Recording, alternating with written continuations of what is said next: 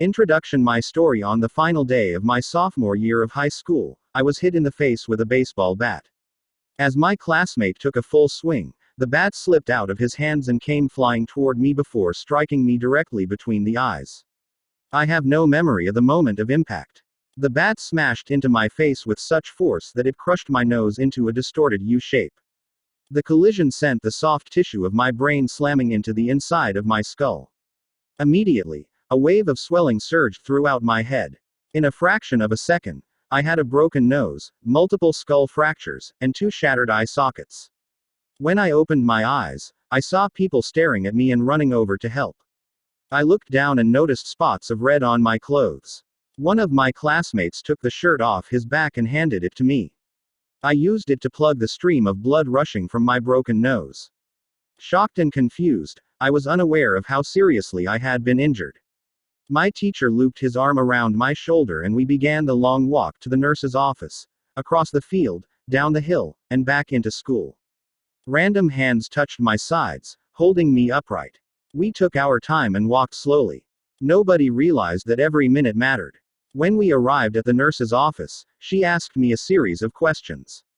"What year is it?" 1998, I answered. "It was actually 2002. "Who is the President of the United States?"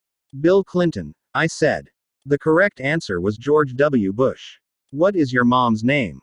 I stalled. 10 seconds passed. "Patty," I said casually, ignoring the fact that it had taken me 10 seconds to remember my own mother's name. That is the last question I remember. My body was unable to handle the rapid swelling in my brain and I lost consciousness before the ambulance arrived. Minutes later, I was carried out of school and taken to the local hospital. Shortly after arriving, my body began shutting down. I struggled with basic functions like swallowing and breathing. I had my first seizure of the day. Then I stopped breathing entirely. As the doctors hurried to supply me with oxygen, they also decided the local hospital was unequipped to handle the situation and ordered a helicopter to fly me to a larger hospital in Cincinnati. I was rolled out of the emergency room doors and toward the helipad across the street. The stretcher rattled on a bumpy sidewalk as one nurse pushed me along while another pumped each breath into me by hand. My mother, who had arrived at the hospital a few moments before, climbed into the helicopter beside me. I remained unconscious and unable to breathe on my own as she held my hand during the flight. While my mother rode with me in the helicopter, my father went home to check on my brother and sister and break the news to them. He choked back tears as he explained to my sister that he would miss her 8th grade graduation ceremony that night. After passing my siblings off to family and friends, he drove to Cincinnati to meet my mother. When my mom and I landed on the roof of the hospital, a team of nearly 20 doctors and nurses sprinted onto the helipad and wheeled me into the trauma unit. By this time, the swelling in my brain had become so severe that I was having repeated post-traumatic seizures. My broken bones needed to be fixed, but I was in no condition to undergo surgery. After yet another seizure, my third of the day, I was put into a medically induced coma and placed on a ventilator. My parents were no strangers to this hospital. 10 years earlier, they had entered the same building on the ground floor after my sister was diagnosed with leukemia at age 3. I was 5 at the time. My brother was just 6 months old. After 2.5 years of chemotherapy treatments, spinal taps, and bone marrow biopsies, my little sister finally walked out of the hospital happy, healthy, and cancer-free. And now, after 10 years of normal life, my parents found themselves back in the same place with a different child. While I slipped into a coma, the hospital sent a priest and a social worker to comfort my parents. It was the same priest who had met with them a decade earlier on the evening they found out my sister had cancer. As day faded into night, a series of machines kept me alive. My parents slept restlessly on a hospital mattress. One moment they would collapse from fatigue, the next they would be wide awake with worry. My mother would tell me later, "It was one of the worst nights I've ever had." My recovery mercifully, by the next morning my breathing had rebounded to the point where the doctors felt comfortable releasing me from the coma. When I finally regained consciousness, I discovered that I had lost my ability to smell. As a test, a nurse asked me to blow my nose and sniff an apple juice box. My sense of smell returned, but, to everyone's surprise, The act of blowing my nose forced air through the fractures in my eye socket and pushed my left eye outward. My eyeball bulged out of the socket, held precariously in place by my eyelid and the optic nerve attaching my eye to my brain. The ophthalmologist said my eye would gradually slide back into place as the air seeped out, but it was hard to tell how long this would take. I was scheduled for surgery 1 week later, which would allow me some additional time to heal. I looked like I had been on the wrong end of a boxing match, but I was cleared to leave the hospital. I returned home with a broken nose, half a dozen facial fractures, and a bulging left eye. The following months were hard. It felt like everything in my life was on pause. I had double vision for weeks. I literally couldn't see straight. It took more than a month, but my eyeball did eventually return to its normal location. Between the seizures and my vision problems, it was 8 months before I could drive a car again. At physical therapy, I practiced basic motor patterns like walking in a straight line. I was determined not to let my injury get me down, but there were more than a few moments when I felt depressed and overwhelmed. I became painfully aware of how far I had to go when I returned to the baseball field 1 year later. Baseball had always been a major part of my life. My dad had played minor league baseball for the St. Louis Cardinals, and I had a dream of playing professionally, too.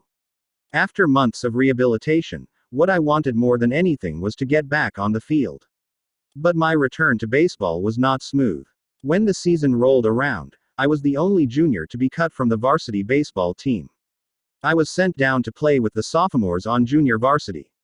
I had been playing since age 4, and for someone who had spent so much time and effort on the sport, getting cut was humiliating. I vividly remember the day it happened. I sat in my car and cried as I flipped through the radio, desperately searching for a song that would make me feel better. After a year of self-doubt, I managed to make the varsity team as a senior, but I rarely made it on the field. In total, I played 11 innings of high school varsity baseball, barely more than a single game. Despite my lackluster high school career, I still believed I could become a great player. And I knew that if things were going to improve, I was the one responsible for making it happen.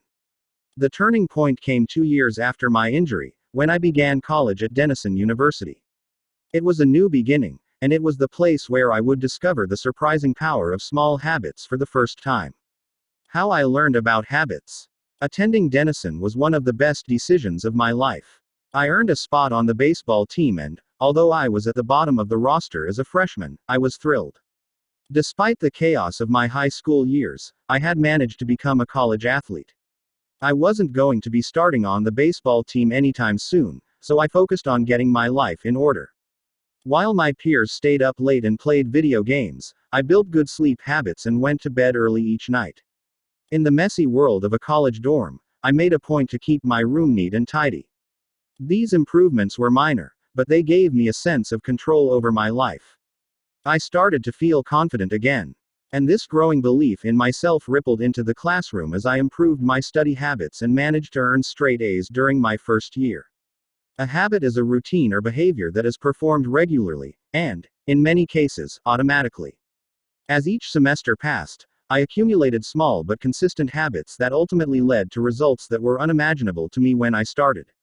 For example, for the first time in my life, I made it a habit to lift weights multiple times per week, and in the years that followed, my 6'4" frame bulked up from a featherweight 170 to a lean 200 pounds. When my sophomore season arrived, I earned a starting role on the pitching staff.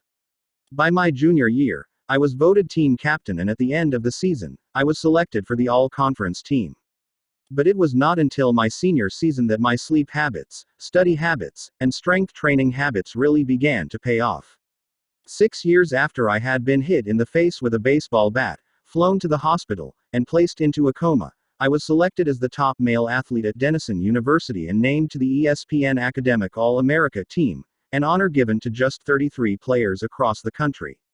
By the time I graduated, I was listed in the school record books in 8 different categories. That same year, I was awarded the university's highest academic honor, the President's Medal. I hope you'll forgive me if this sounds boastful. To be honest, there was nothing legendary or historic about my athletic career. I never ended up playing professionally. However, looking back on those years, I believe I accomplished something just as rare. I fulfilled my potential. And I believe the concepts in this book can help you fulfill your potential as well. We all face challenges in life. This injury was one of mine, and the experience taught me a critical lesson. Changes that seem small and unimportant at first will compound into remarkable results if you're willing to stick with them for years. We all deal with setbacks, but in the long run, the quality of our lives often depends on the quality of our habits. With the same habits, you'll end up with the same results. But with better habits, anything is possible. Maybe there are people who can achieve incredible success overnight. I don't know any of them, and I'm certainly not one of them. There wasn't one defining moment on my journey from medically induced coma to academic All-American. There were many. It was a gradual evolution, a long series of small wins and tiny breakthroughs. The only way I made progress, the only choice I had, was to start small. And I employed this same strategy a few years later when I started my own business and began working on this book. How and why I wrote this book. In November 2012, I began publishing articles at jamesclear.com.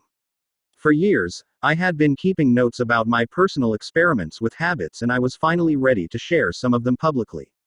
I began by publishing a new article every Monday and Thursday. Within a few months, this simple writing habit led to my first 1,000 email subscribers, and by the end of 2013 that number had grown to more than 30,000 people. In 2014, my email list expanded to over 100,000 subscribers, which made it one of the fastest growing newsletters on the internet. I had felt like an imposter when I began writing 2 years earlier, but now I was becoming known as an expert on habits, a new label that excited me but also felt uncomfortable. I had never considered myself a master of the topic, but rather someone who was experimenting alongside my readers. In 2015, I reached 200,000 email subscribers and signed a book deal with Penguin Random House to begin writing the book you are reading now. As my audience grew, so did my business opportunities. I was increasingly asked to speak at top companies about the science of habit formation, behavior change, and continuous improvement. I found myself delivering keynote speeches at conferences in the United States and Europe. In 2016, my articles began to appear regularly in major publications like Time, Entrepreneur, and Forbes. Incredibly, my writing was read by over 8 million people that year. Coaches in the NFL, NBA, and MLB began reading my work and sharing it with their teams. At the start of 2017, I launched the Habits Academy, which became the premier training platform for organizations and individuals interested in building better habits in life and work. Fortune 500 companies and growing startups began to enroll their leaders and train their staff. In total, over 10,000 leaders, managers, coaches, and teachers have graduated from the Habits Academy, and my work with them has taught me an incredible amount about what it takes to make habits work in the real world. As I put the finishing touches on this book in 2018, jamesclear.com is receiving millions of visitors per month and nearly 500,000 people subscribe to my weekly email newsletter, a number that is so far beyond my expectations when I began that I'm not even sure what to think of it. How this book will benefit you. The entrepreneur and investor Naval Ravikant has said, to write a great book, you must first become the book. I originally learned about the ideas mentioned here because I had to live them. I had to rely on small habits to rebound from my injury, to get stronger in the gym, to perform at a high level on the field, to become a writer, to build a successful business, and simply to develop into a responsible adult. Small habits helped me fulfill my potential, and since you picked up this book, I'm guessing you'd like to fulfill yours as well. In the pages that follow, I will share a step-by-step plan for building better habits, not for days or weeks, but for a lifetime. While science supports everything I've written, this book is not an academic research paper, it's an operating manual. You'll find wisdom and practical advice front and center as I explain the science of how to create and change your habits in a way that is easy to understand and apply. The fields I draw on, biology, neuroscience, philosophy, psychology, and more, have been around for many years. What I offer you is a synthesis of the best ideas smart people figured out a long time ago as well as the most compelling discoveries scientists have made recently. My contribution, I hope, is to find the ideas that matter most and connect them in a way that is highly actionable. Anything wise in these pages you should credit to the many experts who preceded me. Anything foolish, assume it is my error. The backbone of this book is my 4-step model of habits: cue, craving, response, and reward, and the 4 laws of behavior change that evolve out of these steps. Readers with a psychology background may recognize some of these terms from operant conditioning, which was first proposed as stimulus, response, reward by B.F. Skinner in the 1930s and has been popularized more recently as cue, routine, reward in The Power of Habit by Charles Duhigg. Behavioral scientists like Skinner realized that if you offered the right reward or punishment, you could get people to act in a certain way. But while Skinner's model did an excellent job of explaining how external stimuli influenced our habits, it lacked a good explanation for how our thoughts, feelings, and beliefs impact our behavior. Internal states, our moods and emotions, matter, too. In recent decades, scientists have begun to determine the connection between our thoughts, feelings, and behavior. This research will also be covered in these pages. In total, the framework I offer is an integrated model of the cognitive and behavioral sciences. I believe it is one of the first models of human behavior to accurately account for both the influence of external stimuli and internal emotions on our habits. While some of the language may be familiar, I am confident that the details, and the applications of the 4 laws of behavior change, will offer a new way to think about your habits. Human behavior is always changing. Situation to situation, moment to moment, second to second. But this book is about what doesn't change. It's about the fundamentals of human behavior. The lasting principles you can rely on year after year. The ideas you can build a business around, build a family around, build a life around. There is no one right way to create better habits, but this book describes the best way I know, an approach that will be effective regardless of where you start or what you're trying to change. The strategies I cover will be relevant to anyone looking for a step-by-step system for improvement, whether your goals center on health, money, productivity, relationships, or all of the above. As long as human behavior is involved, this book will be your guide. The fundamentals. Why tiny changes make a big difference. The surprising power of atomic habits. The fate of British cycling changed one day in 2003. The organization, which was the governing body for professional cycling in Great Britain, had recently hired Dave Brailsford as its new performance director. At the time, professional cyclists in Great Britain had endured nearly 100 years of mediocrity. Since 1908, British riders had won just a single gold medal at the Olympic Games, and they had fared even worse in cycling's biggest race, the Tour de France. In 110 years, no British cyclist had ever won the event. In fact, the performance of British riders had been so underwhelming that one of the top bike manufacturers in Europe refused to sell bikes to the team because they were afraid that it would hurt sales if other professionals saw the Brits using their gear. Brailsford had been hired to put British cycling on a new trajectory. What made him different from previous coaches was his relentless commitment to a strategy that he referred to as the aggregation of marginal gains, which was the philosophy of searching for a tiny margin of improvement in everything you do. Brailsford said, the whole principle came from the idea that if you broke down everything you could think of that goes into riding a bike, and then improve it by 1%, you will get a significant increase when you put them all together. Brailsford and his coaches began by making small adjustments you might expect from a professional cycling team. They redesigned the bike seats to make them more comfortable and rubbed alcohol on the tires for a better grip. They asked riders to wear electrically heated overshorts to maintain ideal muscle temperature while riding and used biofeedback sensors to monitor how each athlete responded to a particular workout. The team tested various fabrics in a wind tunnel and had their outdoor riders switch to indoor racing suits, which proved to be lighter and more aerodynamic. But they didn't stop there. Brailsford and his team continued to find 1% improvements in overlooked and unexpected areas. They tested different types of massage gels to see which one led to the fastest muscle recovery. They hired a surgeon to teach each rider the best way to wash their hands to reduce the chances of catching a cold. They determined the type of pillow and mattress that led to the best night's sleep for each rider. They even painted the inside of the team truck white, which helped them spot little bits of dust that would normally slip by unnoticed but could degrade the performance of the finely tuned bikes. As these and hundreds of other small improvements accumulated, the results came faster than anyone could have imagined. Just 5 years after Brailsford took over, the British cycling team dominated the road and track cycling events at the 2008 Olympic Games in Beijing, where they won an astounding 60% of the gold medals available. 4 years later, when the Olympic Games came to London, the Brits raised the bar as they set 9 Olympic records and 7 world records. That same year, Bradley Wiggins became the first British cyclist to win the Tour de France. The next year, his teammate Chris Froome won the race, and he would go on to win again in 2015, 2016, and 2017, giving the British team 5 Tour de France victories in 6 years.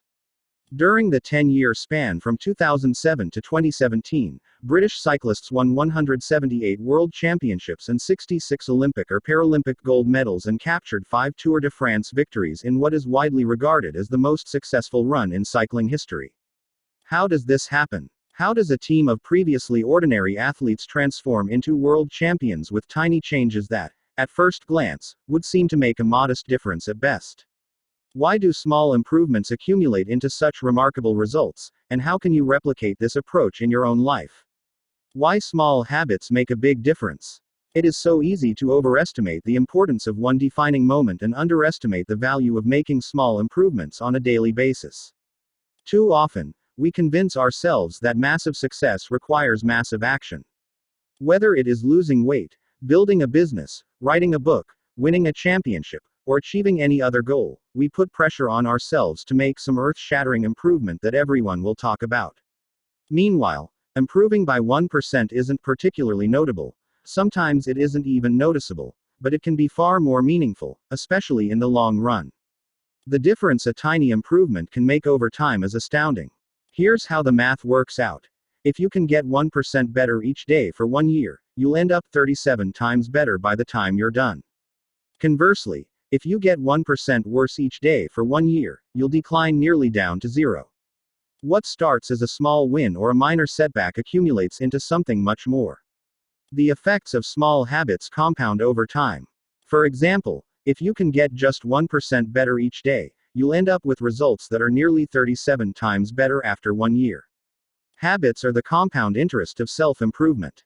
The same way that money multiplies through compound interest, the effects of your habits multiply as you repeat them. They seem to make little difference on any given day, and yet the impact they deliver over the months and years can be enormous.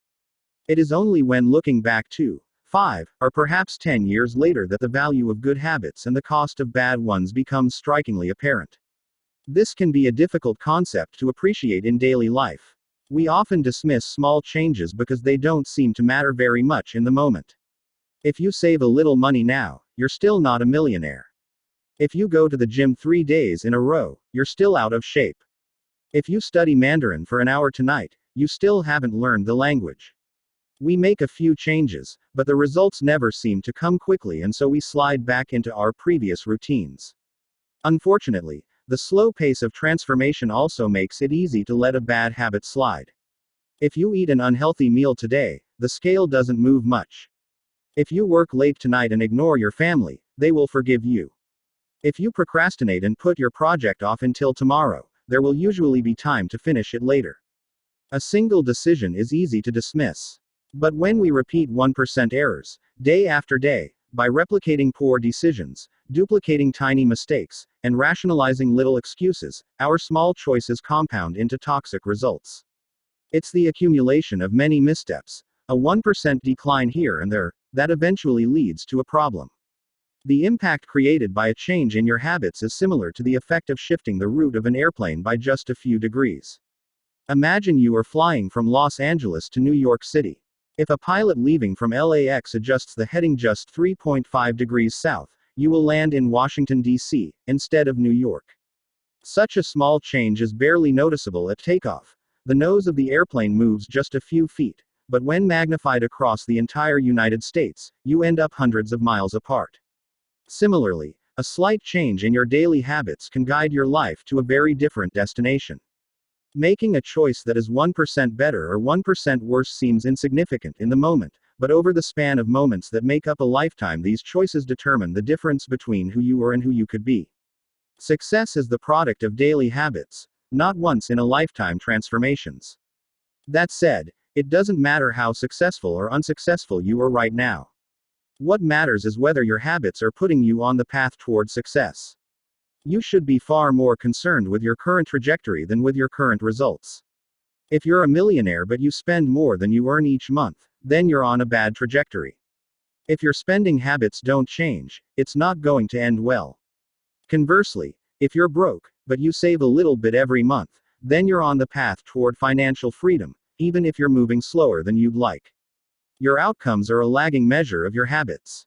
Your net worth is a lagging measure of your financial habits. Your weight is a lagging measure of your eating habits.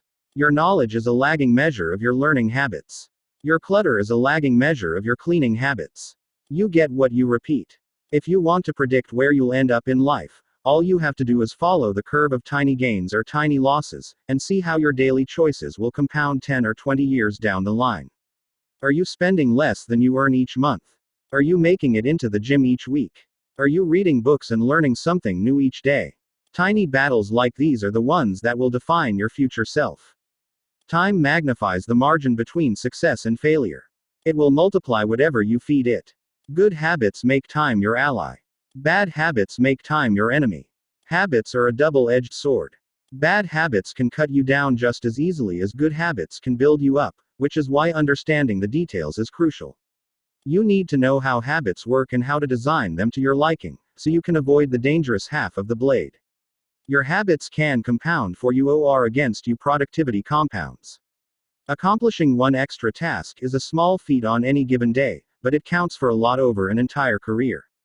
The effect of automating an old task or mastering a new skill can be even greater. The more tasks you can handle without thinking, the more your brain is free to focus on other areas.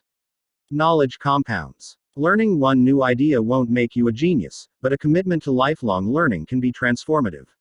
Furthermore, each book you read not only teaches you something new but also opens up different ways of thinking about old ideas. As Warren Buffett says, that's how knowledge works.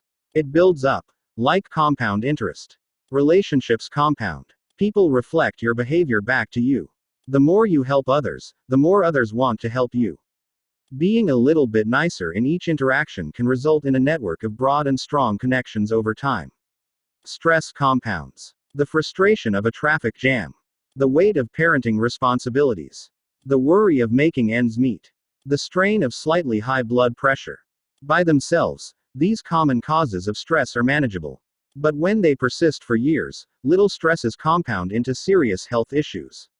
Negative thoughts compound. The more you think of yourself as worthless, stupid, or ugly, the more you condition yourself to interpret life that way. You get trapped in a thought loop. The same is true for how you think about others. Once you fall into the habit of seeing people as angry, unjust, or selfish, you see those kind of people everywhere. Outrage compounds. Riots, protests, and mass movements are rarely the result of a single event. Instead, a long series of microaggressions and daily aggravations slowly multiply until one event tips the scales and outrage spreads like wildfire. What progress is really like? Imagine that you have an ice cube sitting on the table in front of you. The room is cold and you can see your breath. It is currently 25 degrees. Ever so slowly, the room begins to heat up. 26 degrees. 27. 28. The ice cube is still sitting on the table in front of you. 29 degrees. 30. 31. Still, nothing has happened. Then, 32 degrees. The ice begins to melt. A 1-degree shift, seemingly no different from the temperature increases before it, has unlocked a huge change.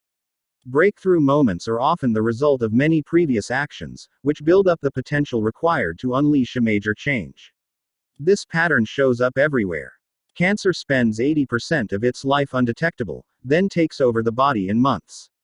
Bamboo can barely be seen for the first 5 years as it builds extensive root systems underground before exploding 90 feet into the air within 6 weeks. Similarly, habits often appear to make no difference until you cross a critical threshold and unlock a new level of performance. In the early and middle stages of any quest, there is often a valley of disappointment. You expect to make progress in a linear fashion, and it's frustrating how ineffective changes can seem during the first days, weeks, and even months. It doesn't feel like you are going anywhere. It's a hallmark of any compounding process. The most powerful outcomes are delayed. This is one of the core reasons why it is so hard to build habits that last. People make a few small changes, fail to see a tangible result, and decide to stop. You think, I've been running every day for a month, so why can't I see any change in my body? Once this kind of thinking takes over, it's easy to let good habits fall by the wayside. But in order to make a meaningful difference, habits need to persist long enough to break through this plateau, what I call the plateau of latent potential. If you find yourself struggling to build a good habit or break a bad one, it is not because you have lost your ability to improve. It is often because you have not yet crossed the plateau of latent potential. Complaining about not achieving success despite working hard is like complaining about an ice cube not melting when you heated it from 25 to 31 degrees. Your work was not wasted, it is just being stored. All the action happens at 32 degrees. When you finally break through the plateau of latent potential, people will call it an overnight success. The outside world only sees the most dramatic event rather than all that preceded it. But you know that it's the work you did long ago, when it seemed that you weren't making any progress, that makes the jump today possible. It is the human equivalent of geological pressure. Two tectonic plates can grind against one another for millions of years, the tension slowly building all the while. Then, one day, they rub each other once again, in the same fashion they have for ages, but this time the tension is too great. An earthquake erupts. Change can take years, before it happens all at once. Mastery requires patience. The San Antonio Spurs, one of the most successful teams in NBA history, have a quote from social reformer Jacob Riis hanging in their locker room. When nothing seems to help, I go and look at a stonecutter hammering away at his rock, perhaps 100 times without as much as a crack showing in it. Yet at the 101st blow it will split in two, and I know it was not that last blow that did it, but all that had gone before. We often expect progress to be linear. At the very least, we hope it will come quickly. In reality, the results of our efforts are often delayed. It is not until months or years later that we realize the true value of the previous work we have done. This can result in a valley of disappointment, where people feel discouraged after putting in weeks or months of hard work without experiencing any results. However, this work was not wasted. It was simply being stored. It is not until much later that the full value of previous efforts is revealed. All big things come from small beginnings. The seed of every habit is a single, tiny decision. But as that decision is repeated, a habit sprouts and grows stronger. Roots entrench themselves and branches grow. The task of breaking a bad habit is like uprooting a powerful oak within us. And the task of building a good habit is like cultivating a delicate flower one day at a time. But what determines whether we stick with a habit long enough to survive the plateau of latent potential and break through to the other side? What is it that causes some people to slide into unwanted habits and enables others to enjoy the compounding effects of good ones? Forget about goals. Focus on systems instead. Prevailing wisdom claims that the best way to achieve what we want in life, getting into better shape, building a successful business, relaxing more and worrying less, spending more time with friends and family, is to set specific, actionable goals. For many years, this was how I approached my habits, too. Each one was a goal to be reached. I set goals for the grades I wanted to get in school, for the weights I wanted to lift in the gym, for the profits I wanted to earn in business. I succeeded at a few, but I failed at a lot of them. Eventually, I began to realize that my results had very little to do with the goals I set and nearly everything to do with the systems I followed. What's the difference between systems and goals? It's a distinction I first learned from Scott Adams, the cartoonist behind the Dilbert comic. Goals are about the results you want to achieve. Systems are about the processes that lead to those results. If you're a coach, your goal might be to win a championship. Your system is the way you recruit players, manage your assistant coaches, and conduct practice. If you're an entrepreneur, your goal might be to build $1 million business. Your system is how you test product ideas, hire employees, and run marketing campaigns. If you're a musician, your goal might be to play a new piece.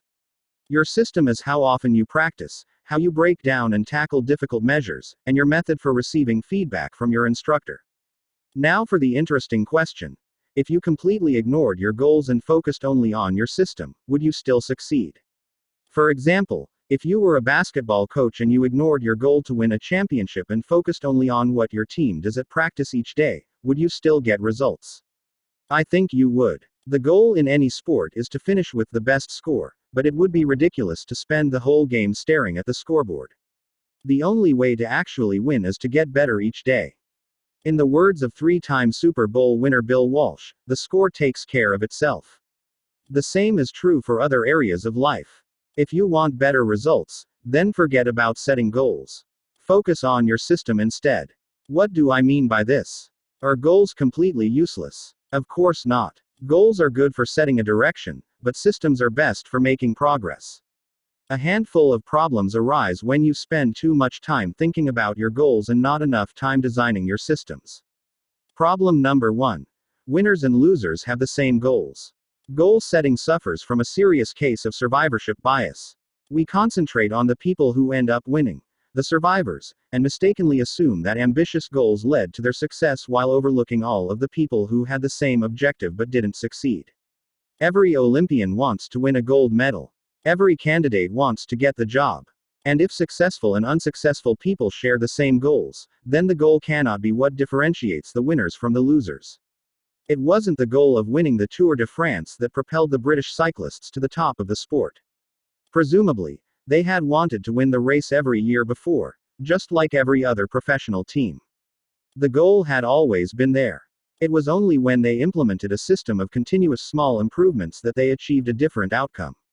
Problem number 2. Achieving a goal is only a momentary change. Imagine you have a messy room and you set a goal to clean it. If you summon the energy to tidy up, then you will have a clean room, for now. But if you maintain the same sloppy, pack-rat habits that led to a messy room in the first place, soon you'll be looking at a new pile of clutter and hoping for another burst of motivation. You're left chasing the same outcome because you never changed the system behind it. You treated a symptom without addressing the cause. Achieving a goal only changes your life for the moment. That's the counterintuitive thing about improvement. We think we need to change our results, but the results are not the problem. What we really need to change are the systems that cause those results. When you solve problems at the results level, you only solve them temporarily. In order to improve for good, you need to solve problems at the systems level. Fix the inputs and the outputs will fix themselves. Problem number 3. Goals restrict your happiness. The implicit assumption behind any goal is this: once I reach my goal, then I'll be happy. The problem with a goals first mentality is that you're continually putting happiness off until the next milestone. I've slipped into this trap so many times I've lost count. For years, happiness was always something for my future self to enjoy. I promised myself that once I gained 20 pounds of muscle or after my business was featured in the New York Times, then I could finally relax. Furthermore, goals create an either-or conflict. Either you achieve your goal and are successful or you fail and you are a disappointment. You mentally box yourself into a narrow version of happiness. This is misguided. It is unlikely that your actual path through life will match the exact journey you had in mind when you set out. It makes no sense to restrict your satisfaction to one scenario when there are many paths to success. A systems-first mentality provides the antidote. When you fall in love with the process rather than the product, you don't have to wait to give yourself permission to be happy. You can be satisfied anytime your system is running. And a system can be successful in many different forms, not just the one you first envision. Problem number 4. Goals are at odds with long-term progress. Finally, a goal-oriented mindset can create a yo-yo effect. Many runners work hard for months, but as soon as they cross the finish line, they stop training. The race is no longer there to motivate them. When all of your hard work is focused on a particular goal, what is left to push you forward after you achieve it? This is why many people find themselves reverting to their old habits after accomplishing a goal. The purpose of setting goals is to win the game. The purpose of building systems is to continue playing the game. True long-term thinking is goal-less thinking. It's not about any single accomplishment. It is about the cycle of endless refinement and continuous improvement. Ultimately, it is your commitment to the process that will determine your progress. A system of atomic habits. If you're having trouble changing your habits, the problem isn't you. The problem is your system. Bad habits repeat themselves again and again, not because you don't want to change, but because you have the wrong system for change. You do not rise to the level of your goals. You fall to the level of your systems. Focusing on the overall system, rather than a single goal, is one of the core themes of this book. It is also one of the deeper meanings behind the word atomic. By now, you've probably realized that an atomic habit refers to a tiny change, a marginal gain, a 1% improvement. But atomic habits are not just any old habits, however small. They are little habits that are part of a larger system. Just as atoms are the building blocks of molecules, atomic habits are the building blocks of remarkable results. Habits are like the atoms of our lives. Each one is a fundamental unit that contributes to your overall improvement. At first, these tiny routines seem insignificant, but soon they build on each other and fuel bigger wins that multiply to a degree that far outweighs the cost of their initial investment. They are both small and mighty. This is the meaning of the phrase atomic habits, a regular practice or routine that is not only small and easy to do, but also the source of incredible power, a component of the system of compound growth. Summary of the surprising power of atomic habits. Chapter Habits are the compound interest of self-improvement. Getting 1% better every day counts for a lot in the long run. Habits are a double-edged sword. They can work for you or against you, which is why understanding the details is essential. Small changes often appear to make no difference until you cross a critical threshold. The most powerful outcomes of any compounding process are delayed. You need to be patient. An atomic habit is a little habit that is part of a larger system. Just as atoms are the building blocks of molecules, atomic habits are the building blocks of remarkable results. If you want better results, then forget about setting goals. Focus on your system instead. You do not rise to the level of your goals. You fall to the level of your systems. Chapter 2: How your habits shape your identity, and vice versa. Why is it so easy to repeat bad habits and so hard to form good ones? Few things can have a more powerful impact on your life than improving your daily habits. And yet it is likely that this time next year you'll be doing the same thing, rather than something better. It often feels difficult to keep good habits going for more than a few days, even with sincere effort and the occasional burst of motivation. Habits like exercise, meditation, journaling, and cooking are reasonable for a day or two and then become a hassle. However, once your habits are established, they seem to stick around forever, especially the unwanted ones.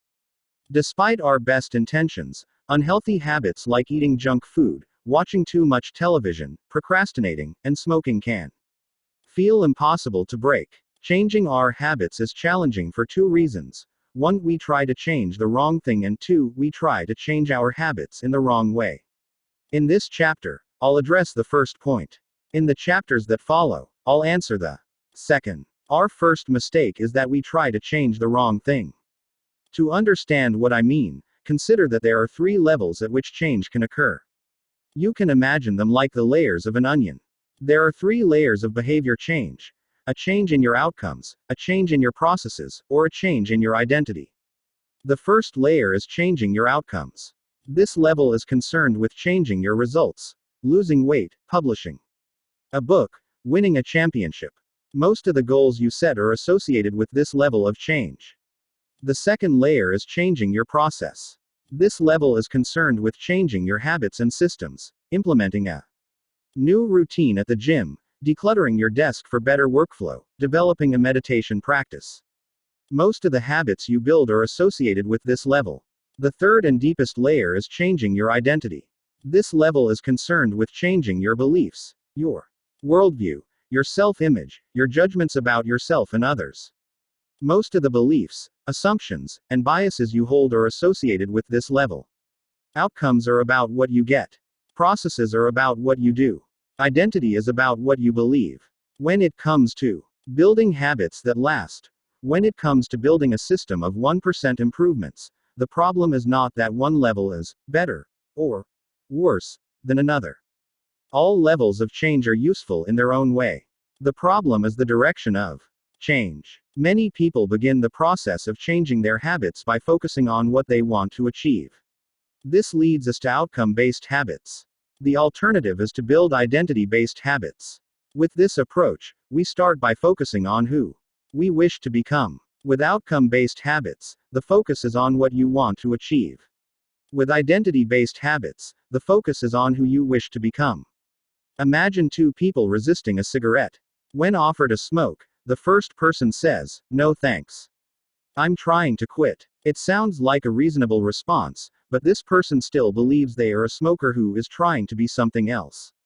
They are hoping their behavior will change while carrying around the same beliefs. The second person declines by saying, "No thanks. I'm not a smoker." It's a small difference, but this statement signals a shift in identity. Smoking was part of their former life, not their current one. They no longer identify as someone who smokes. Most people don't even consider identity change when they set out to improve. They just think, "I want to be skinny outcome, and if I stick to this diet, then I'll be skinny process." They set goals and determine the actions they should take to achieve those goals without considering the beliefs that drive their actions. They never shift the way they look at themselves, and they don't realize that their old identity can sabotage their new plans for change.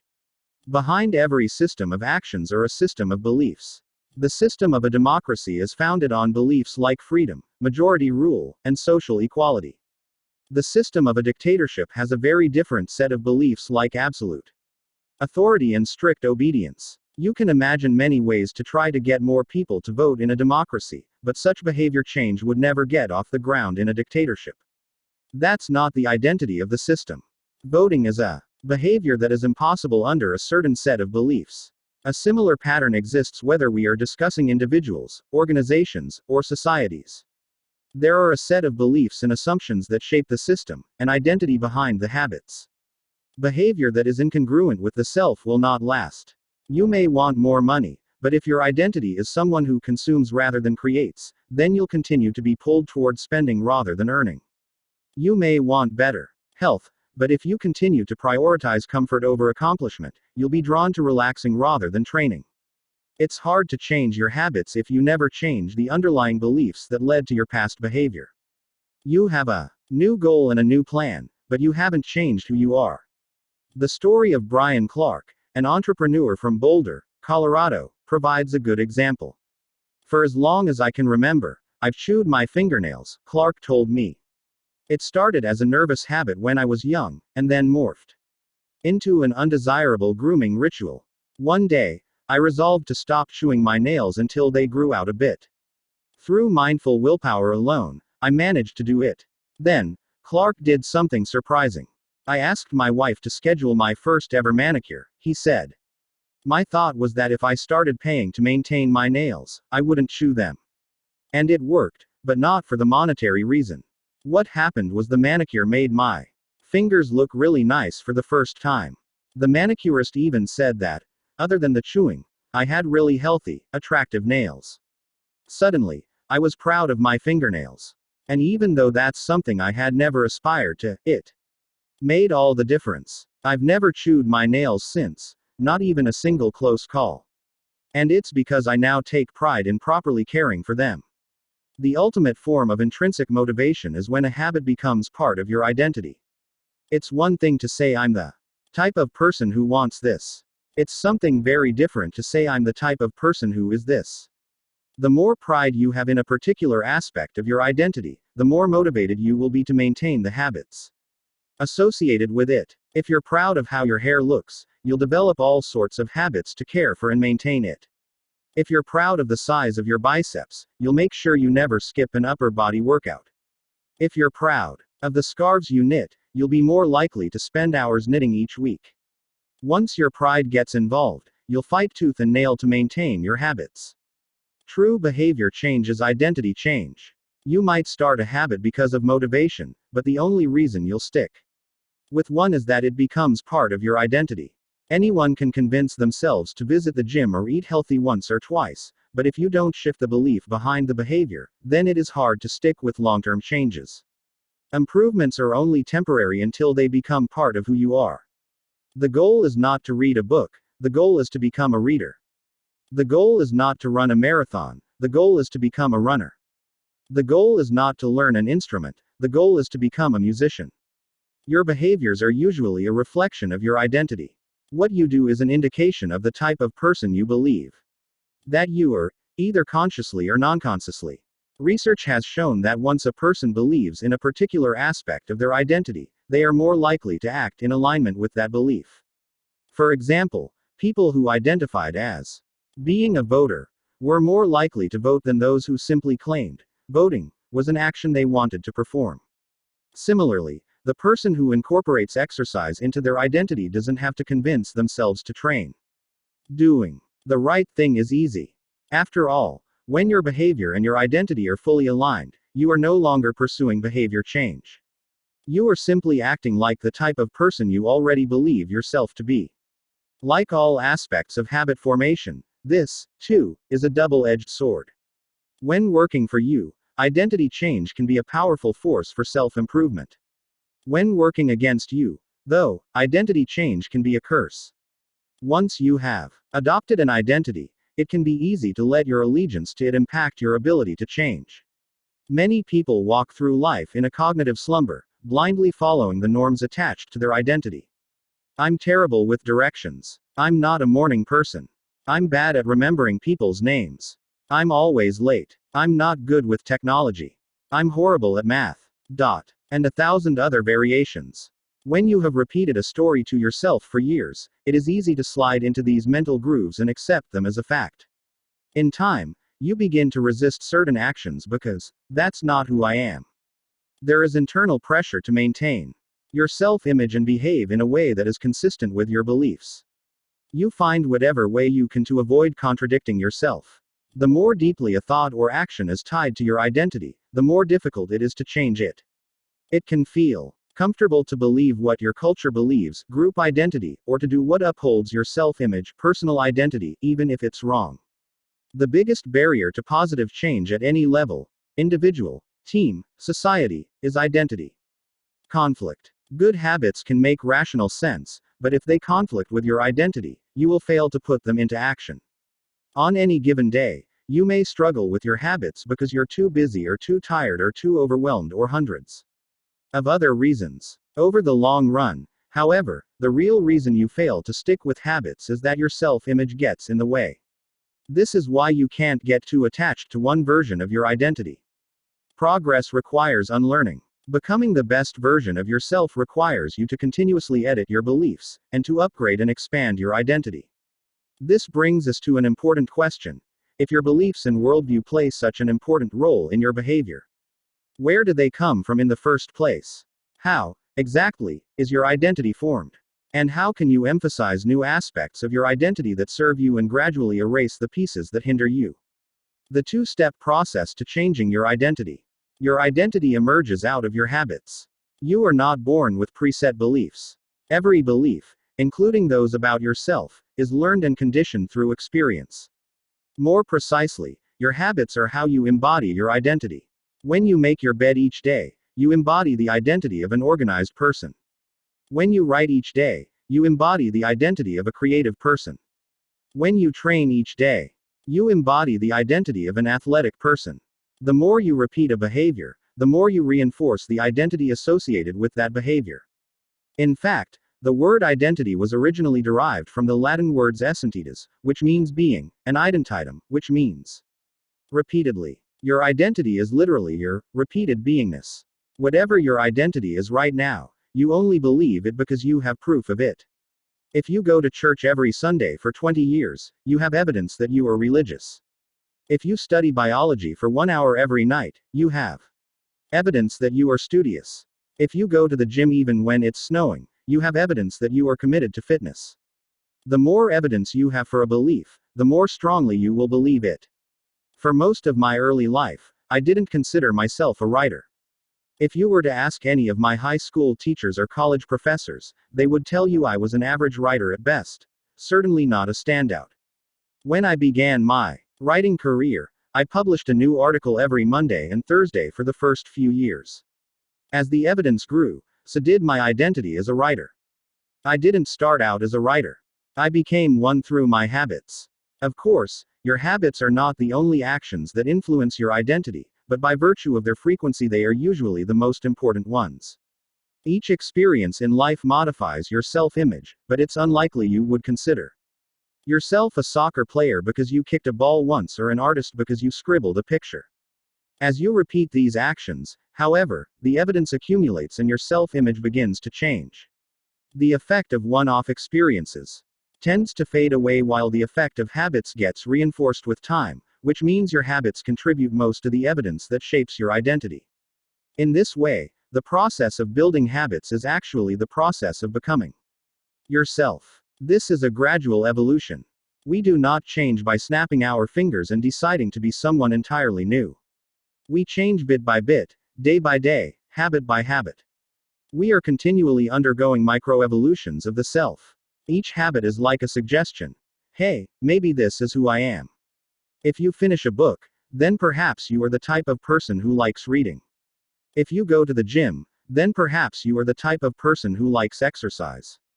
If you practice playing the guitar, perhaps you are the type of person who likes music. Every action you take is a vote for the type of person you wish to become. No single instance will transform your beliefs, but as the votes build up, so does the evidence of your new identity. This is one reason why meaningful change does not require radical change. Small habits can make a meaningful difference by providing evidence of a new identity. And if a change is meaningful, it actually is big. That's the paradox of making small improvements. Putting this all together, you can see that habits are the path to changing your identity. The most practical way to change who you are is to change what you do. Each time you write a page, you are a writer. Each time you practice the violin, you are a musician. Each time you start a workout, you are an athlete. Each time you encourage your employees, you are a leader. Each habit not only gets results but also teaches you something far more important: to trust yourself. You start to believe you can actually accomplish these things. When the votes mount up and the evidence begins to change, the story you tell yourself begins to change as well. Of course, it works the opposite way, too. Every time you choose to perform a bad habit, it's a vote for that identity. The good news is that you don't need to be perfect. In any election, there are going to be votes for both sides. You don't need a unanimous vote to win an election, you just need a majority. It doesn't matter if you cast a few votes for a bad behavior or an unproductive habit. Your goal is simply to win the majority of the time. New identities require new evidence. If you keep casting the same votes you've always cast, you're going to get the same results you've always had. If nothing changes, nothing is going to change. It is a simple two-step process. First process is decide the type of person you want to be. Second process is prove it to yourself with small wins. First, decide who you want to be. This holds at any level, as an individual, as a team, as a community, as a nation. What do you want to stand for? What are your principles and values? Who do you wish to become? These are big questions, and many people aren't sure where to begin, but they do know what kind of results they want: to get six-pack abs, or to feel less anxious, or to double their salary. That's fine. Start there and work backward from the results you want to the type of person who could get those results. Ask yourself, who is the type of person that could get the outcome I want? Who is the type of person that could lose 40 pounds? Who is the type of person that could learn a new language? Who is the type of person that could run a successful startup? For example, who is the type of person who could write a book? It's probably someone who is consistent and reliable. Now your focus shifts from writing a book, outcome-based, to being the type of person who is consistent and reliable, identity-based. This process can lead to beliefs like, I'm the kind of teacher who stands up for her students. I'm the kind of doctor who gives each patient the time and empathy they need. I'm the kind of manager who advocates for her employees. Once you have a handle on the type of person you want to be, you can begin taking small steps to reinforce your desired identity. I have a friend who lost over 100 pounds by asking herself, what would a healthy person do? All day long, she would use this question as a guide. Would a healthy person walk or take a cab? Would a healthy person order a burrito or a salad? She figured if she acted like a healthy person long enough, eventually she would become that person. She was right. The concept of identity-based habits is our first introduction to another key theme in this book: feedback loops. Your habits shape your identity, and your identity shapes your habits. It's a two-way street. The formation of all habits is a feedback loop, a concept we will explore in depth in the next chapter, but it's important to let your values, principles, and identity drive the loop rather than your results. The focus should always be on becoming the type of person, not getting a particular outcome. The real reason habits matter. Identity change is the North Star of habit change. The remainder of this book will provide you with step-by-step instructions on how to build better habits in yourself, your family, your team, your company, and anywhere else you wish. But the true question is, are you becoming the type of person you want to become? The first step is not what or how, but who. You need to know who you want to be. Otherwise, your quest for change is like a boat without a rudder. And that's why we are starting here. You have the power to change your beliefs about yourself. Your identity is not set in stone. You have a choice in every moment. You can choose the identity you want to reinforce today with the habits you choose today. And this brings us to the deeper purpose of this book and the real reason habits matter. Building better habits isn't about littering your day with life hacks. It's not about flossing one tooth each night or taking a cold shower each morning or wearing the same outfit each day. It's not about achieving external measures of success like earning more money, losing weight, or reducing stress. Habits can help you achieve all of these things, but fundamentally they are not about having something. They are about becoming someone. Ultimately, your habits matter because they help you become the type of person you wish to be. They are the channel through which you develop your deepest beliefs about yourself. Quite literally, you become your habits. Summary of how your habits shape your identity. There are 3 levels of change: outcome change, process change, and identity change. The most effective way to change your habits is to focus not on what you want to achieve, but on who you wish to become. Your identity emerges out of your habits. Every action is a vote for the type of person you wish to become. Becoming the best version of yourself requires you to continuously edit your beliefs, and to upgrade and expand your identity. The real reason habits matter is not because they can get you better results, although they can do that, but because they can change your beliefs about yourself. Chapter 3: How to Build Better Habits in 4 Simple Steps. In 1898, a psychologist named Edward Thorndike conducted an experiment that would lay the foundation for our understanding of how habits form and the rules that guide our behavior. Thorndike was interested in studying the behavior of animals, and he started by working with cats. He would place each cat inside a device known as a puzzle box. The box was designed so that the cat could escape through a door by some simple act, such as pulling at a loop of cord, pressing a lever, or stepping on a platform. For example, one box contained a lever that, when pressed, would open a door on the side of the box. Once the door had been opened, the cat could dart out and run over to a bowl of food. Most cats wanted to escape as soon as they were placed inside the box. They would poke their nose into the corners, stick their paws through openings, and claw at loose objects. After a few minutes of exploration, the cats would happen to press the magical lever, the door would open, and they would escape. Thorndike tracked the behavior of each cat across many trials. In the beginning, the animals moved around the box at random.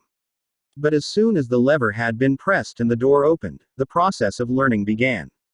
Gradually, each cat learned to associate the action of pressing the lever with the reward of escaping the box and getting to the food. After 20 to 30 trials, this behavior became so automatic and habitual that the cat could escape within a few seconds. For example, Thorndike noted, Cat 12 took the following times to perform the act: 160 seconds, 30 seconds, 90 seconds, 60, 15, 28, 20, 30, 22, 11, 15, 20, 12, 10, 14, 10, 8, 8, 5, 10, 8, 6, 6, 7. During the first 3 trials, the cat escaped in an average of 1.5 minutes. During the last 3 trials, it escaped in an average of 6.3 seconds. With practice, each cat made fewer errors and their actions became quicker and more automatic.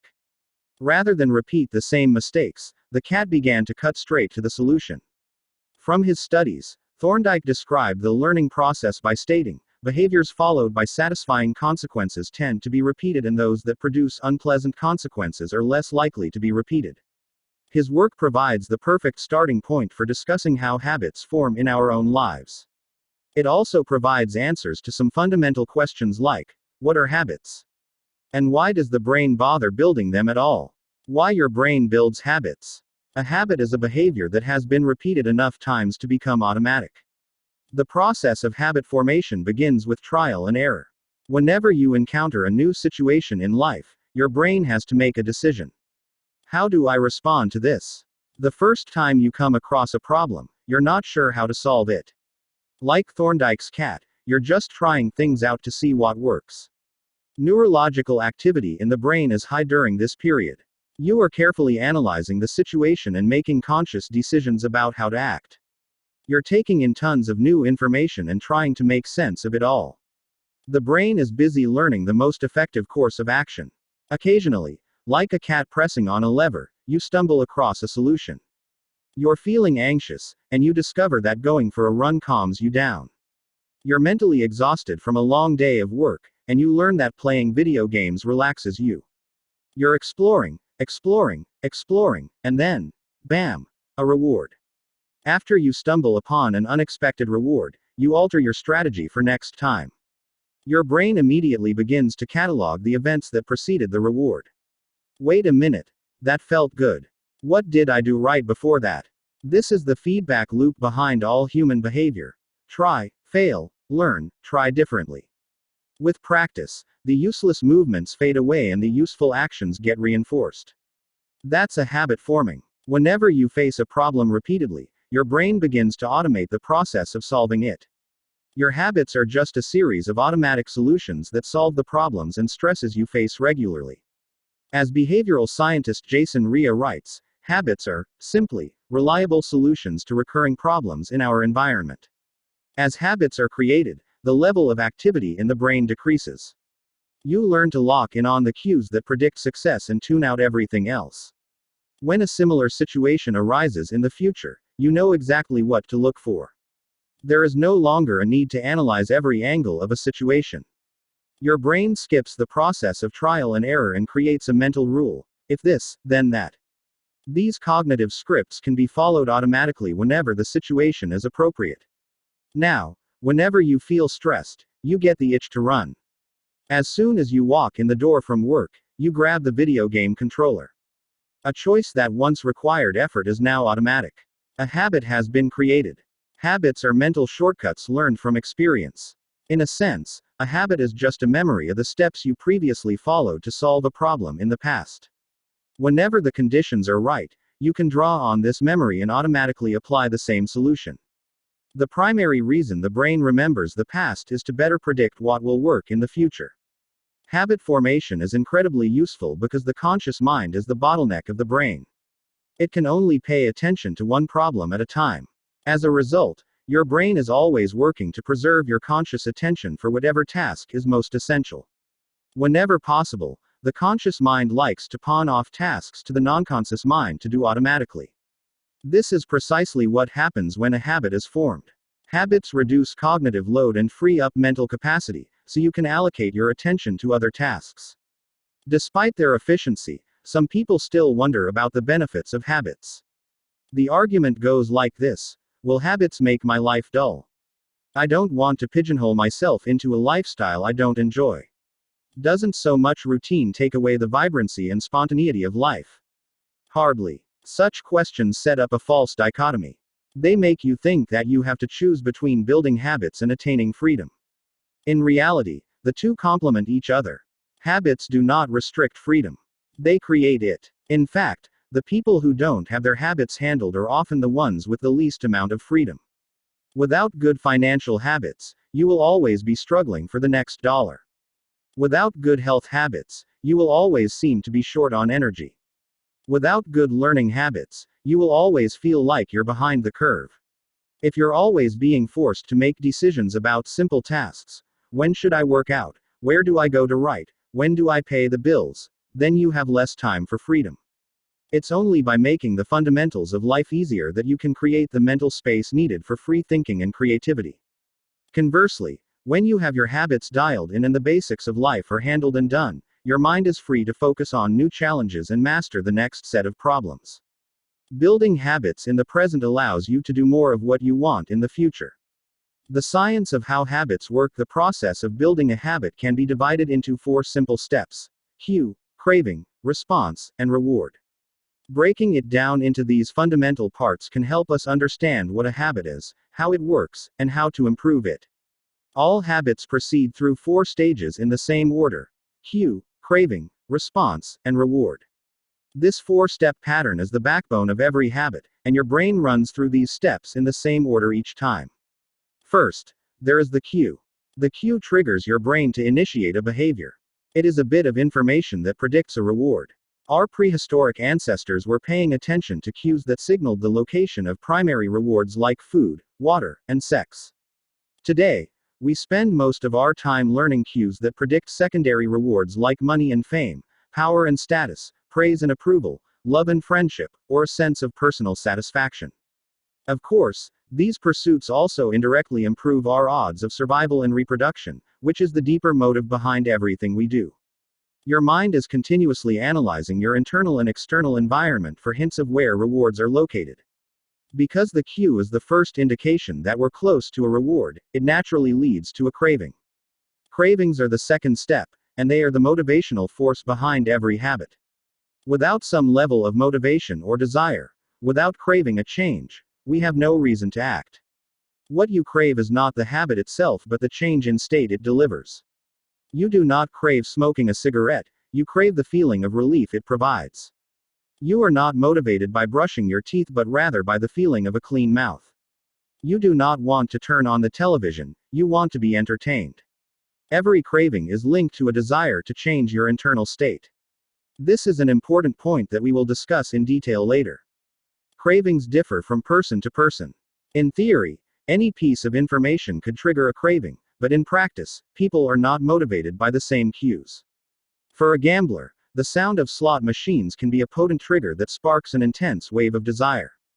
For someone who rarely gambles, the jingles and chimes of the casino are just background noise. Cues are meaningless until they are interpreted.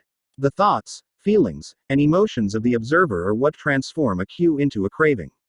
The third step is the response. The response is the actual habit you perform, which can take the form of a thought or an action.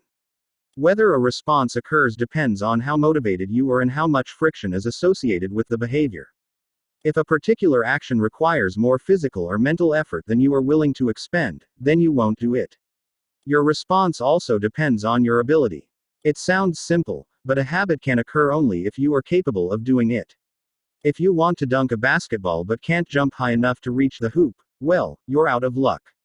Finally, the response delivers a reward. Rewards are the end goal of every habit. The cue is about noticing the reward. The craving is about wanting the reward. The response is about obtaining the reward. We chase rewards because they serve 2 purposes. 1, they satisfy us, and 2, they teach us. The first purpose of rewards is to satisfy your craving. Yes, rewards provide benefits on their own.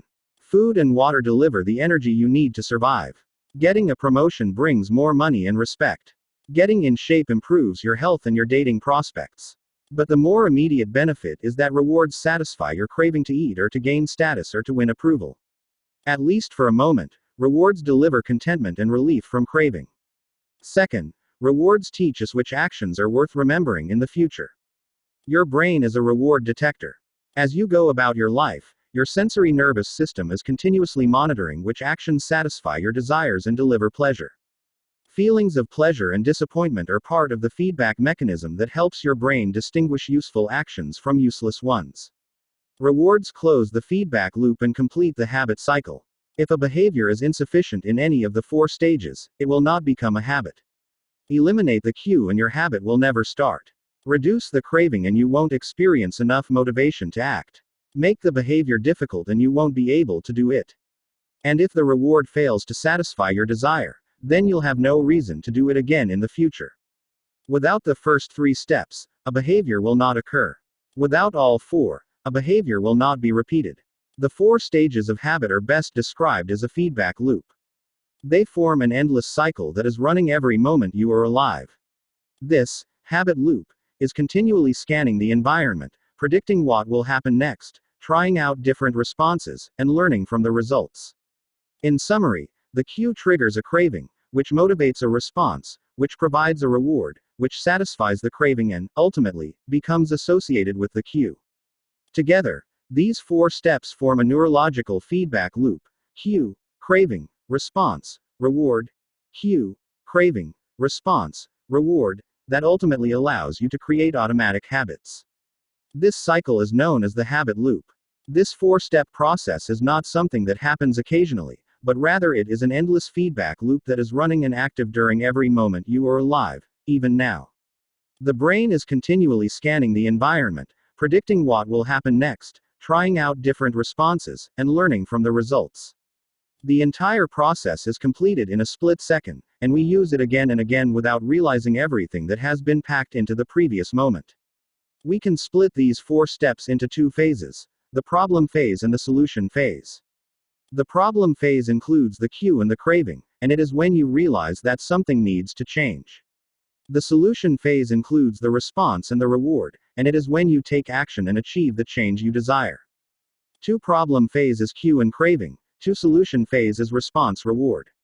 All behavior is driven by the desire to solve a problem. Sometimes the problem is that you notice something good and you want to obtain it. Sometimes the problem is that you are experiencing pain and you want to relieve it. Either way, the purpose of every habit is to solve the problems you face. In the table on the following page, you can see a few examples of what this looks like in real life. Imagine walking into a dark room and flipping on the light switch. You have performed this simple habit so many times that it occurs without thinking. You proceed through all 4 stages in the fraction of a second. The urge to act strikes you without thinking. Problem phase 1. Cue. Your phone buzzes with a new text message. 2. Craving. You want to learn the contents of the message. Solution phase 3. Response. You grab your phone and read the text. 4. Reward. You satisfy your craving to read the message. Grabbing your phone becomes associated with your phone buzzing. Problem phase 1. Cue. You wake up. 2. Craving. You want to feel alert. Solution phase 3. Response. You drink a cup of coffee. 4. Reward. You satisfy your craving to feel alert. Drinking coffee becomes associated with waking up. Problem phase 1. Cue. You smell a donut shop as you walk down the street near your office. 2. Craving. You begin to crave a donut. Solution phase 3. Response. You buy a donut and eat it. 4. Reward. You satisfy your craving to eat a donut. Buying a donut becomes associated with walking down the street near your office. By the time we become adults, we rarely notice the habits that are running our lives. Most of us never give a second thought to the fact that we tie the same shoe first each morning, or unplug the toaster after each use, or always change into comfortable clothes after getting home from work. After decades of mental programming, we automatically slip into these patterns of thinking and acting. The 4 laws of behavior change. In the following chapters, we will see time and again how the 4 stages of cue, craving, response, and reward influence nearly everything we do each day. But before we do that, we need to transform these 4 steps into a practical framework that we can use to design good habits and eliminate bad ones. I refer to this framework as the 4 laws of behavior change, and it provides a simple set of rules for creating good habits and breaking bad ones. You can think of each law as a lever that influences human behavior. When the levers are in the right positions, creating good habits is effortless. When they are in the wrong positions, it is nearly impossible. How to create a good habit. The first law, cue, make it obvious. The second law, craving, make it attractive. The third law, response, make it easy. The fourth law, reward, make it satisfying. We can invert these laws to learn how to break a bad habit. How to break a bad habit. Inversion of the first law, cue, make it invisible. Inversion of the second law, craving, make it unattractive. Inversion of the third law, response, make it difficult. Inversion of the fourth law, reward, make it unsatisfying. It would be irresponsible for me to claim that these 4 laws are an exhaustive framework for changing any human behavior, but I think they're close. As you will soon see, the 4 laws of behavior change apply to nearly every field, from sports to politics, art to medicine, comedy to management. These laws can be used no matter what challenge you are facing. There is no need for completely different strategies for each habit. Whenever you want to change your behavior, you can simply ask yourself, how can I make it obvious? How can I make it attractive? How can I make it easy? How can I make it satisfying? If you have ever wondered, why don't I do what I say I'm going to do? Why don't I lose the weight or stop smoking or save for retirement or start that side business? Why do I say something is important but never seem to make time for it? The answers to those questions can be found somewhere in these 4 laws. The key to creating good habits and breaking bad ones is to understand these fundamental laws and how to alter them to your specifications. Every goal is doomed to fail if it goes against the grain of human nature. Your habits are shaped by the systems in your life. In the chapters that follow, we will discuss these laws one by one and show how you can use them to create a system in which good habits emerge naturally and bad habits wither away. Summary of how to build better habits in 4 simple steps.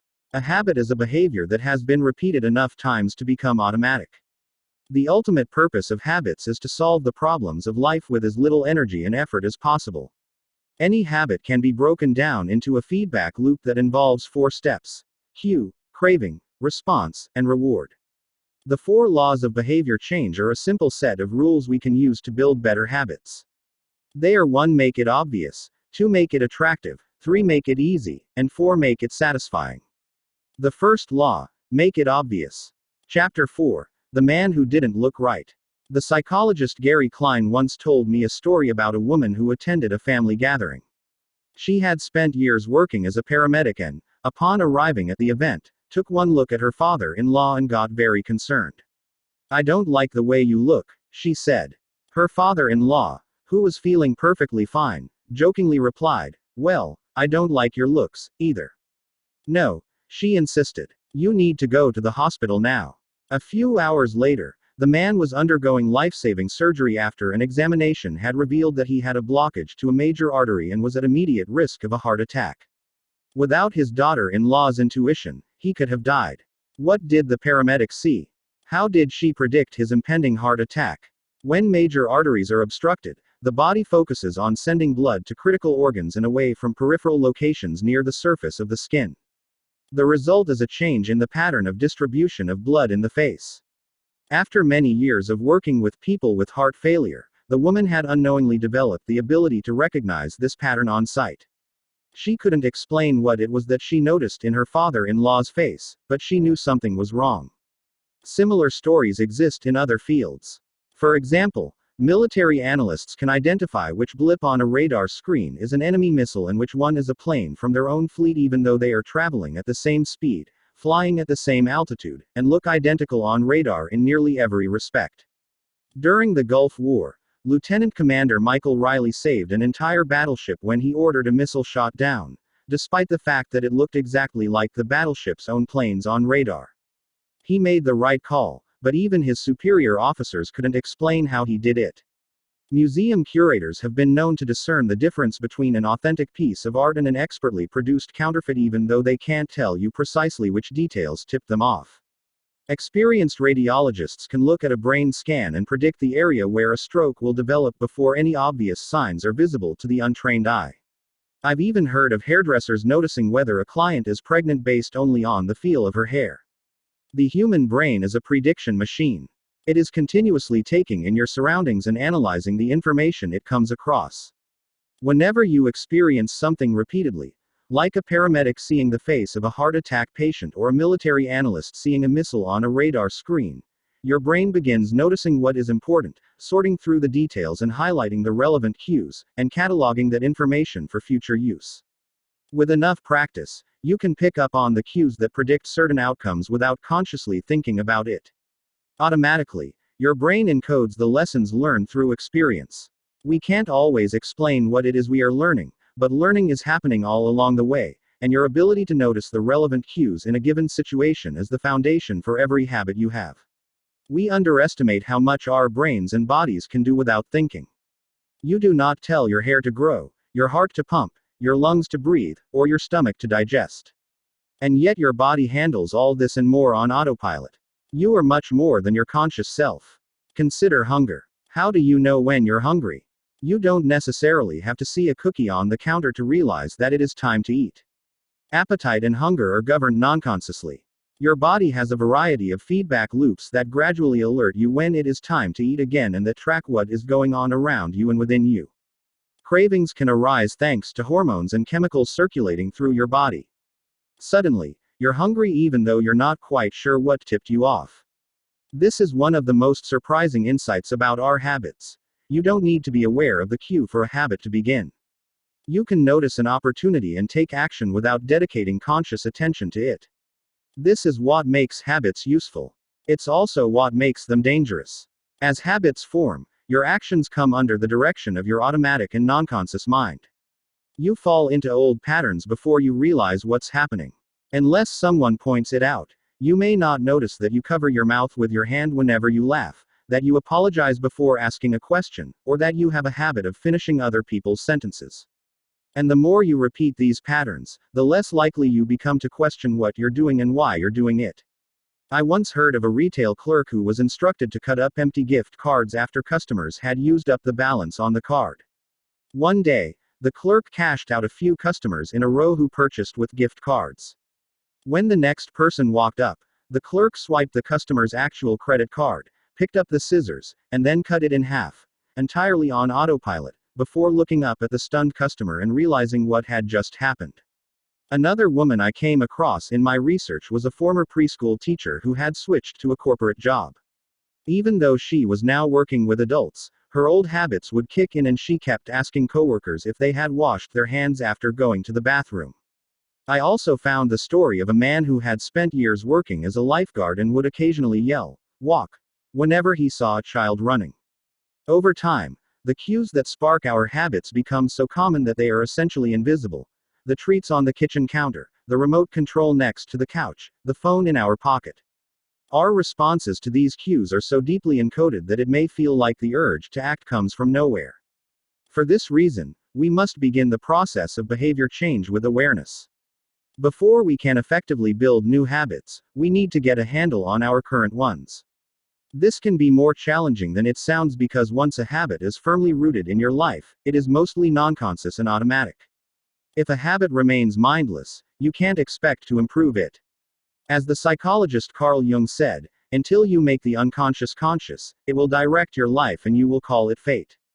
The Habits Scorecard. The Japanese railway system is regarded as one of the best in the world.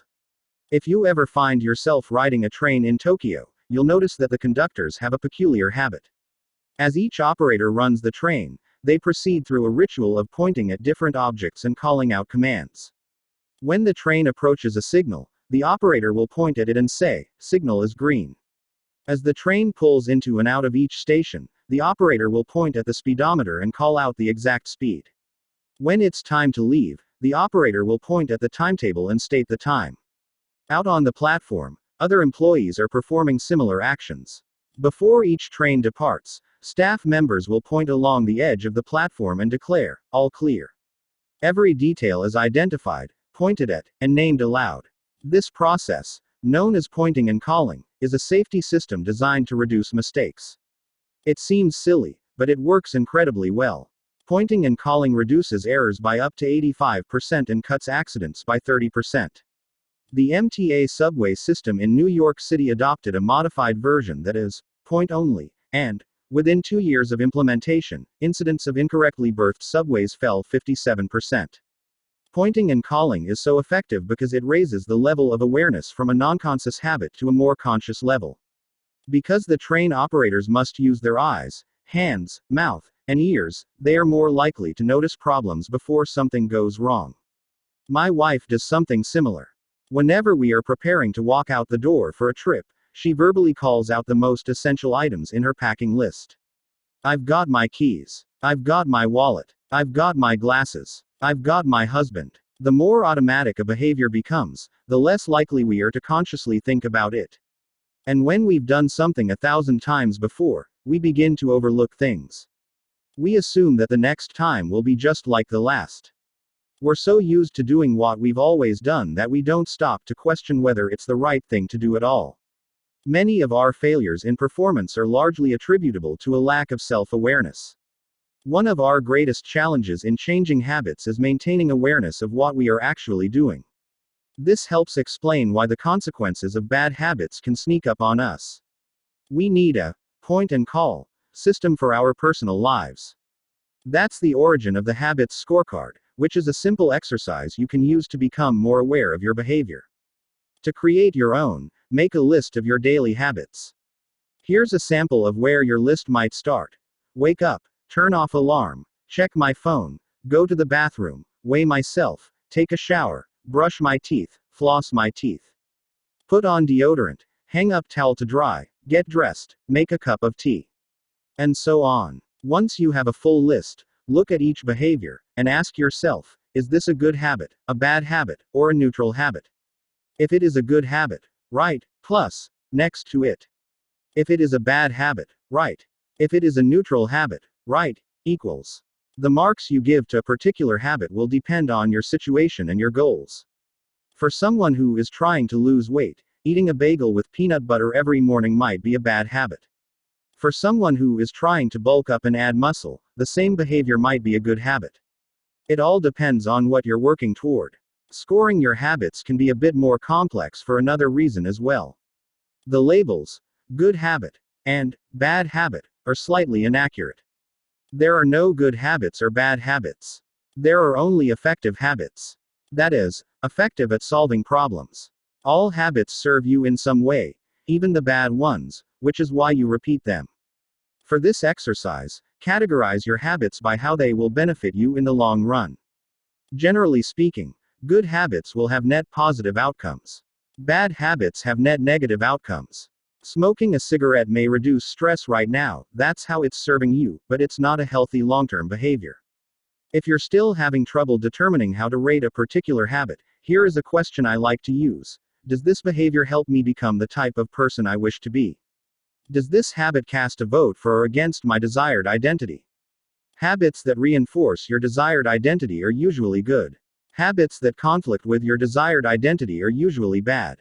As you create your habits scorecard, there is no need to change anything at first. The goal is to simply notice what is actually going on. Observe your thoughts and actions without judgment or internal criticism. Don't blame yourself for your faults. Don't praise yourself for your successes. If you eat a chocolate bar every morning, acknowledge it, almost as if you were watching someone else. Oh, how interesting that they would do such a thing. If you binge eat, simply notice that you are eating more calories than you should. If you waste time online, notice that you are spending your life in a way that you do not want to. The first step to changing bad habits is to be on the lookout for them. If you feel like you need extra help, then you can try pointing and calling in your own life. Say out loud the action that you are thinking of taking and what the outcome will be. If you want to cut back on your junk food habit but notice yourself grabbing another cookie, say out loud, I'm about to eat this cookie, but I don't need it. Eating it will cause me to gain weight and hurt my health.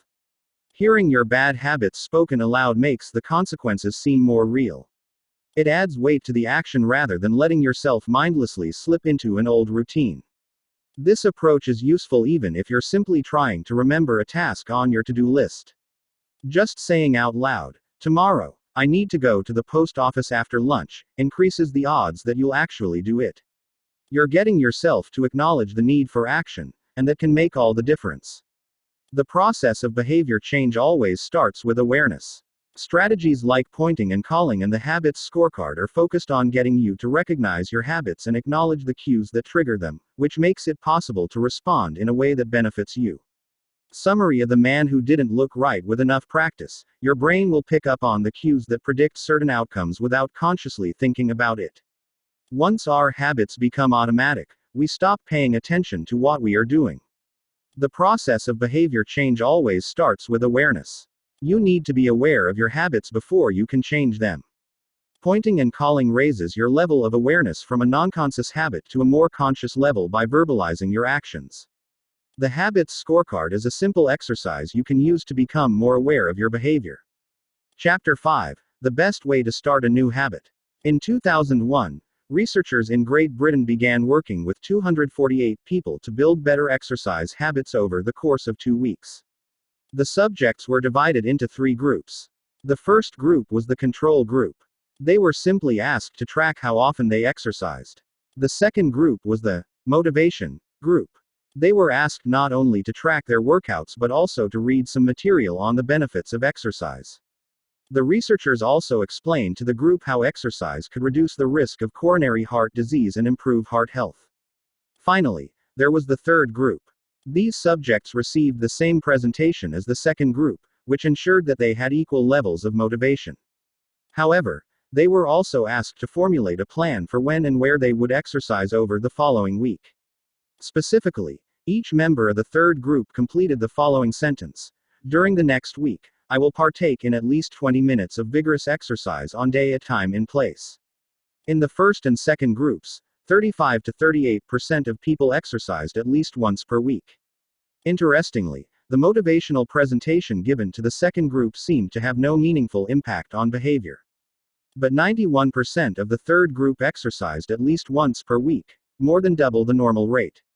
The sentence they filled out is what researchers refer to as an implementation intention, which is a plan you make beforehand about when and where to act. That is, how you intend to implement a particular habit.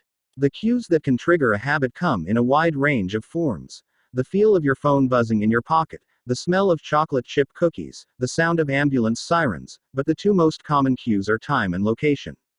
Implementation intentions leverage both of these cues. Broadly speaking, the format for creating an implementation intention is: when situation X arises, I will perform response Y. Hundreds of studies have shown that implementation intentions are effective for sticking to our goals, whether it's writing down the exact time and date of when you will get a flu shot or recording the time of your colonoscopy appointment. They increase the odds that people will stick with habits like recycling, studying, going to sleep early, and stopping smoking. Researchers have even found that voter turnout increases when people are forced to create implementation intentions by answering questions like, "What route are you taking to the polling station? At what time are you planning to go? What bus will get you there?" Other successful government programs have prompted citizens to make a clear plan to send taxes in on time or provided directions on when and where to pay late traffic bills. The punch line is clear: people who make a specific plan for when and where they will perform a new habit are more likely to follow through. Too many people try to change their habits without these basic details figured out. We tell ourselves, "I'm going to eat healthier," or "I'm going to write more," but we never say when and where these habits are going to happen. We leave it up to chance and hope that we will just remember to do it, or feel motivated at the right time. An implementation intention sweeps away foggy notions like, "I want to work out more," or "I want to be more productive," or "I should vote," and transforms them into a concrete plan of action. Many people think they lack motivation when what they really lack is clarity. It is not always obvious when and where to take action. Some people spend their entire lives waiting for the time to be right to make an improvement. Once an implementation intention has been set, you don't have to wait for inspiration to strike. Do I write a chapter today or not? Do I meditate this morning or at lunch? When the moment of action occurs, there is no need to make a decision. Simply follow your predetermined plan. The simple way to apply this strategy to your habits is to fill out this sentence: I will behavior at time in location. Meditation. I will meditate for 1 minute at 7 a.m. in my kitchen. Studying. I will study Spanish for 20 minutes at 6 p.m. in my bedroom. Exercise. I will exercise for 1 hour at 5 p.m. in my local gym. Marriage. I will make my partner a cup of tea at 8 a.m. in the kitchen. If you aren't sure when to start your habit, try the first day of the week, month, or year. People are more likely to take action at those times because hope is usually higher. If we have hope, we have a reason to take action. A fresh start feels motivating. There is another benefit to implementation intentions. Being specific about what you want and how you will achieve it helps you say no to things that derail progress, distract your attention, and pull you off course. We often say yes to little requests because we are not clear enough about what we need to be doing instead. When your dreams are vague, it's easy to rationalize little exceptions all day long and never get around to the specific things you need to do to succeed. Give your habits a time and a space to live in the world. The goal is to make the time and location so obvious that, with enough repetition, you get an urge to do the right thing at the right time, even if you can't say why. As the writer Jason Zweig noted, obviously you're never going to just work out without conscious thought. But like a dog salivating at a bell, maybe you start to get antsy around the time of day you normally work out. There are many ways to use implementation intentions in your life and work. My favorite approach is one I learned from Stanford professor B.J. Fogg, and it is a strategy I refer to as habit stacking. Habit stacking. A simple plan to overhaul your habits. The French philosopher Denis Diderot lived nearly his entire life in poverty, but that all changed one day in 1765. Diderot's daughter was about to be married and he could not afford to pay for the wedding. Despite his lack of wealth, Diderot was well known for his role as the co-founder and writer of Encyclopédie, one of the most comprehensive encyclopedias of the time. When Catherine the Great, the Empress of Russia, heard of Diderot's financial troubles, her heart went out to him. She was a book lover and greatly enjoyed his encyclopedia. She offered to buy Diderot's personal library for £1,000, more than $150,000 today. Suddenly, Diderot had money to spare. With his new wealth, he not only paid for the wedding but also acquired a scarlet robe for himself. Diderot's scarlet robe was beautiful. So beautiful, in fact, that he immediately noticed how out of place it seemed when surrounded by his more common possessions. He wrote that there was no more coordination, no more unity, no more beauty, between his elegant robe and the rest of his stuff. Diderot soon felt the urge to upgrade his possessions. He replaced his rug with one from Damascus. He decorated his home with expensive sculptures. He bought a mirror to place above the mantel, and a better kitchen table. He tossed aside his old straw chair for a leather one. Like falling dominoes, one purchase led to the next. Diderot's behavior is not uncommon. In fact, the tendency for one purchase to lead to another one has a name: the Diderot Effect. The Diderot Effect states that obtaining a new possession often creates a spiral of consumption that leads to additional purchases. You can spot this pattern everywhere. You buy a dress and have to get new shoes and earrings to match. You buy a couch and suddenly question the layout of your entire living room. You buy a toy for your child and soon find yourself purchasing all of the accessories that go with it. It's a chain reaction of purchases. Many human behaviors follow this cycle. You often decide what to do next based on what you have just finished doing. Going to the bathroom leads to washing and drying your hands, which reminds you that you need to put the dirty towels in the laundry, so you add laundry detergent to the shopping list, and so on. No behavior happens in isolation. Each action becomes a cue that triggers the next behavior. Why is this important? When it comes to building new habits, you can use the connectedness of behavior to your advantage. One of the best ways to build a new habit is to identify a current habit you already do each day and then stack your new behavior on top. This is called habit stacking. Habit stacking is a special form of an implementation intention. Rather than pairing your new habit with a particular time and location, you pair it with a current habit. This method, which was created by B.J. Fogg as part of his Tiny Habits program, can be used to design an obvious cue for nearly any habit. The habit stacking formula is: after current habit, I will new habit. For example, meditation. After I pour my cup of coffee each morning, I will meditate for 1 minute. Exercise. After I take off my work shoes, I will immediately change into my workout clothes. Gratitude. After I sit down to dinner, I will say one thing I'm grateful for that happened today. Marriage. After I get into bed at night, I will give my partner a kiss. Safety. After I put on my running shoes, I will text a friend or family member where I am running and how long it will take. The key is to tie your desired behavior into something you already do each day. Once you have mastered this basic structure, you can begin to create larger stacks by chaining small habits together. This allows you to take advantage of the natural momentum that comes from one behavior leading into the next, a positive version of the Diderot effect. Habit stacking increases the likelihood that you'll stick with a habit by stacking your new behavior on top of an old one. This process can be repeated to chain numerous habits together, each one acting as the cue for the next. Your morning routine habit stack might look like this. 1. After I pour my morning cup of coffee, I will meditate for 60 seconds. 2. After I meditate for 60 seconds, I will write my to-do list for the day. 3. After I write my to-do list for the day, I will immediately begin my first task. Or, consider this habit stack in the evening. 1. After I finish eating dinner, I will put my plate directly into the dishwasher. 2. After I put my dishes away, I will immediately wipe down the counter. 3. After I wipe down the counter, I will set out my coffee mug for tomorrow morning. You can also insert new behaviors into the middle of your current routines. For example, you may already have a morning routine that looks like this: wake up greater than make my bed greater than take a shower. Let's say you want to develop the habit of reading more each night. You can expand your habit stack and try something like: wake up greater than make my bed greater than place a book on my pillow greater than take a shower. Now, when you climb into bed each night, a book will be sitting there waiting for you to enjoy. Overall, habit stacking allows you to create a set of simple rules that guide your future behavior. It's like you always have a game plan for which action should come next. Once you get comfortable with this approach, you can develop general habit stacks to guide you whenever the situation is appropriate. Exercise: when I see a set of stairs, I will take them instead of using the elevator. Social skills: when I walk into a party, I will introduce myself to someone I don't know yet.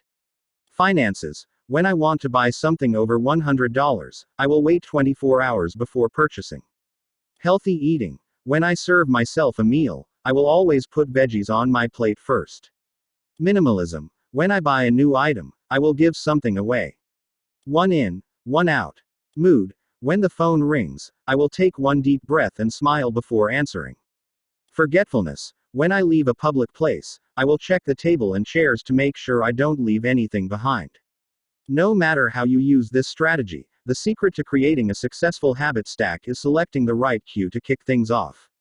Unlike an implementation intention, which specifically states the time and location for a given behavior, habit stacking implicitly has the time and location built into it. When and where you choose to insert a habit into your daily routine can make a big difference. If you're trying to add meditation into your morning routine but mornings are chaotic and your kids keep running into the room, then that may be the wrong place and time. Consider when you are most likely to be successful. Don't ask yourself to do a habit when you're likely to be occupied with something else. Your cue should also have the same frequency as your desired habit. If you want to do a habit every day, but you stack it on top of a habit that only happens on Mondays, that's not a good choice. One way to find the right trigger for your habit stack is by brainstorming a list of your current habits. You can use your Habits Scorecard from the last chapter as a starting point. Alternatively, you can create a list with 2 columns. In the first column, write down the habits you do each day without fail. For example, get out of bed, take a shower, brush your teeth, get dressed, brew a cup of coffee, eat breakfast, take the kids to school, start the work day, eat lunch, end the work day, change out of work clothes, sit down for dinner, turn off the lights, get into bed. Your list can be much longer, but you get the idea. In the second column, write down all of the things that happen to you each day without fail. For example, the sun rises. You get a text message. The song you are listening to ends. The sun sets. Armed with these 2 lists, you can begin searching for the best place to layer your new habit into your lifestyle. Habit stacking works best when the cue is highly specific and immediately actionable. Many people select cues that are too vague. I made this mistake myself. When I wanted to start a push-up habit, my habit stack was: when I take a break for lunch, I will do 10 push-ups. At first glance, this sounded reasonable. But soon, I realized the trigger was unclear. Would I do my push-ups before I ate lunch? After I ate lunch? Where would I do them? After a few inconsistent days, I changed my habit stack to: when I close my laptop for lunch, I will do 10 push-ups next to my desk. Ambiguity gone. Habits like read more or eat better are worthy causes, but these goals do not provide instruction on how and when to act. Be specific and clear. After I close the door. After I brush my teeth. After I sit down at the table. The specificity is important. The more tightly bound your new habit is to a specific cue, the better the odds are that you will notice when the time comes to act. The first law of behavior change is to make it obvious. Strategies like implementation intentions and habit stacking are among the most practical ways to create obvious cues for your habits and design a clear plan for when and where to take action. Summary of the best way to start a new habit chapter. The first law of behavior change is make it obvious. The 2 most common cues are time and location. Creating an implementation intention is a strategy you can use to pair a new habit with a specific time and location. The implementation intention formula is I will behavior at time in location. Habit stacking is a strategy you can use to pair a new habit with a current habit.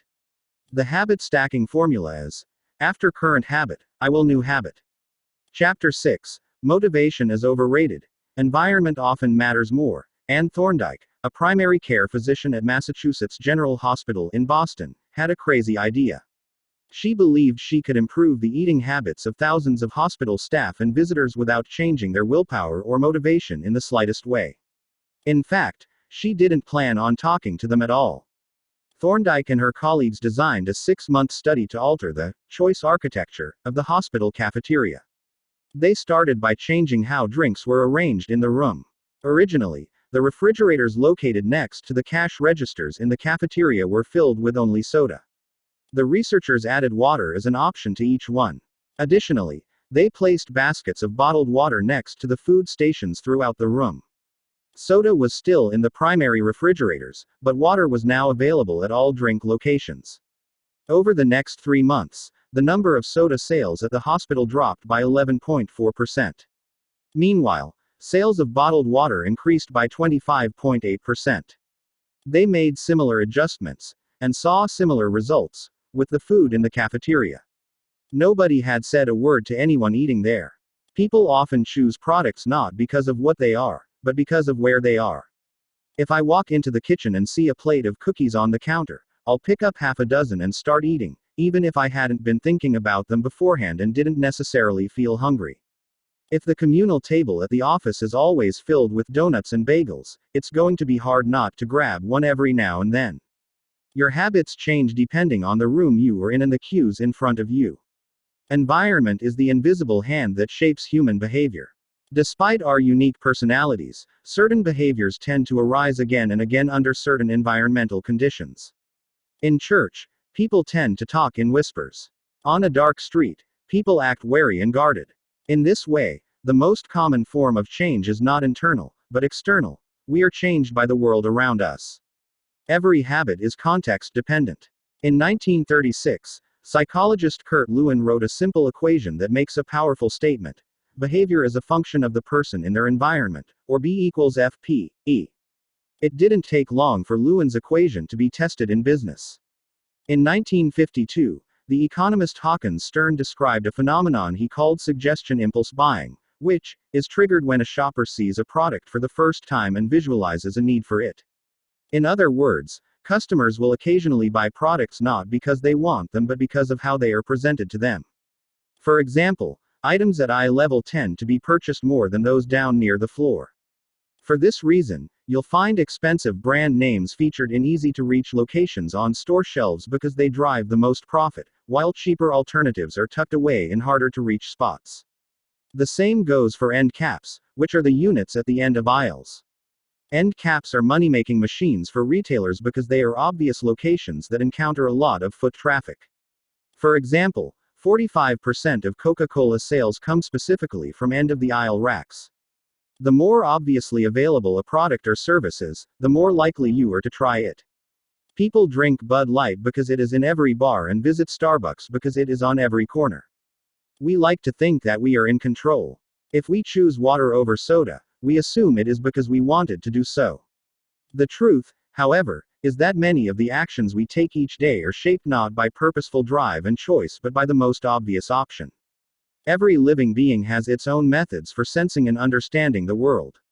Eagles have remarkable long-distance vision.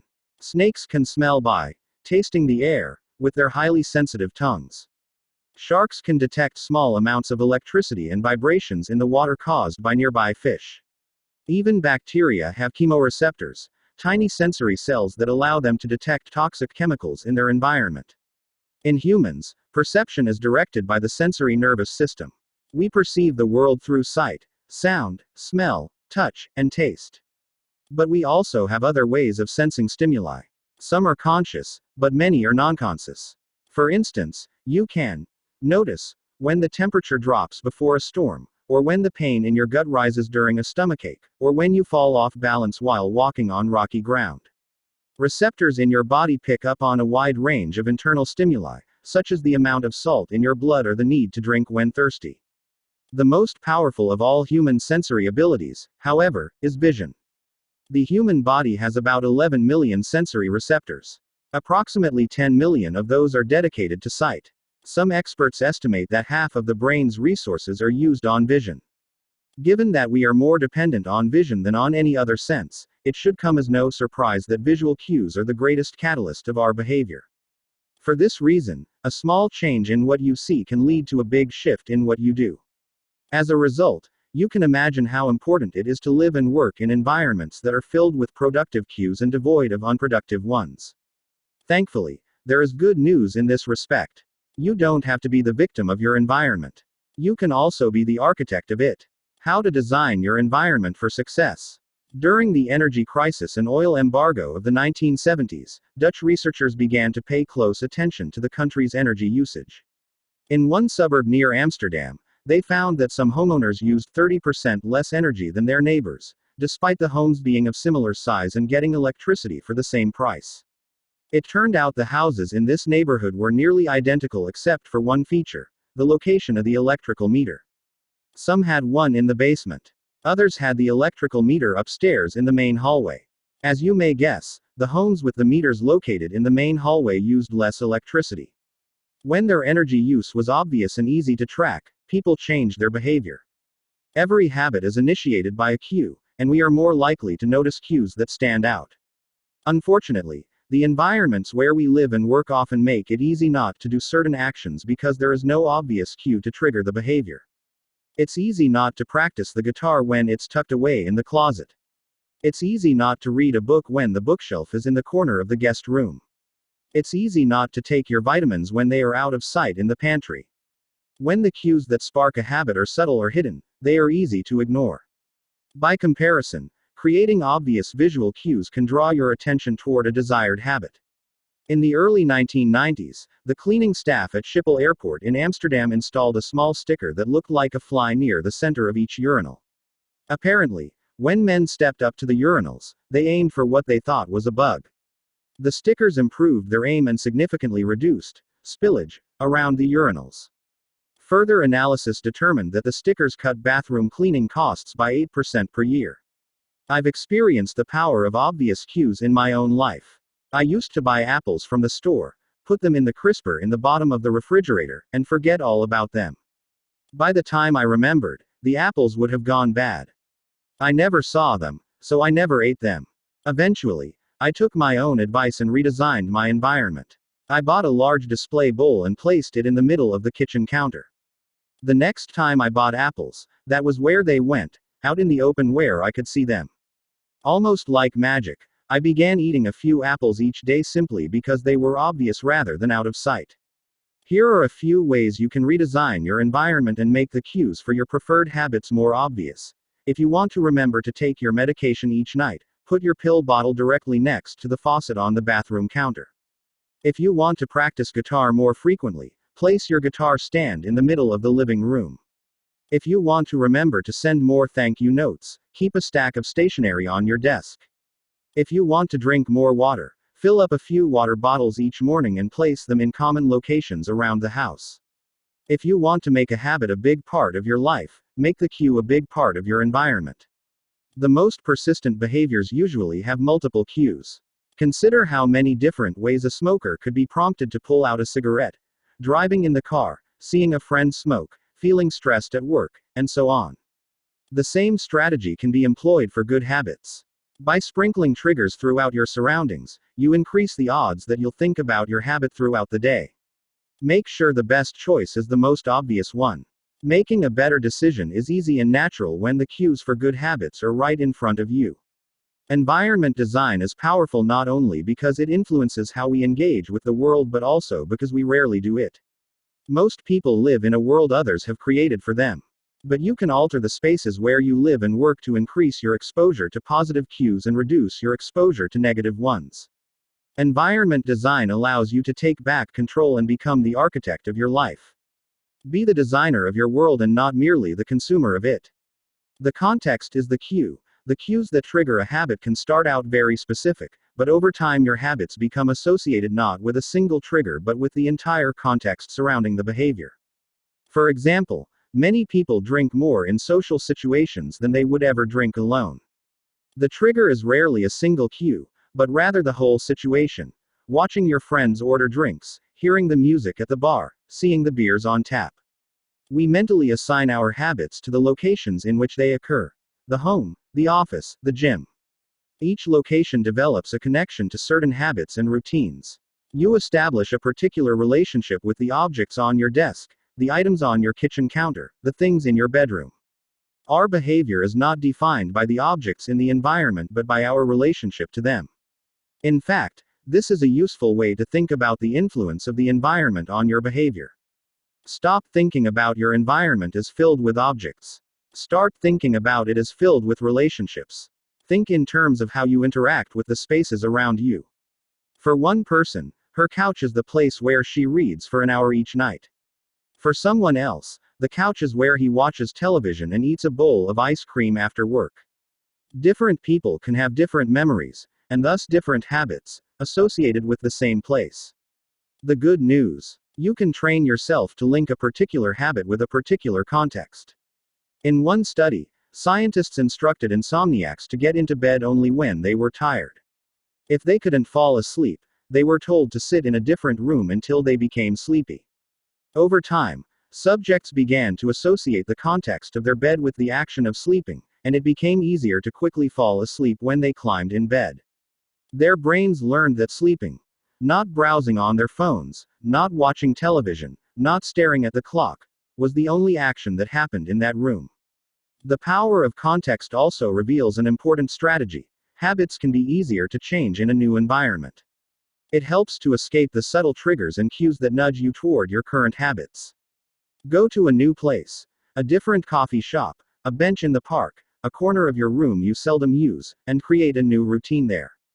It is easier to associate a new habit with a new context than to build a new habit in the face of competing cues.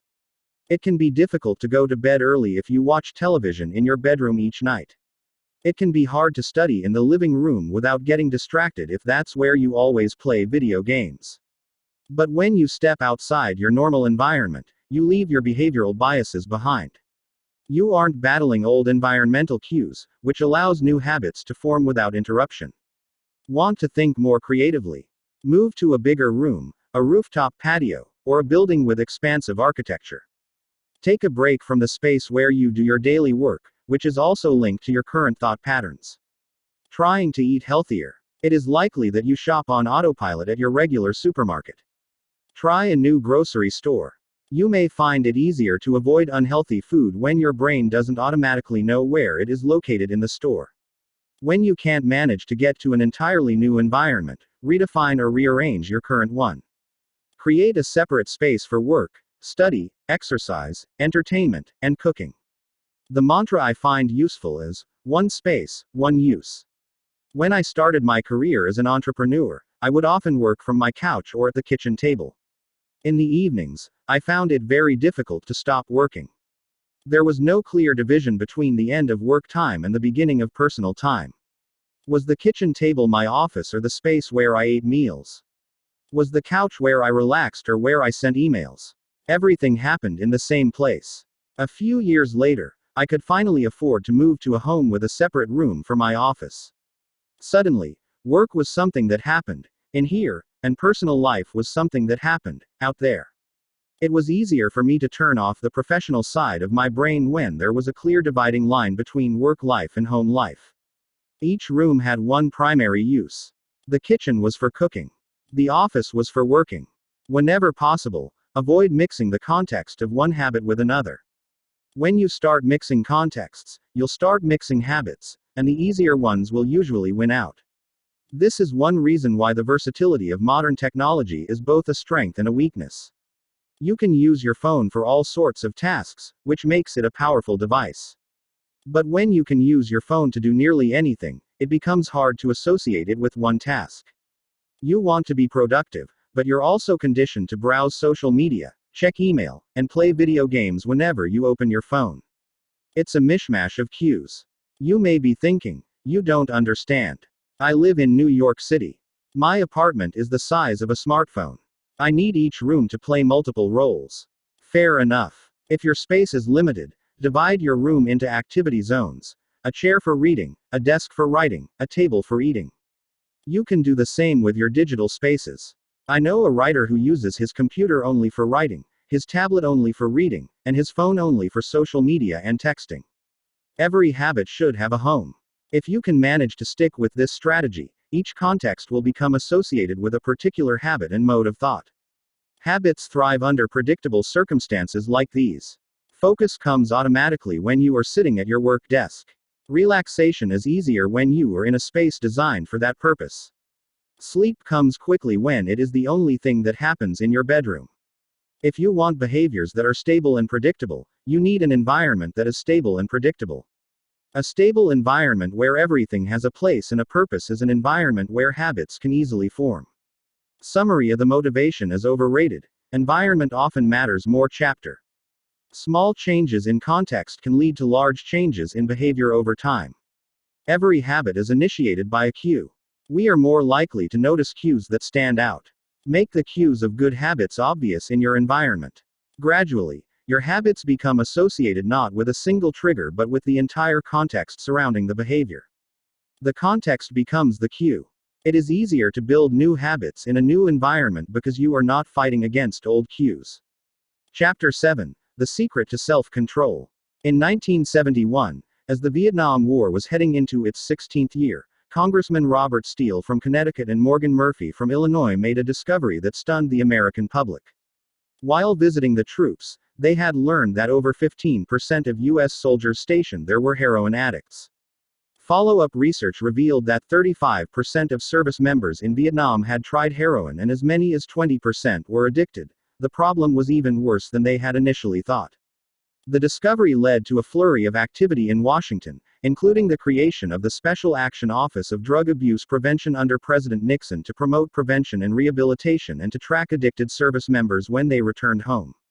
Lee Robbins was one of the researchers in charge. In a finding that completely upended the accepted beliefs about addiction, Robbins found that when soldiers who had been heroin users returned home, only 5% of them became re-addicted within a year, and just 12% relapsed within 3 years. In other words, approximately 9 out of 10 soldiers who used heroin in Vietnam eliminated their addiction nearly overnight. This finding contradicted the prevailing view at the time, which considered heroin addiction to be a permanent and irreversible condition. Instead, Robbins revealed that addictions could spontaneously dissolve if there was a radical change in the environment. In Vietnam, soldiers spent all day surrounded by cues triggering heroin use.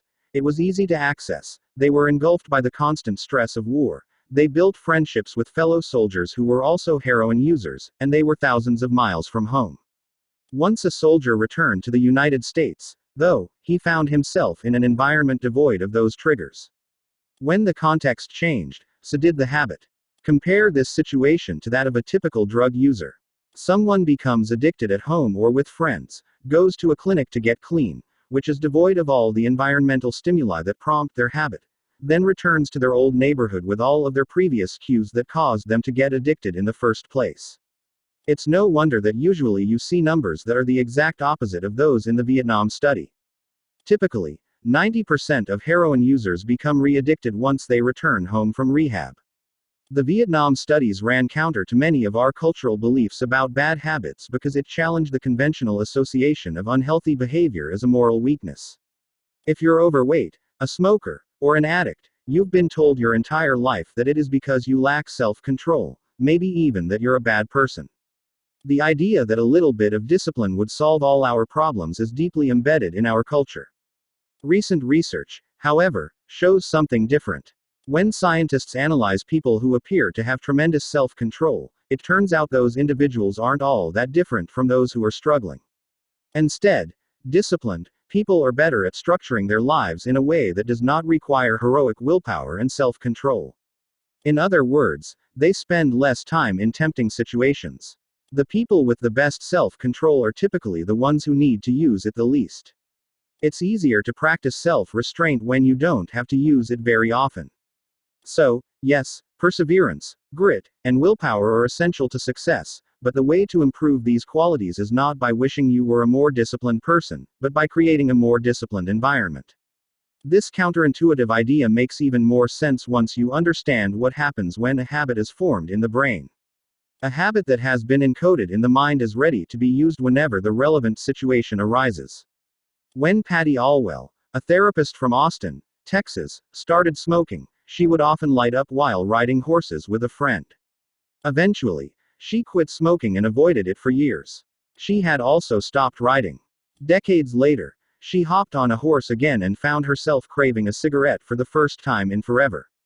The cues were still internalized, she just hadn't been exposed to them in a long time. Once a habit has been encoded, the urge to act follows whenever the environmental cues reappear. This is one reason behavior change techniques can backfire.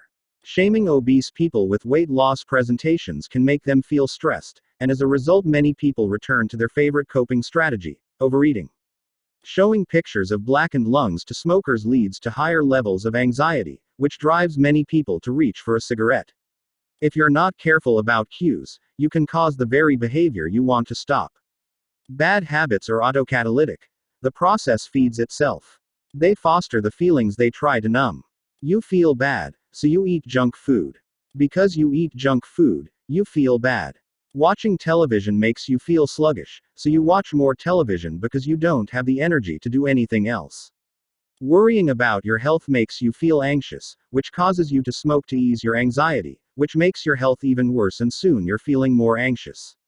It's a downward spiral, a runaway train of bad habits. Researchers refer to this phenomenon as cue-induced wanting. An external trigger causes a compulsive craving to repeat a bad habit. Once you notice something, you begin to want it. This process is happening all the time, often without us realizing it. Scientists have found that showing addicts a picture of cocaine for just 33 milliseconds stimulates the reward pathway in the brain and sparks desire. This speed is too fast for the brain to consciously register. The addicts couldn't even tell you what they had seen, but they craved the drug all the same. Here's the punchline. You can break a habit, but you're unlikely to forget it. Once the mental grooves of habit have been carved into your brain, they are nearly impossible to remove entirely, even if they go unused for quite a while. And that means that simply resisting temptation is an ineffective strategy. It is hard to maintain a Zen attitude in a life filled with interruptions. It takes too much energy. In the short run, you can choose to overpower temptation. In the long run, we become a product of the environment that we live in. To put it bluntly, I have never seen someone consistently stick to positive habits in a negative environment. A more reliable approach is to cut bad habits off at the source. One of the most practical ways to eliminate a bad habit is to reduce exposure to the cue that causes it. If you can't seem to get any work done, leave your phone in another room for a few hours. If you're continually feeling like you're not enough, stop following social media accounts that trigger jealousy and envy. If you're wasting too much time watching television, move the TV out of the bedroom. If you're spending too much money on electronics, quit reading reviews of the latest tech gear. If you're playing too many video games, unplug the console and put it in a closet after each use. This practice is an inversion of the first law of behavior change. Rather than make it obvious, you can make it invisible. I'm often surprised by how effective simple changes like these can be. Remove a single cue and the entire habit often fades away. Self-control is a short-term strategy, not a long-term one. You may be able to resist temptation once or twice, but it's unlikely you can muster the willpower to override your desires every time. Instead of summoning a new dose of willpower whenever you want to do the right thing, your energy would be better spent optimizing your environment. This is the secret to self-control. Make the cues of your good habits obvious and the cues of your bad habits invisible. Summary of the secret to self-control chapter. The inversion of the first law of behavior change is make it invisible. Once a habit is formed, it is unlikely to be forgotten. People with high self-control tend to spend less time in tempting situations. It's easier to avoid temptation than resist it. One of the most practical ways to eliminate a bad habit is to reduce exposure to the cue that causes it. Self-control is a short-term strategy, not a long-term one. The second law, make it attractive. Chapter 8. How to make a habit irresistible. In the 1940s, a Dutch scientist named Nico Tinbergen performed a series of experiments that transformed our understanding of what motivates us. Tinbergen, who eventually won a Nobel Prize for his work, was investigating herring gulls, the gray and white birds often seen flying along the seashores of North America. Adult herring gulls have a small red dot on their beak, and Tinbergen noticed that newly hatched chicks would peck this spot whenever they wanted food. To begin one experiment, he created a collection of fake cardboard beaks, just a head without a body. When the parents had flown away, he went over to the nest and offered these dummy beaks to the chicks. The beaks were obvious fakes, and he assumed the baby birds would reject them altogether. However, when the tiny gulls saw the red spot on the cardboard beak, they pecked away just as if it were attached to their own mother. They had a clear preference for those red spots, as if they had been genetically programmed at birth. Soon Tinbergen discovered that the bigger the red spot, the faster the chicks pecked. Eventually, he created a beak with 3 large red dots on it. When he placed it over the nest, the baby birds went crazy with delight. They pecked at the little red patches as if it was the greatest beak they had ever seen. Tinbergen and his colleagues discovered similar behavior in other animals. For example, the greylag goose is a ground nesting bird. Occasionally, as the mother moves around on the nest, one of the eggs will roll out and settle on the grass nearby. Whenever this happens, the goose will waddle over to the egg and use its beak and neck to pull it back into the nest. Tinbergen discovered that the goose will pull any nearby round object, such as a billiard ball or a light bulb, back into the nest. The bigger the object, the greater their response. One goose even made a tremendous effort to roll a volleyball back and sit on top. Like the baby gulls automatically pecking at red dots, the greylag goose was following an instinctive rule. When I see a round object nearby, I must roll it back into the nest. The bigger the round object, the harder I should try to get it. It's like the brain of each animal is preloaded with certain rules for behavior, and when it comes across an exaggerated version of that rule, it lights up like a Christmas tree. Scientists refer to these exaggerated cues as supernormal stimuli. A supernormal stimulus is a heightened version of reality, like a beak with 3 red dots or an egg the size of a volleyball, and it elicits a stronger response than usual. Humans are also prone to fall for exaggerated versions of reality. Junk food, for example, drives our reward systems into a frenzy. After spending hundreds of thousands of years hunting and foraging for food in the wild, the human brain has evolved to place a high value on salt, sugar, and fat. Such foods are often calorie-dense and they were quite rare when our ancient ancestors were roaming the savannah. When you don't know where your next meal is coming from, eating as much as possible is an excellent strategy for survival. Today, however, we live in a calorie-rich environment. Food is abundant, but your brain continues to crave it like it is scarce. Placing a high value on salt, sugar, and fat is no longer advantageous to our health, but the craving persists because the brain's reward centers have not changed for approximately 50,000 years. The modern food industry relies on stretching our Paleolithic instincts beyond their evolutionary purpose. A primary goal of food science is to create products that are more attractive to consumers. Nearly every food in a bag, box, or jar has been enhanced in some way, if only with additional flavoring. Companies spend millions of dollars to discover the most satisfying level of crunch in a potato chip or the perfect amount of fizz in a soda.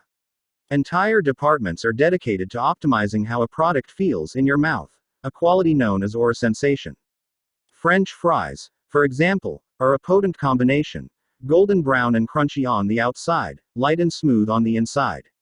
Other processed foods enhance dynamic contrast, which refers to items with a combination of sensations, like crunchy and creamy. Imagine the gooiness of melted cheese on top of a crispy pizza crust, or the crunch of an Oreo cookie combined with its smooth center. With natural, unprocessed foods, you tend to experience the same sensations over and over. How's that 17th bite of kale taste? After a few minutes, your brain loses interest and you begin to feel full. But foods that are high in dynamic contrast keep the experience novel and interesting, encouraging you to eat more. Ultimately, such strategies enable food scientists to find the bliss point for each product, the precise combination of salt, sugar, and fat that excites your brain and keeps you coming back for more. The result, of course, is that you overeat because hyperpalatable foods are more attractive to the human brain. As Stephen Winnett, a neuroscientist who specializes in eating behavior and obesity, says, we've gotten too good at pushing our own buttons. The modern food industry, And the overeating habits it has spawned is just one example of the second law of behavior change: make it attractive. The more attractive an opportunity is, the more likely it is to become habit forming. Look around. Society is filled with highly engineered versions of reality that are more attractive than the world our ancestors evolved in. Stores feature mannequins with exaggerated hips and breasts to sell clothes. Social media delivers more likes and praise in a few minutes than we could ever get in the office or at home. Online porn splices together stimulating scenes at a rate that would be impossible to replicate in real life. Advertisements are created with a combination of ideal lighting, professional makeup, and photoshopped edits. Even the model doesn't look like the person in the final image. These are the supernormal stimuli of our modern world. They exaggerate features that are naturally attractive to us, and our instincts go wild as a result, driving us into excessive shopping habits, social media habits, porn habits, eating habits, and many others. If history serves as a guide, the opportunities of the future will be more attractive than those of today. The trend is for rewards to become more concentrated and stimuli to become more enticing. Junk food is a more concentrated form of calories than natural foods. Hard liquor is a more concentrated form of alcohol than beer. Video games are a more concentrated form of play than board games. Compared to nature, these pleasure-packed experiences are hard to resist. We have the brains of our ancestors but temptations they never had to face. If you want to increase the odds that a behavior will occur, then you need to make it attractive. Throughout our discussion of the second law, our goal is to learn how to make our habits irresistible. While it is not possible to transform every habit into a supernormal stimulus, we can make any habit more enticing. To do this, we must start by understanding what a craving is and how it works. We begin by examining a biological signature that all habits share: the dopamine spike. The dopamine-driven feedback loop. Scientists can track the precise moment a craving occurs by measuring a neurotransmitter called dopamine. The importance of dopamine became apparent in 1954 when the neuroscientists James Olds and Peter Milner ran an experiment that revealed the neurological processes behind craving and desire.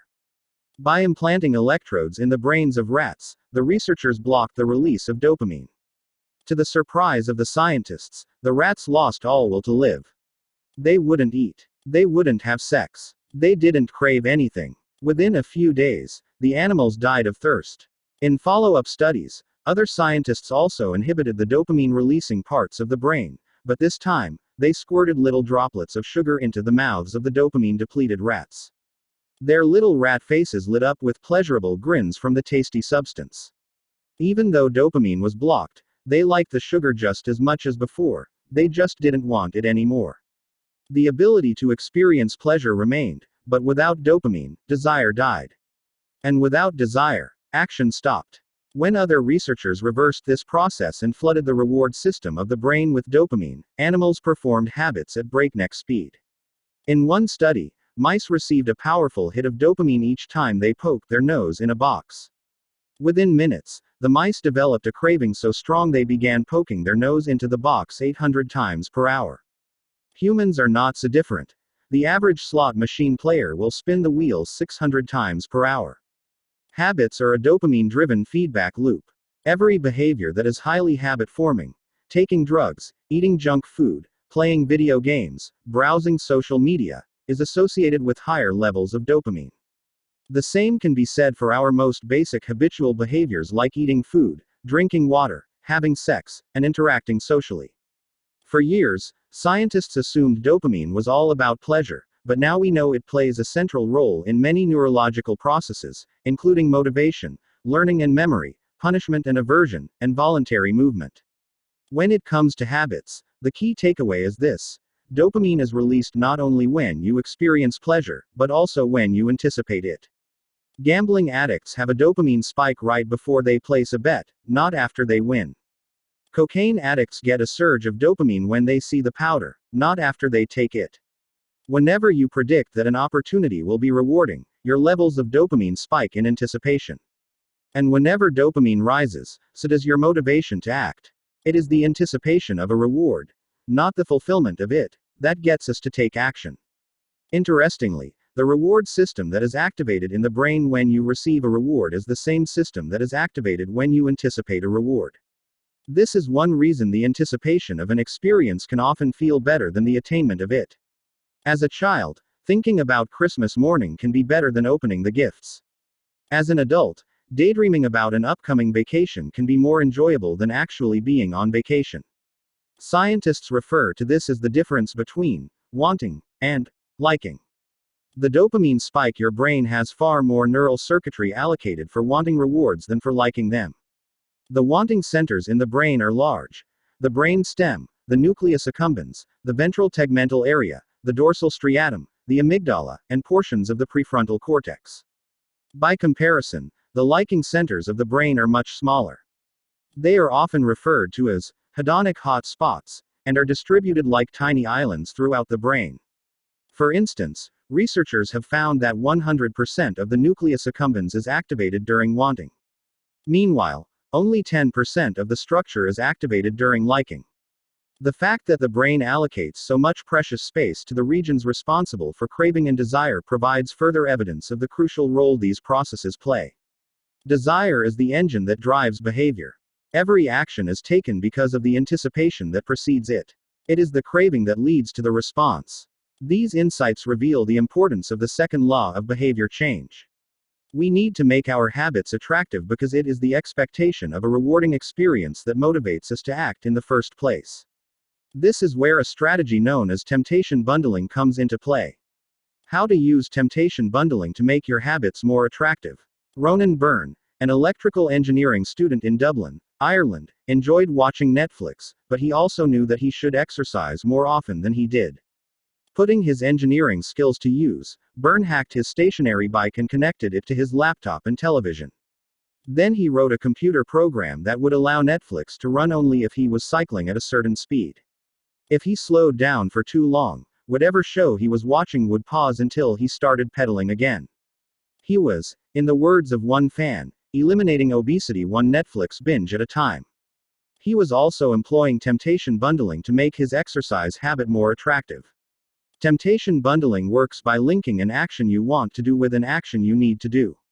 In Byrne's case, he bundled watching Netflix, the thing he wanted to do, with riding his stationary bike, the thing he needed to do. Businesses are masters at temptation bundling. For instance, when the American Broadcasting Company, more commonly known as ABC, launched its Thursday night television lineup for the 2014-2015 season, they promoted temptation bundling on a massive scale. Every Thursday, the company would air 3 shows created by screenwriter Shonda Rhimes: Grey's Anatomy, Scandal, and How to Get Away with Murder. They branded it as TGIT on ABC. TGIT stands for Thank God It's Thursday. In addition to promoting the shows, ABC encouraged viewers to make popcorn, drink red wine, and enjoy the evening. Andrew Kubitz, head of scheduling for ABC, described the idea behind the campaign. We see Thursday night as a viewership opportunity, with either couples or women by themselves who want to sit down and escape and have fun and drink their red wine and have some popcorn. The brilliance of this strategy is that ABC was associating the thing they needed viewers to do, watch their shows, with activities their viewers already wanted to do: relax, drink wine, and eat popcorn. Over time, people began to connect watching ABC with feeling relaxed and entertained. If you drink red wine and eat popcorn at 8 p.m. every Thursday, then eventually, 8 p.m. on Thursday, means relaxation and entertainment. The reward gets associated with the cue, and the habit of turning on the television becomes more attractive. You're more likely to find a behavior attractive if you get to do one of your favorite things at the same time. Perhaps you want to hear about the latest celebrity gossip, but you need to get in shape.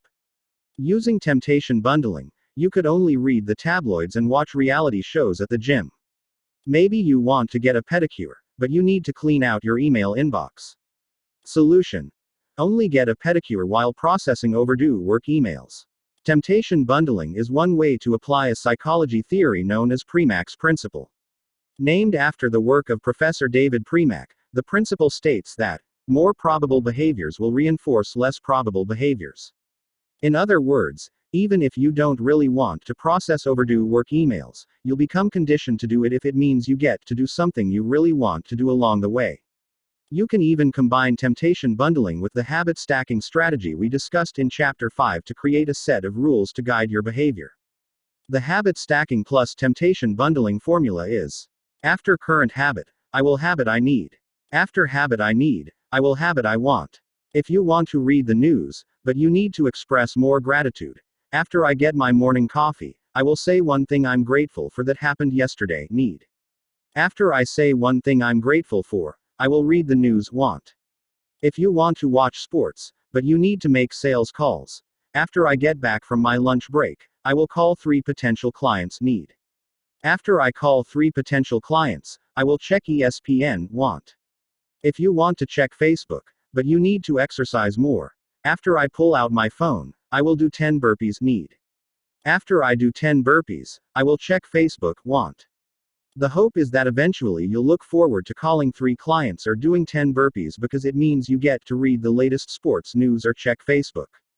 Doing the thing you need to do means you get to do the thing you want to do. We began this chapter by discussing supernormal stimuli, which are heightened versions of reality that increase our desire to take action. Temptation bundling is one way to create a heightened version of any habit by connecting it with something you already want. Engineering a truly irresistible habit is a hard task, but this simple strategy can be employed to make nearly any habit more attractive than it would be otherwise. Summary of how to make a habit irresistible. The second law of behavior change is make it attractive. The more attractive an opportunity is, the more likely it is to become habit forming. Habits are a dopamine-driven feedback loop. When dopamine rises, so does our motivation to act. It is the anticipation of a reward, not the fulfillment of it, that gets us to take action.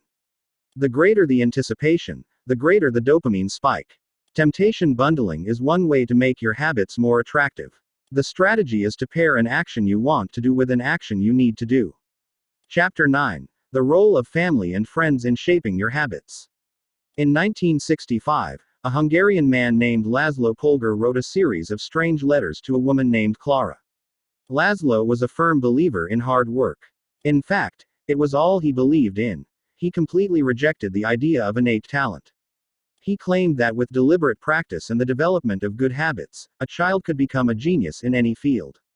His mantra was, "A genius is not born, but is educated and trained." Laszlo believed in this idea so strongly that he wanted to test it with his own children, and he was writing to Clara because he needed a wife willing to jump on board. Clara was a teacher and, although she may not have been as adamant as Laszlo, she also believed that with proper instruction, anyone could advance their skills. Laszlo decided chess would be a suitable field for the experiment, and he laid out a plan to raise his children to become chess prodigies. The kids would be homeschooled, a rarity in Hungary at the time. The house would be filled with chess books and pictures of famous chess players. The children would play against each other constantly and compete in the best tournaments they could find. The family would keep a meticulous file system of the tournament history of every competitor the children faced. Their lives would be dedicated to chess. Laszlo successfully courted Clara, and within a few years, the Polgars were parents to 3 young girls: Susan, Sophia, and Judith. Susan, the oldest, began playing chess when she was 4 years old. Within 6 months, she was defeating adults. Sophia, the middle child, did even better. By 14, she was a world champion, and a few years later, she became a grandmaster. Judith, the youngest, was the best of all. By age 5, she could beat her father. At 12, she was the youngest player ever listed among the top 100 chess players in the world. At 15 years and 4 months old, she became the youngest grandmaster of all time, younger than Bobby Fischer, the previous record holder. For 27 years, she was the #1 ranked female chess player in the world. The childhood of the Polgar sisters was atypical, to say the least. And yet, if you ask them about it, they claim their lifestyle was attractive, even enjoyable. In interviews, the sisters talk about their childhood as entertaining rather than grueling. They loved playing chess. They couldn't get enough of it. Once, Laszlo reportedly found Sophia playing chess in the bathroom in the middle of the night. Encouraging her to go back to sleep, he said, "Sophia, leave the pieces alone." To which she replied, "Daddy, they won't leave me alone." The Polgar sisters grew up in a culture that prioritized chess above all else, praised them for it, rewarded them for it. In their world, an obsession with chess was normal. And as we are about to see, Whatever habits are normal in your culture are among the most attractive behaviors you'll find. The seductive pull of social norms. Humans are herd animals. We want to fit in, to bond with others, and to earn the respect and approval of our peers. Such inclinations are essential to our survival. For most of our evolutionary history, our ancestors lived in tribes. Becoming separated from the tribe, or worse, being cast out, was a death sentence. The lone wolf dies, but the pack survives. Meanwhile, those who collaborated and bonded with others enjoyed increased safety, mating opportunities, and access to resources. As Charles Darwin noted, in the long history of humankind, those who learn to collaborate and improvise most effectively have prevailed. As a result, one of the deepest human desires is to belong. And this ancient preference exerts a powerful influence on our modern behavior. We don't choose our earliest habits, we imitate them. We follow the script handed down by our friends and family, our church or school, our local community and society at large. Each of these cultures and groups comes with its own set of expectations and standards: when and whether to get married, how many children to have, which holidays to celebrate, how much money to spend on your child's birthday party. In many ways, these social norms are the invisible rules that guide your behavior each day. You're always keeping them in mind, even if they are at the not top of your mind. Often, you follow the habits of your culture without thinking, without questioning, and sometimes without remembering. As the French philosopher Michel de Montaigne wrote, the customs and practices of life in society sweep us along. Most of the time, going along with the group does not feel like a burden. Everyone wants to belong. If you grow up in a family that rewards you for your chess skills, playing chess will seem like a very attractive thing to do. If you work in a job where everyone wears expensive suits, then you'll be inclined to splurge on one as well. If all of your friends are sharing an inside joke or using a new phrase, you'll want to do it, too, so they know that you get it. Behaviors are attractive when they help us fit in. We imitate the habits of three groups in particular: 1, the close; 2, the many; 3, the powerful. Each group offers an opportunity to leverage the second law of behavior change and make our habits more attractive. 1. Imitating the close proximity has a powerful effect on our behavior. This is true of the physical environment, as we discussed in Chapter 6, but it is also true of the social environment. We pick up habits from the people around us.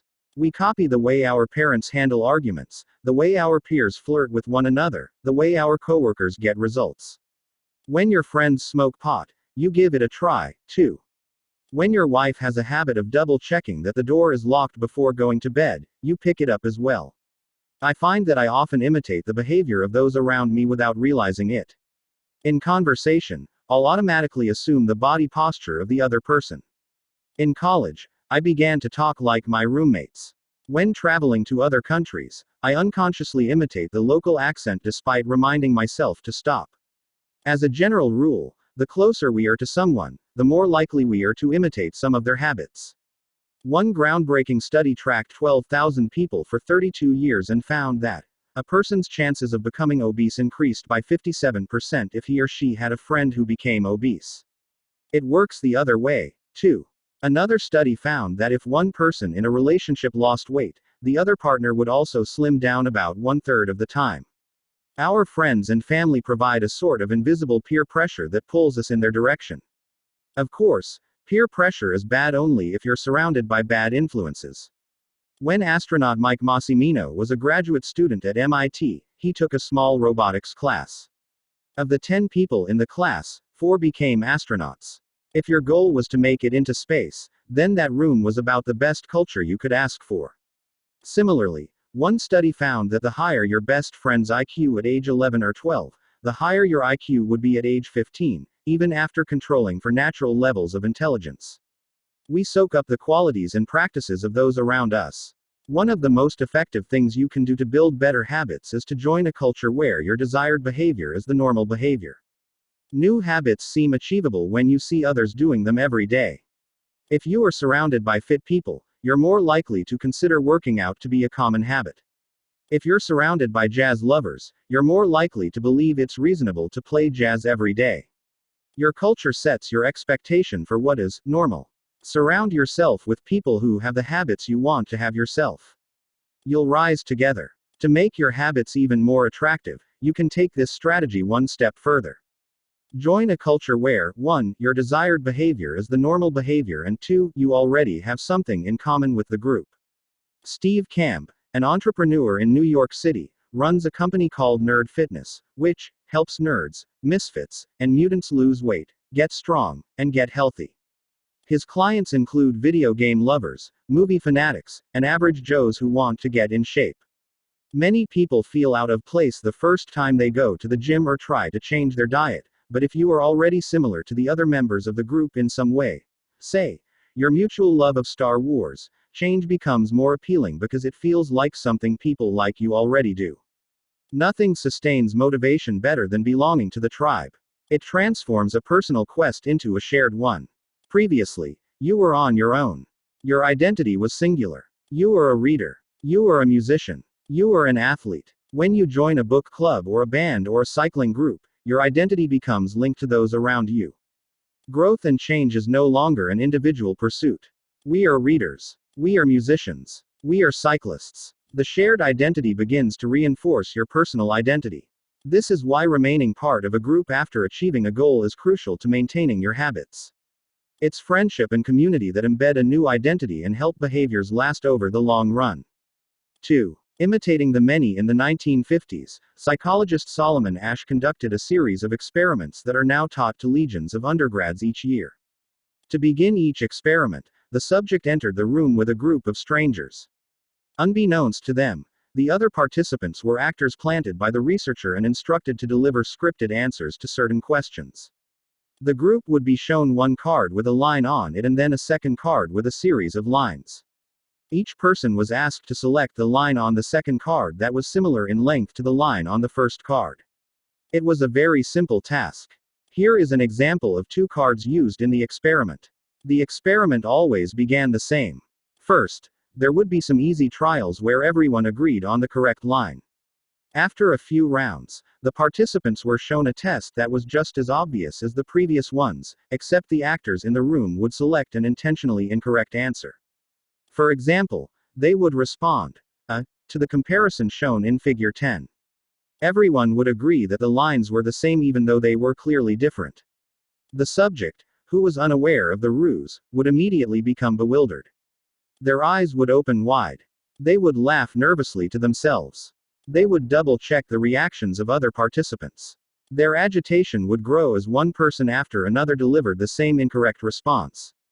Soon, the subject began to doubt their own eyes. Eventually, they delivered the answer they knew in their heart to be incorrect. Asch ran this experiment many times and in many different ways. What he discovered was that as the number of actors increased, so did the conformity of the subject. If it was just the subject and one actor, then there was no effect on the person's choice. They just assumed they were in the room with a dummy. When 2 actors were in the room with the subject, there was still little impact. But as the number of people increased to 3 actors and 4 and all the way to 8, the subject became more likely to second-guess themselves. By the end of the experiment, nearly 75% of the subjects had agreed with the group answer even though it was obviously incorrect. Whenever we are unsure how to act, we look to the group to guide our behavior.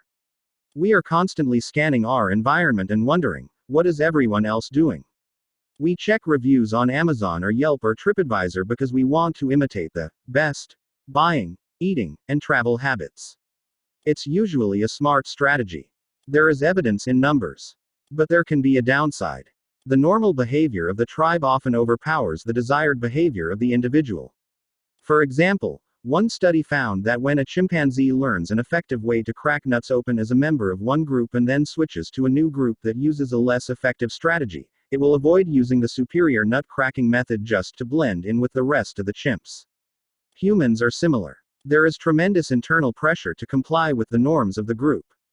The reward of being accepted is often greater than the reward of winning an argument, looking smart, or finding truth. Most days, we'd rather be wrong with the crowd than be right by ourselves.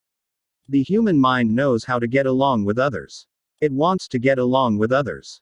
This is our natural mode. You can override it. You can choose to ignore the group or to stop caring what other people think, but it takes work. Running against the grain of your culture requires extra effort. When changing your habits means challenging the tribe, change is unattractive. When changing your habits means fitting in with the tribe, change is very attractive. 3. Imitating the powerful. Humans everywhere pursue power, prestige, and status. We want pins and medallions on our jackets. We want president or partner in our titles. We want to be acknowledged, recognized, and praised. This tendency can seem vain, but overall, it's a smart move. Historically, a person with greater power and status has access to more resources, worries less about survival, and proves to be a more attractive mate. We are drawn to behaviors that earn us respect, approval, admiration, and status. We want to be the one in the gym who can do muscle ups, or the musician who can play the hardest chord progressions, or the parent with the most accomplished children, because these things separate us from the crowd. Once we fit in, we start looking for ways to stand out. This is one reason we care so much about the habits of highly effective people. We try to copy the behavior of successful people because we desire success ourselves. Many of our daily habits are imitations of people we admire. You replicate the marketing strategies of the most successful firms in your industry. You make a recipe from your favorite baker. You borrow the storytelling strategies of your favorite writer. You mimic the communication style of your boss. We imitate people we envy. High-status people enjoy the approval, respect, and praise of others. And that means if a behavior can get us approval, respect, and praise, we find it attractive. We are also motivated to avoid behaviors that would lower our status. We trim our hedges and mow our lawn because we don't want to be the slob of the neighborhood. When our mother comes to visit, we clean up the house because we don't want to be judged. We are continually wondering, what will others think of me? And altering our behavior based on the answer. The Polgar sisters, the chess prodigies mentioned at the beginning of this chapter, are evidence of the powerful and lasting impact social influences can have on our behavior. The sisters practiced chess for many hours each day and continued this remarkable effort for decades. But these habits and behaviors maintained their attractiveness, in part, because they were valued by their culture. From the praise of their parents to the achievement of different status markers like becoming a grandmaster, they had many reasons to continue their effort. Summary of the role of family and friends in shaping your habits. The culture we live in determines which behaviors are attractive to us. We tend to adopt habits that are praised and approved of by our culture because we have a strong desire to fit in and belong to the tribe. We tend to imitate the habits of 3 social groups: the close, family and friends; the many, the tribe; and the powerful, those with status and prestige. One of the most effective things you can do to build better habits is to join a culture where, 1, your desired behavior is the normal behavior, and 2, you already have something in common with the group. The normal behavior of the tribe often overpowers the desired behavior of the individual. Most days, we'd rather be wrong with the crowd than be right by ourselves. If a behavior can get us approval, respect, and praise, we find it attractive. Chapter 10: How to Find and Fix the Causes of Your Bad Habits. In late 2012, I was sitting in an old apartment just a few blocks from Istanbul's most famous street, İstiklal Caddesi. I was in the middle of a 4-day trip to Turkey and my guide, Mike, was relaxing in a worn-out armchair a few feet away. Mike wasn't really a guide. He was just a guy from Maine who had been living in Turkey for 5 years, but he offered to show me around while I was visiting the country and I took him up on it. On this particular night, I had been invited to dinner with him and a handful of his Turkish friends. There were 7 of us, and I was the only one who hadn't, at some point, smoked at least 1 pack of cigarettes per day. I asked one of the Turks how he got started. "Friends," he said. "It always starts with your friends. One friend smokes, then you try it." What was truly fascinating was that half of the people in the room had managed to quit smoking. Mike had been smoke-free for a few years at that point, and he swore up and down that he broke the habit because of a book called Alan Carr's Easy Way to Stop Smoking. "It frees you from the mental burden of smoking," he said. "It tells you, stop lying to yourself. You know you don't actually want to smoke. You know you don't really enjoy this. It helps you feel like you're not the victim anymore. You start to realize that you don't need to smoke." I had never tried a cigarette, but I took a look at the book afterward out of curiosity. The author employs an interesting strategy to help smokers eliminate their cravings. He systematically reframes each cue associated with smoking and gives it a new meaning. He says things like, You think you are quitting something, but you're not quitting anything because cigarettes do nothing for you. You think smoking is something you need to do to be social, but it's not. You can be social without smoking at all. You think smoking is about relieving stress, but it's not. Smoking does not relieve your nerves, it destroys them. Over and over, he repeats these phrases and others like them. Get it clearly into your mind, he says. You are losing nothing and you are making marvelous positive gains not only in health, energy and money but also in confidence, self-respect, freedom and, most important of all, in the length and quality of your future life. By the time you get to the end of the book, smoking seems like the most ridiculous thing in the world to do. And if you no longer expect smoking to bring you any benefits, you have no reason to smoke. It is an inversion of the second law of behavior change: make it unattractive. Now, I know this idea might sound overly simplistic. Just change your mind and you can quit smoking. But stick with me for a minute.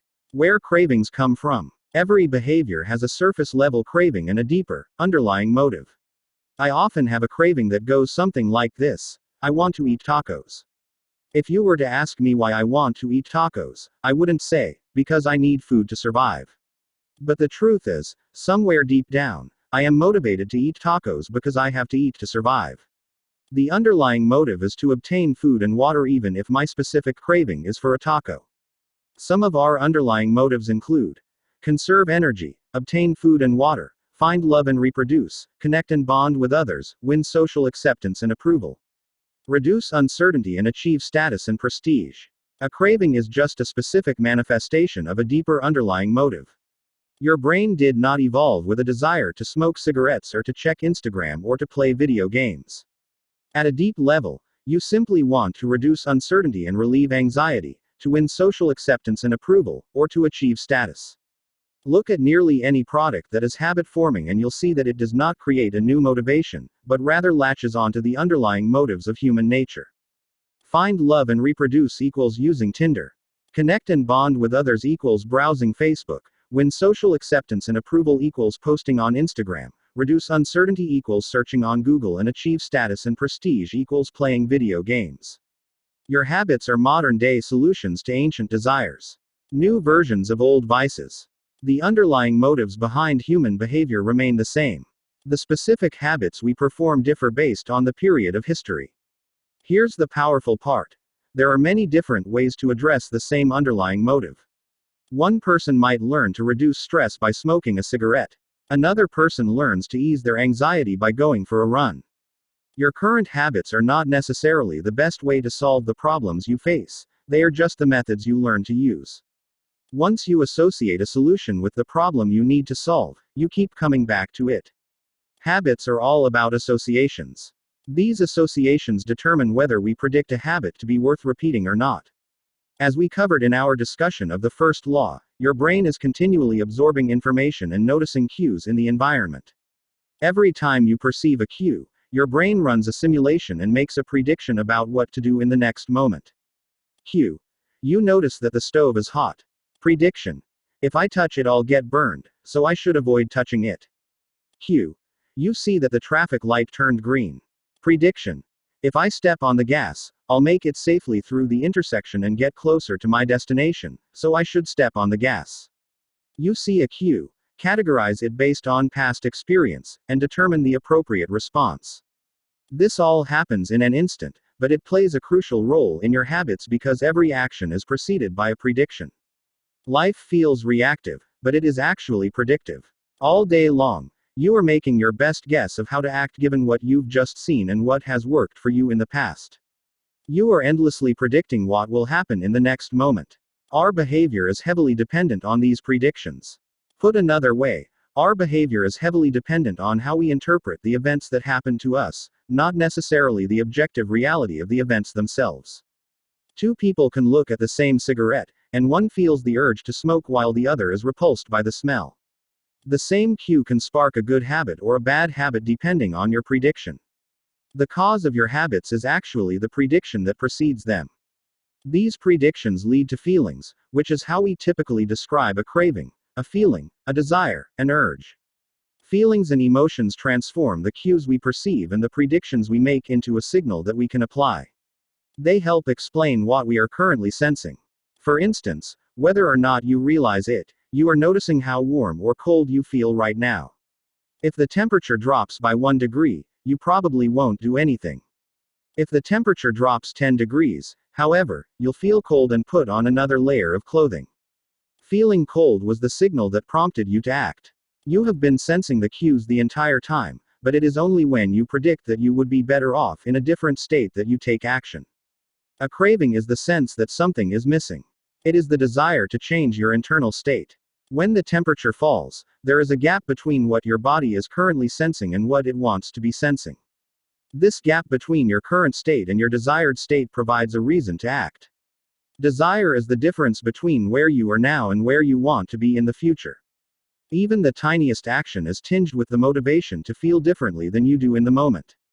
When you binge eat or light up or browse social media, what you really want is not a potato chip or a cigarette or a bunch of likes. What you really want is to feel different. Our feelings and emotions tell us whether to hold steady in our current state or to make a change. They help us decide the best course of action. Neurologists have discovered that when emotions and feelings are impaired, we actually lose the ability to make decisions. We have no signal of what to pursue and what to avoid. As the neuroscientist Antonio Damasio explains, it is emotion that allows you to mark things as good, bad, or indifferent. To summarize, the specific cravings you feel and habits you perform are really an attempt to address your fundamental underlying motives. Whenever a habit successfully addresses a motive, you develop a craving to do it again. In time, you learn to predict that checking social media will help you feel loved or that watching YouTube will allow you to forget your fears. Habits are attractive when we associate them with positive feelings, and we can use this insight to our advantage rather than to our detriment. How to reprogram your brain to enjoy hard habits. You can make hard habits more attractive if you can learn to associate them with a positive experience. Sometimes, all you need is a slight mindset shift. For instance, we often talk about everything we have to do in a given day. You have to wake up early for work. You have to make another sales call for your business. You have to cook dinner for your family. Now, imagine changing just one word. You don't have to. You get to. You get to wake up early for work. You get to make another sales call for your business. You get to cook dinner for your family.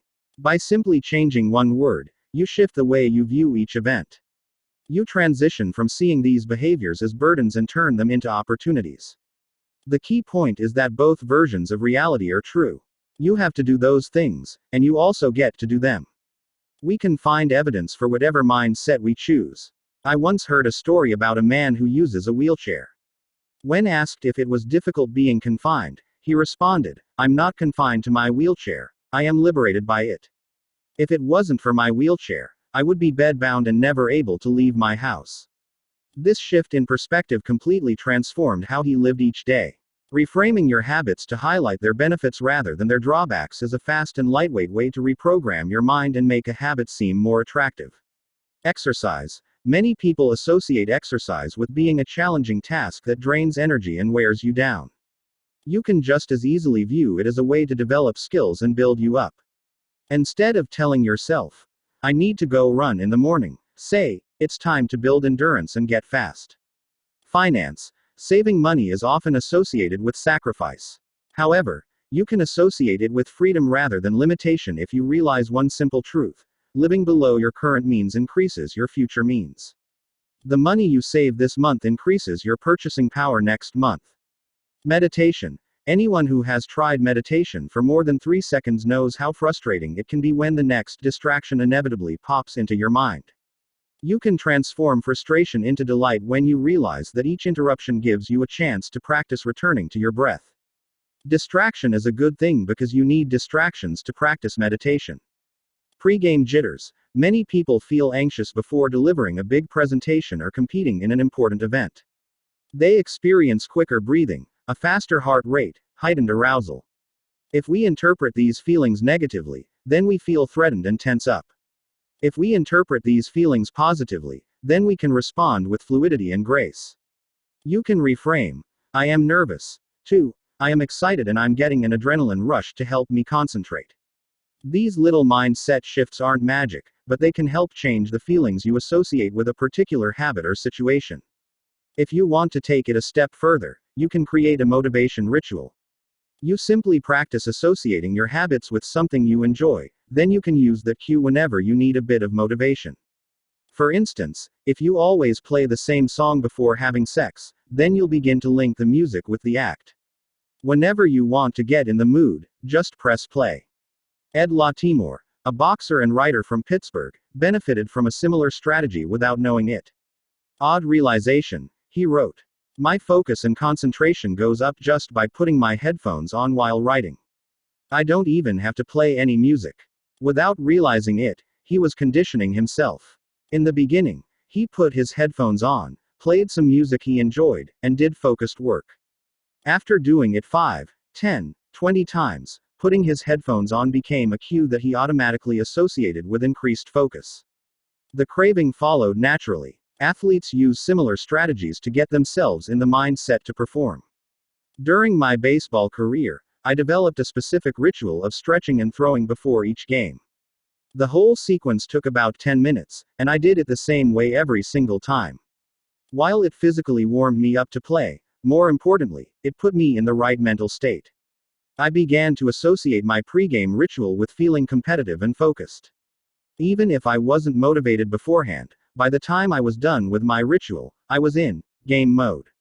You can adapt this strategy for nearly any purpose. Say you want to feel happier in general. Find something that makes you truly happy, like petting your dog or taking a bubble bath, and then create a short routine that you perform every time before you do the thing you love. Maybe you take 3 deep breaths and smile. 3 deep breaths. Smile. Pet the dog. Repeat. Eventually, you'll begin to associate this breathe and smile routine with being in a good mood. It becomes a cue that means feeling happy.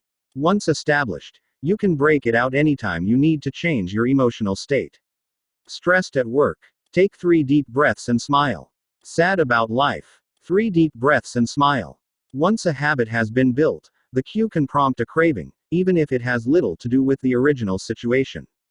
The key to finding and fixing the causes of your bad habits is to reframe the associations you have about them. It's not easy, but if you can reprogram your predictions, you can transform a hard habit into an attractive one. Summary of how to find and fix the causes of your bad habits. The inversion of the second law of behavior change is make it unattractive. Every behavior has a surface level craving and a deeper underlying motive. Your habits are modern day solutions to ancient desires. The cause of your habits is actually the prediction that precedes them. The prediction leads to a feeling. Highlight the benefits of avoiding a bad habit to make it seem unattractive. Habits are attractive when we associate them with positive feelings and unattractive when we associate them with negative feelings. Create a motivation ritual by doing something you enjoy immediately before a difficult habit. The third law, make it easy. Chapter 11, walk slowly, but never backward. On the first day of class, Jerry Uelsman, a professor at the University of Florida, divided his film photography students into 2 groups. Everyone on the left side of the classroom, he explained, would be in the quantity group. They would be graded solely on the amount of work they produced. On the final day of class, he would tally the number of photos submitted by each student. 100 photos would rate an A, 90 photos a B, 80 photos a C, and so on. Meanwhile, everyone on the right side of the room would be in the quality group. They would be graded only on the excellence of their work. They would only need to produce 1 photo during the semester, but to get an A, it had to be a nearly perfect image. At the end of the term, he was surprised to find that all the best photos were produced by the quantity group. During the semester, these students were busy taking photos, experimenting with composition and lighting, testing out various methods in the darkroom, and learning from their mistakes. In the process of creating hundreds of photos, they honed their skills. Meanwhile, the quality group sat around speculating about perfection.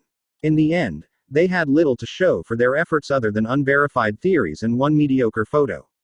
It is easy to get bogged down trying to find the optimal plan for change. The fastest way to lose weight, the best program to build muscle, the perfect idea for a side hustle. We are so focused on figuring out the best approach that we never get around to taking action. As Voltaire once wrote, the best is the enemy of the good. I refer to this as the difference between being in motion and taking action. The two ideas sound similar, but they're not the same. When you're in motion, you're planning and strategizing and learning. Those are all good things, but they don't produce a result. Action, on the other hand, is the type of behavior that will deliver an outcome. If I outline 20 ideas for articles I want to write, that's motion. If I actually sit down and write an article, that's action. If I search for a better diet plan and read a few books on the topic, that's motion. If I actually eat a healthy meal, that's action. Sometimes motion is useful, but it will never produce an outcome by itself. It doesn't matter how many times you go talk to the personal trainer, that motion will never get you in shape. Only the action of working out will get the result you're looking to achieve. If motion doesn't lead to results, why do we do it? Sometimes we do it because we actually need to plan or learn more. But more often than not, we do it because motion allows us to feel like we're making progress without running the risk of failure. Most of us are experts at avoiding criticism. It doesn't feel good to fail or to be judged publicly, so we tend to avoid situations where that might happen. And that's the biggest reason why you slip into motion rather than taking action. You want to delay failure. It's easy to be in motion and convince yourself that you're still making progress. You think, I've got conversations going with 4 potential clients right now. This is good. We're moving in the right direction. Or, I brainstormed some ideas for that book I want to write. This is coming together. Motion makes you feel like you're getting things done. But really, you're just preparing to get something done. When preparation becomes a form of procrastination, you need to change something. You don't want to merely be planning. You want to be practicing. If you want to master a habit, the key is to start with repetition, not perfection. You don't need to map out every feature of a new habit. You just need to practice it. This is the first takeaway of the third law. You just need to get your reps in.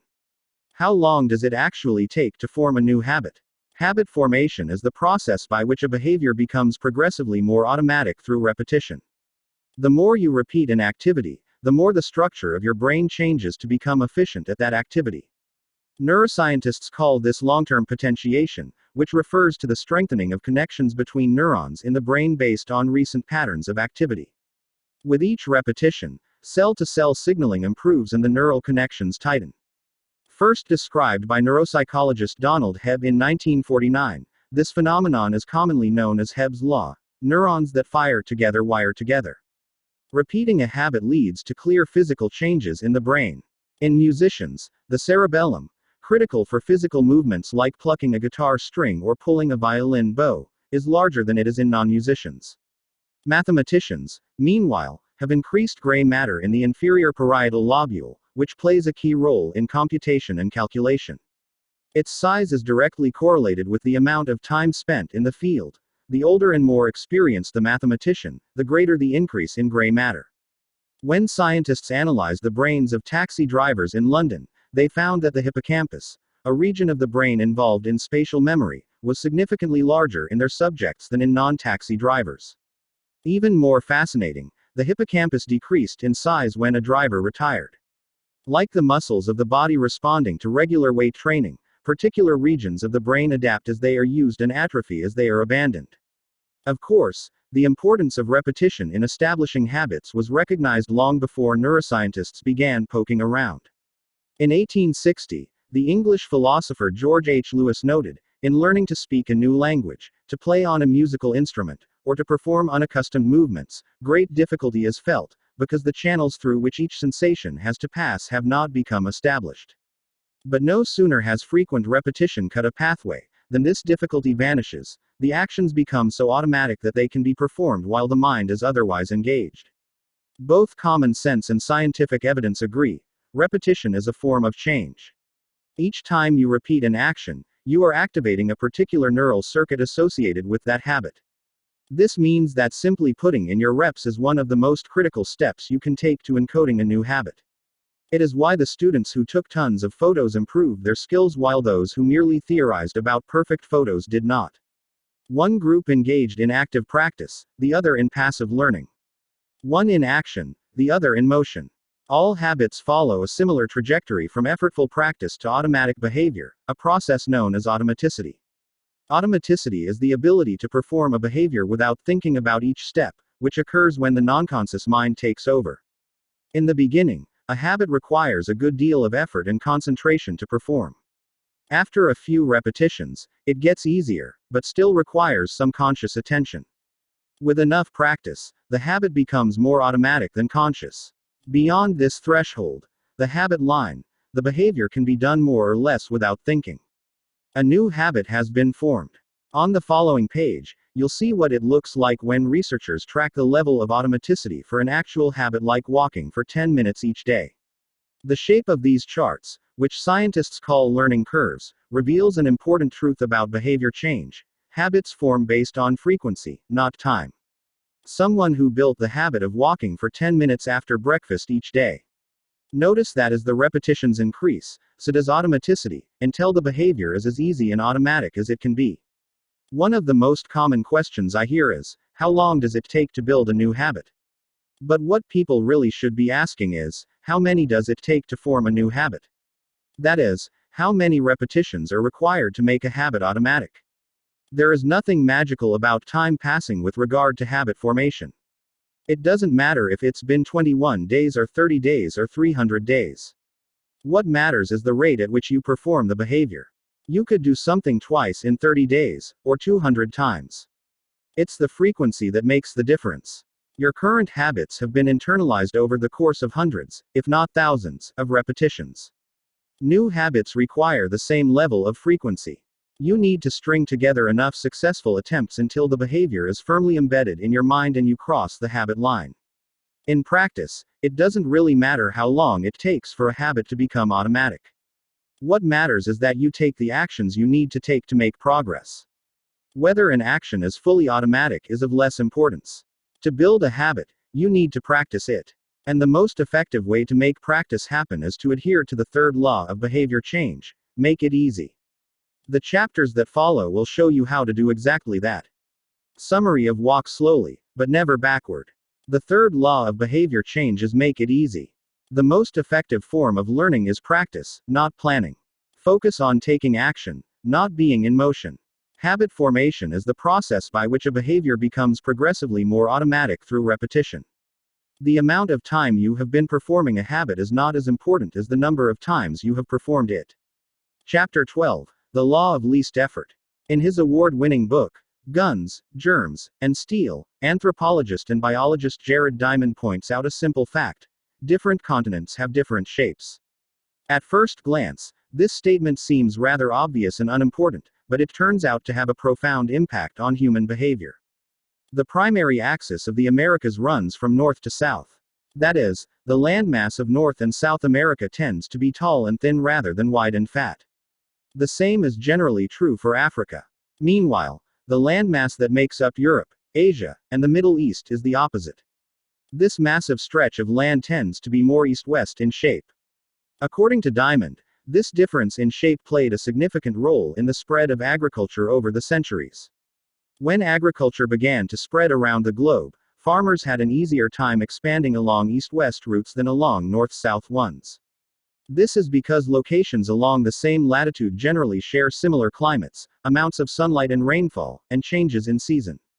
These factors allowed farmers in Europe and Asia to domesticate a few crops and grow them along the entire stretch of land from France to China.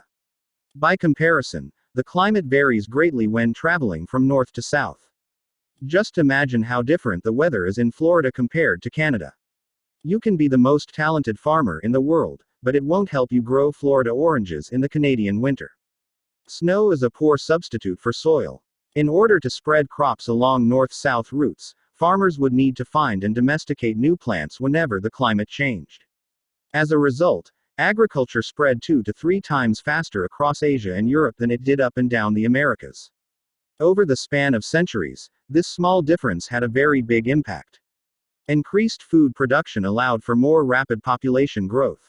With more people, these cultures were able to build stronger armies and were better equipped to develop new technologies.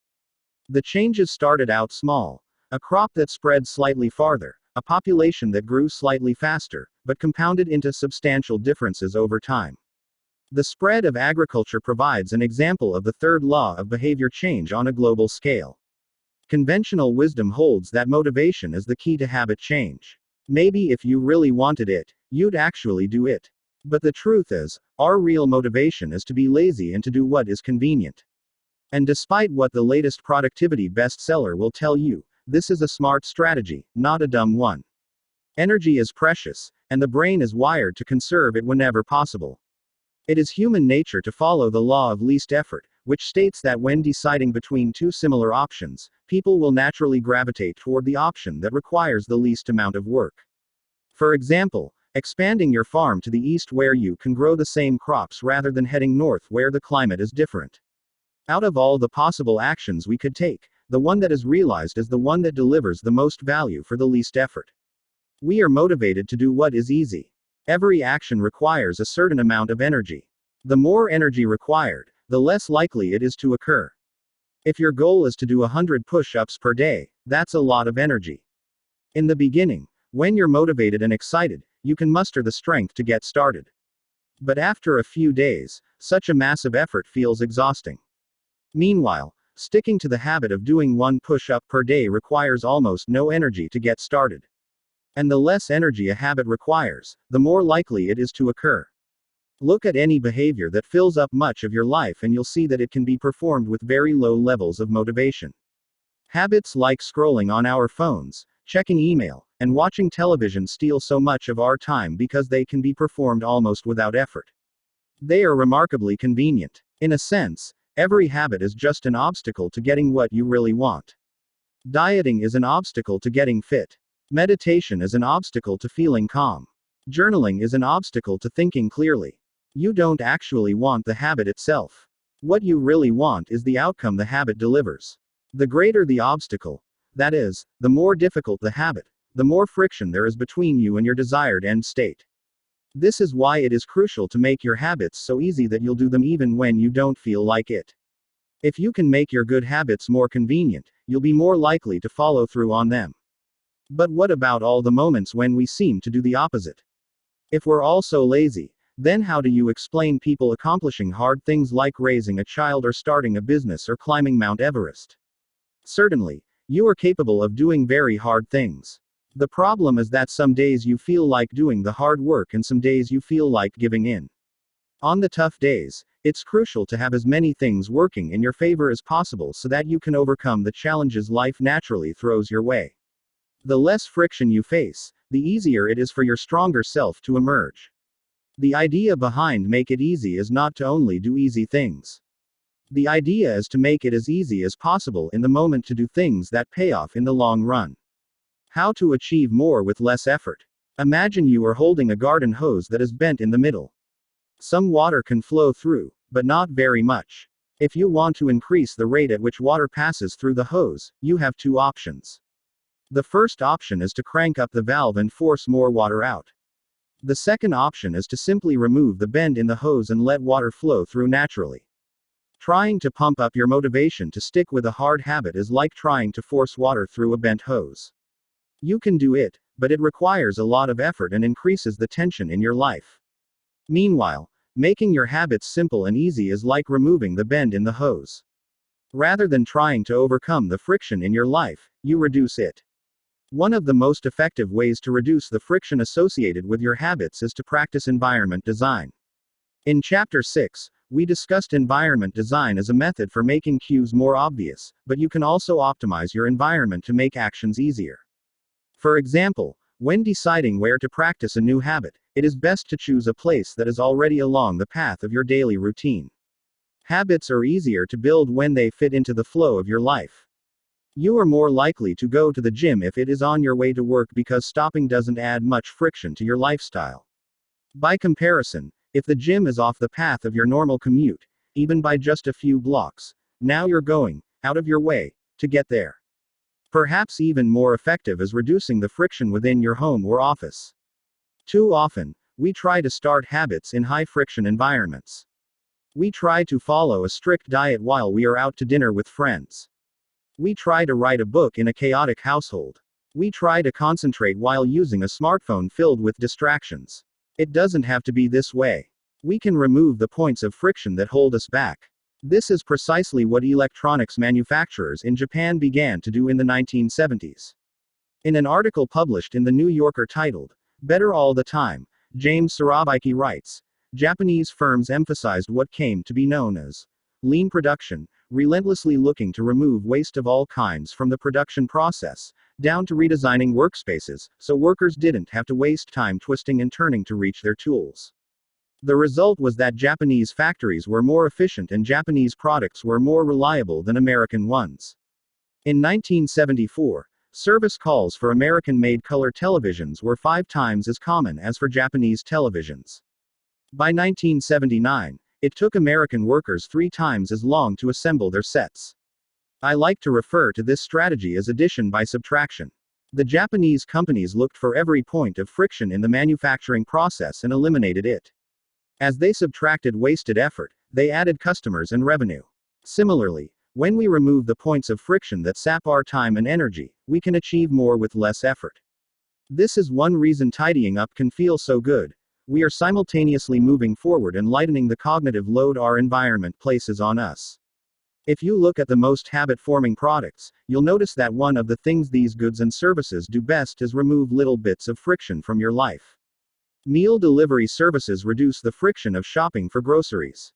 Dating apps reduce the friction of making social introductions. Ride-sharing services reduce the friction of getting across town. Text messaging reduces the friction of sending a letter in the mail. Like a Japanese television manufacturer redesigning their workspace to reduce wasted motion, successful companies design their products to automate, eliminate, or simplify as many steps as possible. They reduce the number of fields on each form. They pare down the number of clicks required to create an account. They deliver their products with easy-to-understand directions or ask their customers to make fewer choices.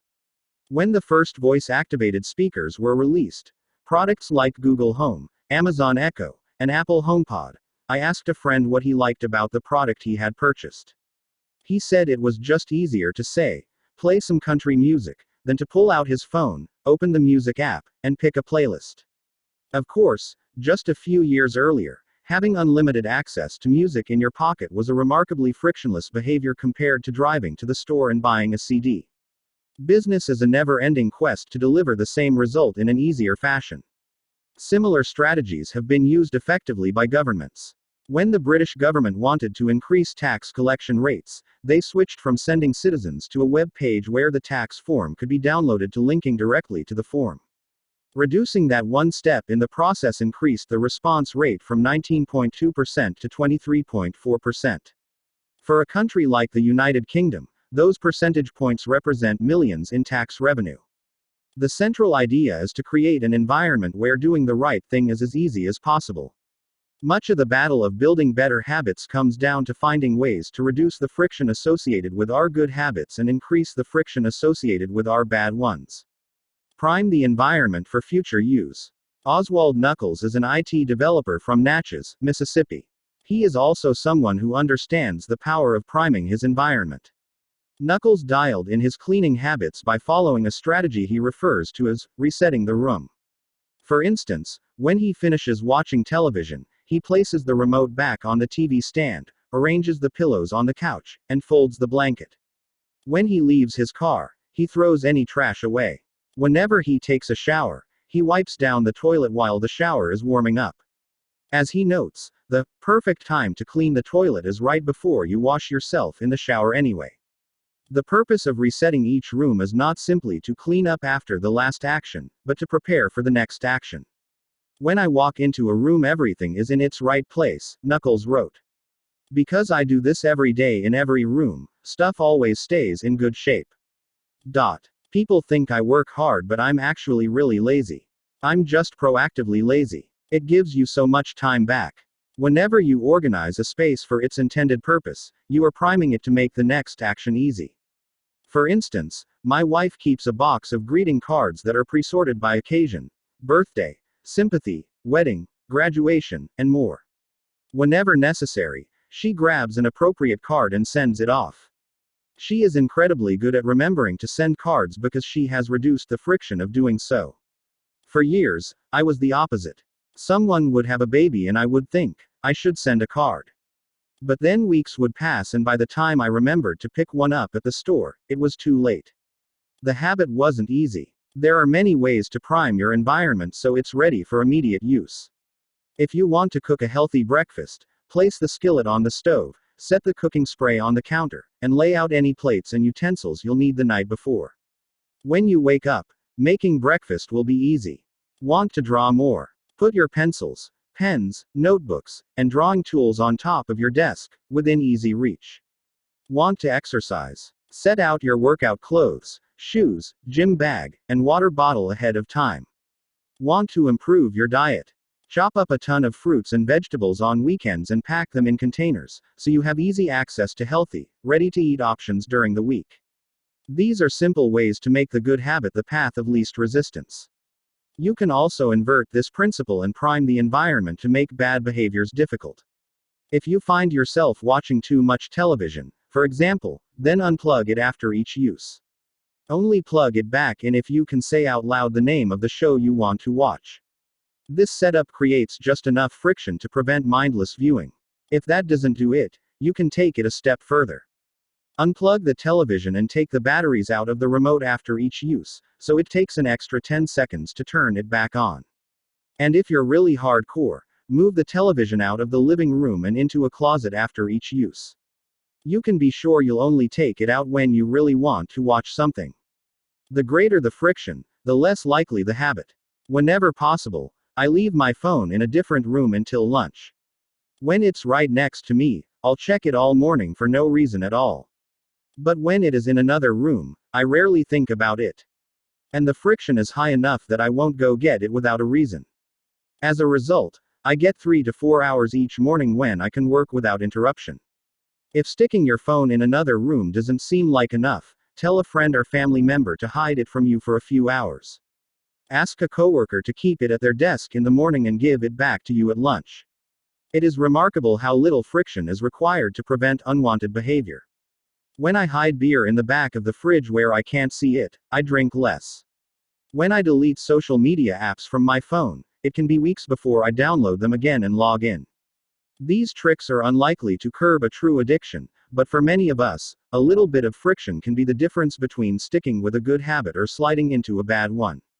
Imagine the cumulative impact of making dozens of these changes and living in an environment designed to make the good behaviors easier and the bad behaviors harder.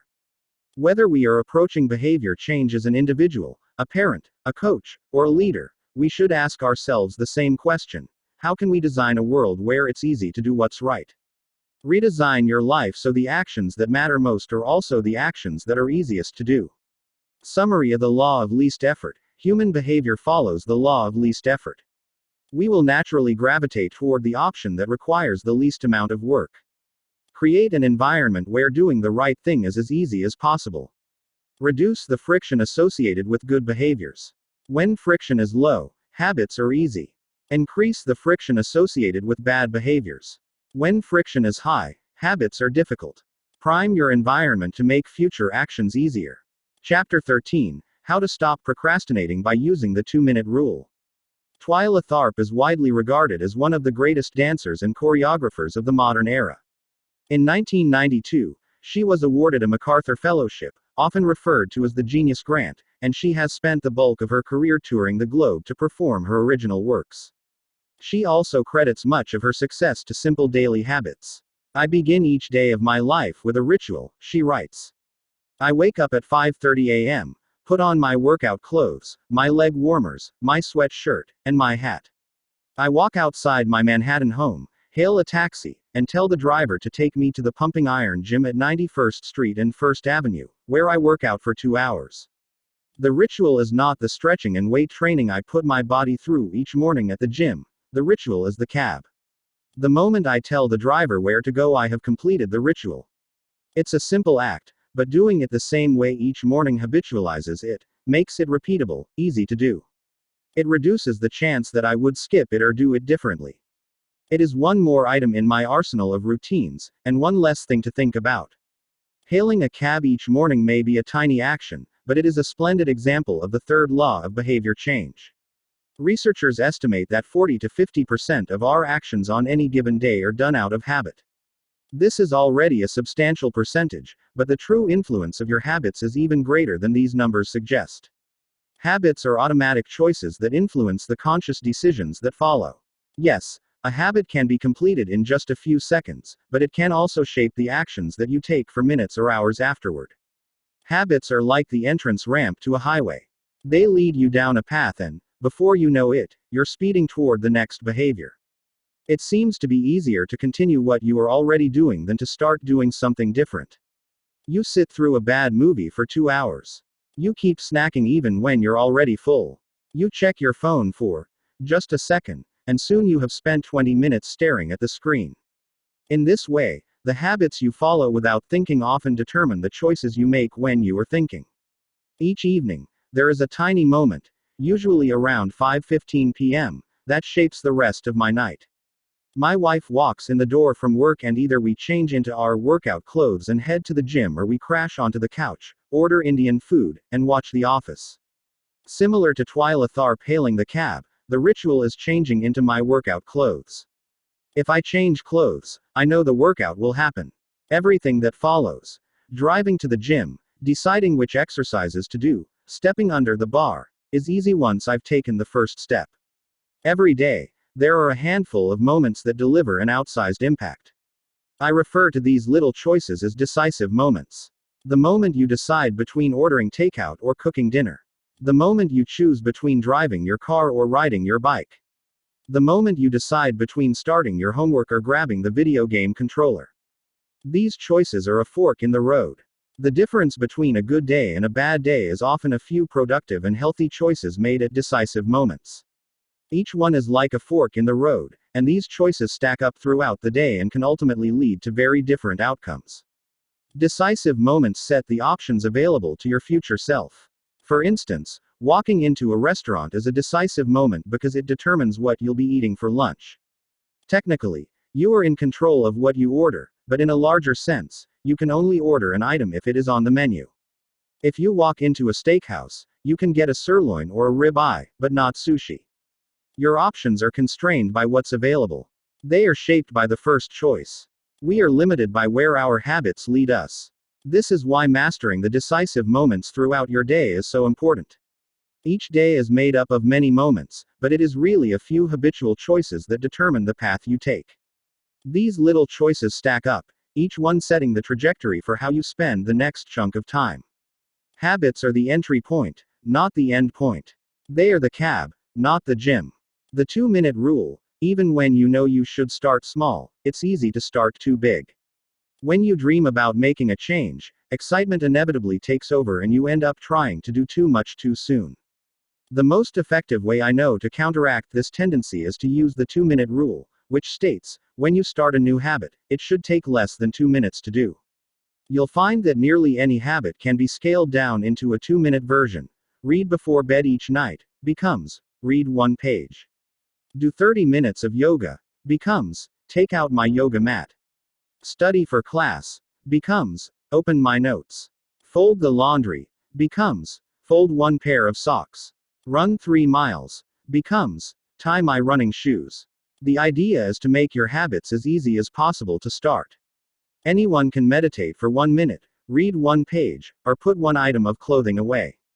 And, as we have just discussed, this is a powerful strategy because once you've started doing the right thing, it is much easier to continue doing it. A new habit should not feel like a challenge. The actions that follow can be challenging, but the first 2 minutes should be easy. What you want is a gateway habit that naturally leads you down a more productive path.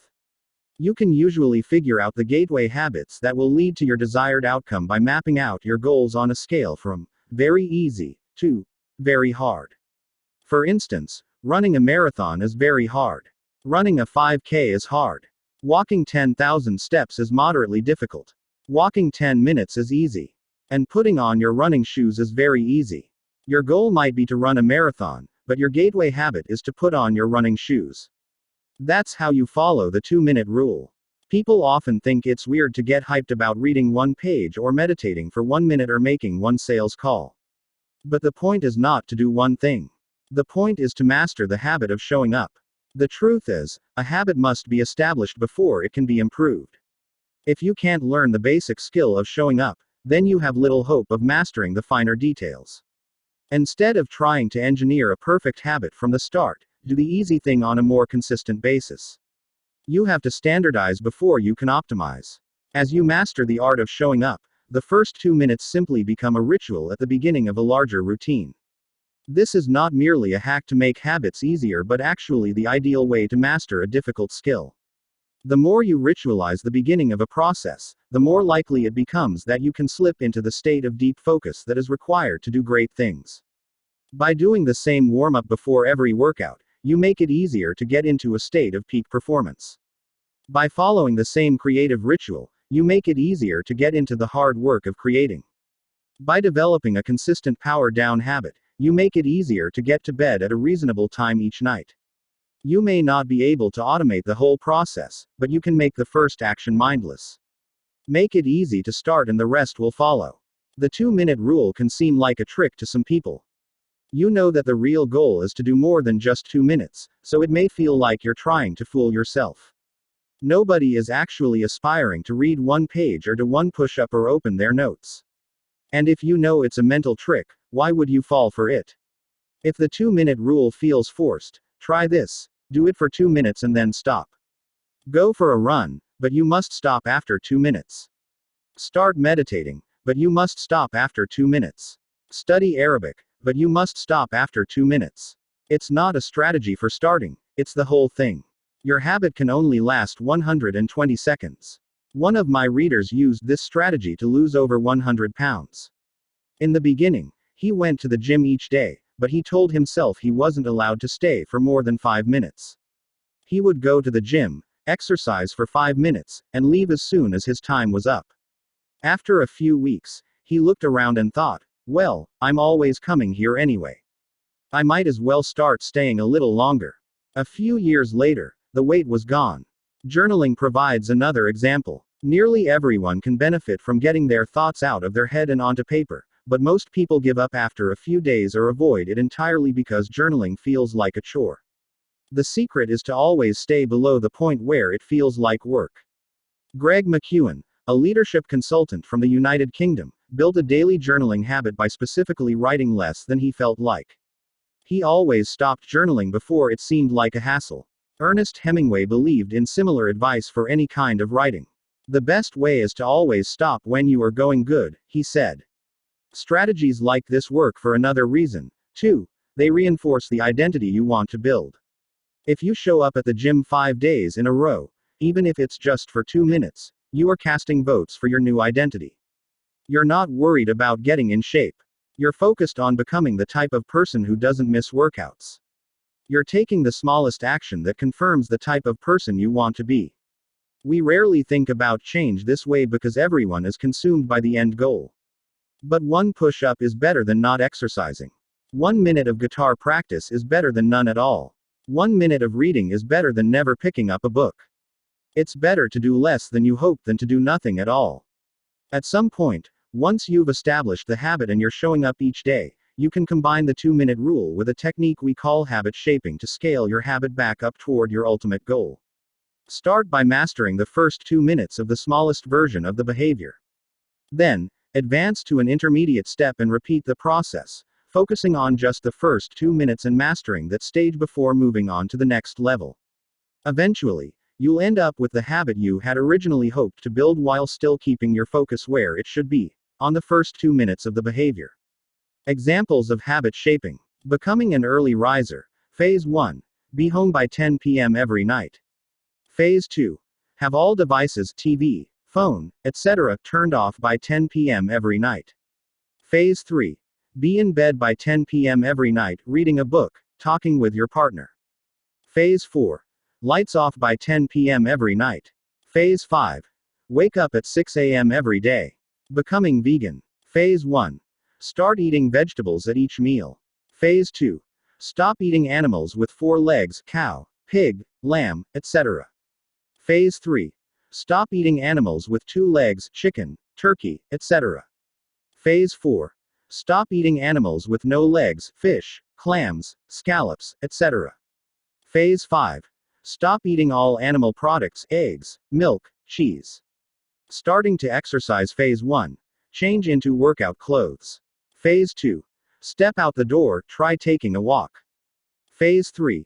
Drive to the gym, exercise for 5 minutes, and leave. Phase 4. Exercise for 15 minutes at least once per week. Phase 5. Exercise 3 times per week. Nearly any larger life goal can be transformed into a 2-minute behavior. I want to live a healthy and long life, greater than I need to stay in shape, greater than I need to exercise, greater than I need to change into my workout clothes. I want to have a happy marriage, greater than I need to be a good partner, greater than I should do something each day to make my partner's life easier, greater than I should meal plan for next week. Whenever you are struggling to stick with a habit, you can employ the 2-minute rule. It's a simple way to make your habits easy. Summary of how to stop procrastinating by using the 2-minute rule. Habits can be completed in a few seconds but continue to impact your behavior for minutes or hours afterward. Many habits occur at decisive moments, choices that are like a fork in the road, and either send you in the direction of a productive day or an unproductive one. The 2-minute rule states, when you start a new habit, it should take less than 2 minutes to do. The more you ritualize the beginning of a process, the more likely it becomes that you can slip into the state of deep focus that is required to do great things. Standardize before you optimize. You can't improve a habit that doesn't exist. Chapter 14. How to make good habits inevitable and bad habits impossible. In the summer of 1830, Victor Hugo was facing an impossible deadline. 12 months earlier, the French author had promised his publisher a new book. But instead of writing, he spent that year pursuing other projects, entertaining guests, and delaying his work. Frustrated, Hugo's publisher responded by setting a deadline less than 6 months away. The book had to be finished by February 1831. Hugo concocted a strange plan to beat his procrastination. He collected all of his clothes and asked an assistant to lock them away in a large chest. He was left with nothing to wear except a large shawl. Lacking any suitable clothing to go outdoors, he remained in his study and wrote furiously during the fall and winter of 1830. The Hunchback of Notre Dame was published 2 weeks early on January 14, 1831. Sometimes success is less about making good habits easy and more about making bad habits hard. This is an inversion of the third law of behavior change: make it difficult. If you find yourself continually struggling to follow through on your plans, then you can take a page from Victor Hugo and make your bad habits more difficult by creating what psychologists call a commitment device. A commitment device is a choice you make in the present that controls your actions in the future. It is a way to lock in future behavior, bind you to good habits, and restrict you from bad ones. When Victor Hugo shut his clothes away so he could focus on writing, he was creating a commitment device. There are many ways to create a commitment device. You can reduce overeating by purchasing food in individual packages rather than in bulk size. You can voluntarily ask to be added to the banned list at casinos and online poker sites to prevent future gambling sprees. I've even heard of athletes who have to make weight for a competition, choosing to leave their wallets at home during the week before weigh-in so they won't be tempted to buy fast food. As another example, my friend and fellow habits expert Neil purchased an outlet timer, which is an adapter that he plugged in between his internet router and the power outlet. At 10 p.m. each night, the outlet timer cuts off the power to the router. When the internet goes off, everyone knows it is time to go to bed. Commitment devices are useful because they enable you to take advantage of good intentions before you can fall victim to temptation. Whenever I'm looking to cut calories, for example, I will ask the waiter to split my meal and box half of it to go before the meal is served. If I waited until the meal came out and told myself, I'll just eat half, it would never work. The key is to change the task such that it requires more work to get out of the good habit than to get started on it. If you're feeling motivated to get in shape, schedule a yoga session and pay ahead of time. If you're excited about the business you want to start, email an entrepreneur you respect and set up a consulting call. When the time comes to act, the only way to bail is to cancel the meeting, which requires effort and may cost money. Commitment devices increase the odds that you'll do the right thing in the future by making bad habits difficult in the present. However, we can do even better. We can make good habits inevitable and bad habits impossible. How to automate a habit and never think about it again. John Henry Patterson was born in Dayton, Ohio, in 1844. He spent his childhood doing chores on the family farm and working shifts at his father's sawmill. After attending college at Dartmouth, Patterson returned to Ohio and opened a small supply store for coal miners. It seemed like a good opportunity. The store faced little competition and enjoyed a steady stream of customers, but still struggled to make money. That was when Patterson discovered his employees were stealing from him. In the mid-1800s, employee theft was a common problem. Receipts were kept in an open drawer and could easily be altered or discarded. There were no video cameras to review behavior and no software to track transactions. Unless you were willing to hover over your employees every minute of the day, or to manage all transactions yourself, it was difficult to prevent theft. As Patterson mulled over his predicament, he came across an advertisement for a new invention called Ritty's Incorruptible Cashier. Designed by fellow Dayton resident James Ritty, it was the first cash register. The machine automatically locked the cash and receipts inside after each transaction. Patterson bought two for $50 each. Employee theft at his store vanished overnight. In the next 6 months, Patterson's business went from losing money to making $5,000 in profit, the equivalent of more than $100,000 today. Patterson was so impressed with the machine that he changed businesses. He bought the rights to Ritty's invention and opened the National Cash Register Company. 10 years later, National Cash Register had over 1,000 employees and was on its way to becoming one of the most successful businesses of its time. The best way to break a bad habit is to make it impractical to do. Increase the friction until you don't even have the option to act. The brilliance of the cash register was that it automated ethical behavior by making stealing practically impossible. Rather than trying to change the employees, it made the preferred behavior automatic. Some actions, like installing a cash register, pay off again and again. These one-time choices require a little bit of effort up front but create increasing value over time. I'm fascinated by the idea that a single choice can deliver returns again and again, and I surveyed my readers on their favorite one-time actions that lead to better long-term habits. The table on the following page shares some of the most popular answers.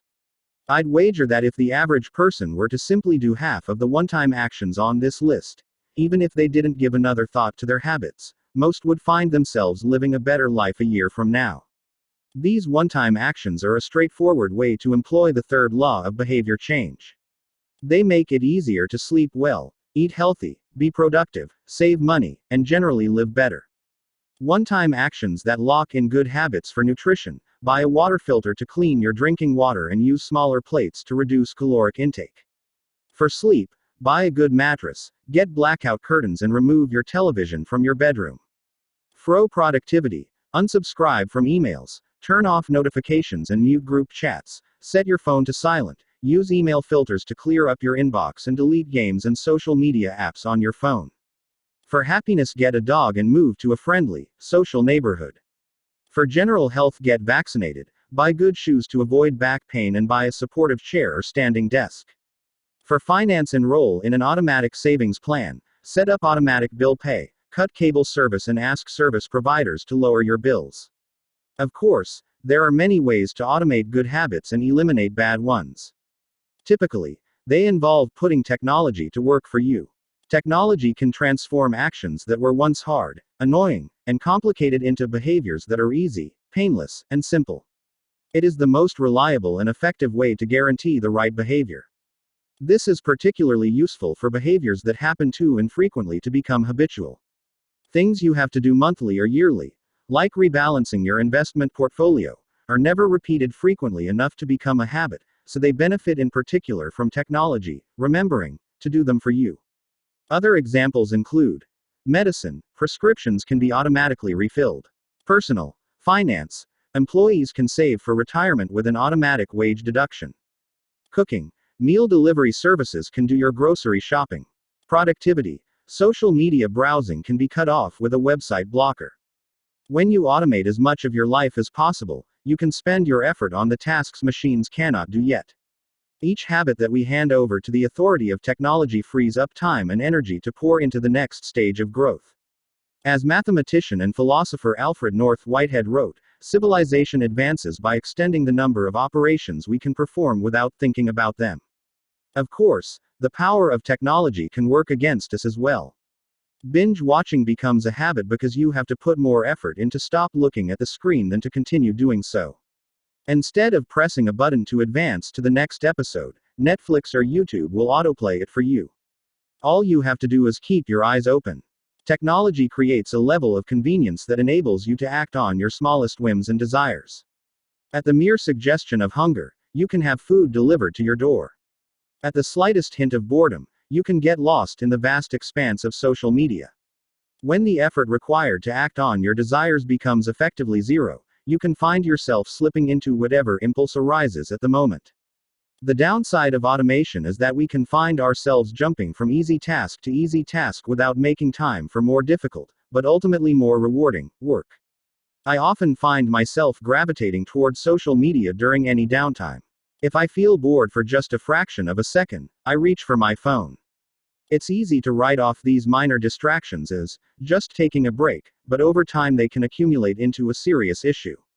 The constant tug of just one more minute can prevent me from doing anything of consequence. I'm not the only one. The average person spends over 2 hours per day on social media. What could you do with an extra 600 hours per year? During the year I was writing this book, I experimented with a new time management strategy. Every Monday, my assistant would reset the passwords on all my social media accounts, which logged me out on each device. All week I worked without distraction. On Friday, she would send me the new passwords. I had the entire weekend to enjoy what social media had to offer until Monday morning when she would do it again. If you don't have an assistant, team up with a friend or family member and reset each other's passwords each week. One of the biggest surprises was how quickly I adapted. Within the first week of locking myself out of social media, I realized that I didn't need to check it nearly as often as I had been, and I certainly didn't need it each day. It had simply been so easy that it had become the default. Once my bad habit became impossible, I discovered that I did actually have the motivation to work on more meaningful tasks. After I removed the mental candy from my environment, it became much easier to eat the healthy stuff. When working in your favor, automation can make your good habits inevitable and your bad habits impossible. It is the ultimate way to lock in future behavior rather than relying on willpower in the moment. By utilizing commitment devices, strategic one-time decisions, and technology, you can create an environment of inevitability, a space where good habits are not just an outcome you hope for but an outcome that is virtually guaranteed. Summary of how to make good habits inevitable and bad habits impossible. The inversion of the third law of behavior change is make it difficult. A commitment device is a choice you make in the present that locks in better behavior in the future. The ultimate way to lock in future behavior is to automate your habits. One-time choices, like buying a better mattress or enrolling in an automatic savings plan, are single actions that automate your future habits and deliver increasing returns over time.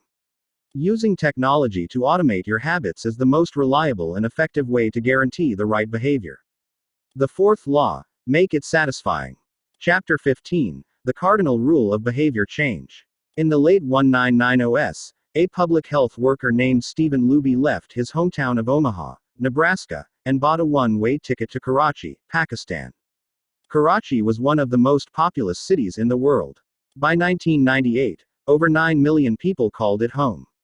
It was the economic center of Pakistan and a transportation hub, with some of the most active airports and seaports in the region.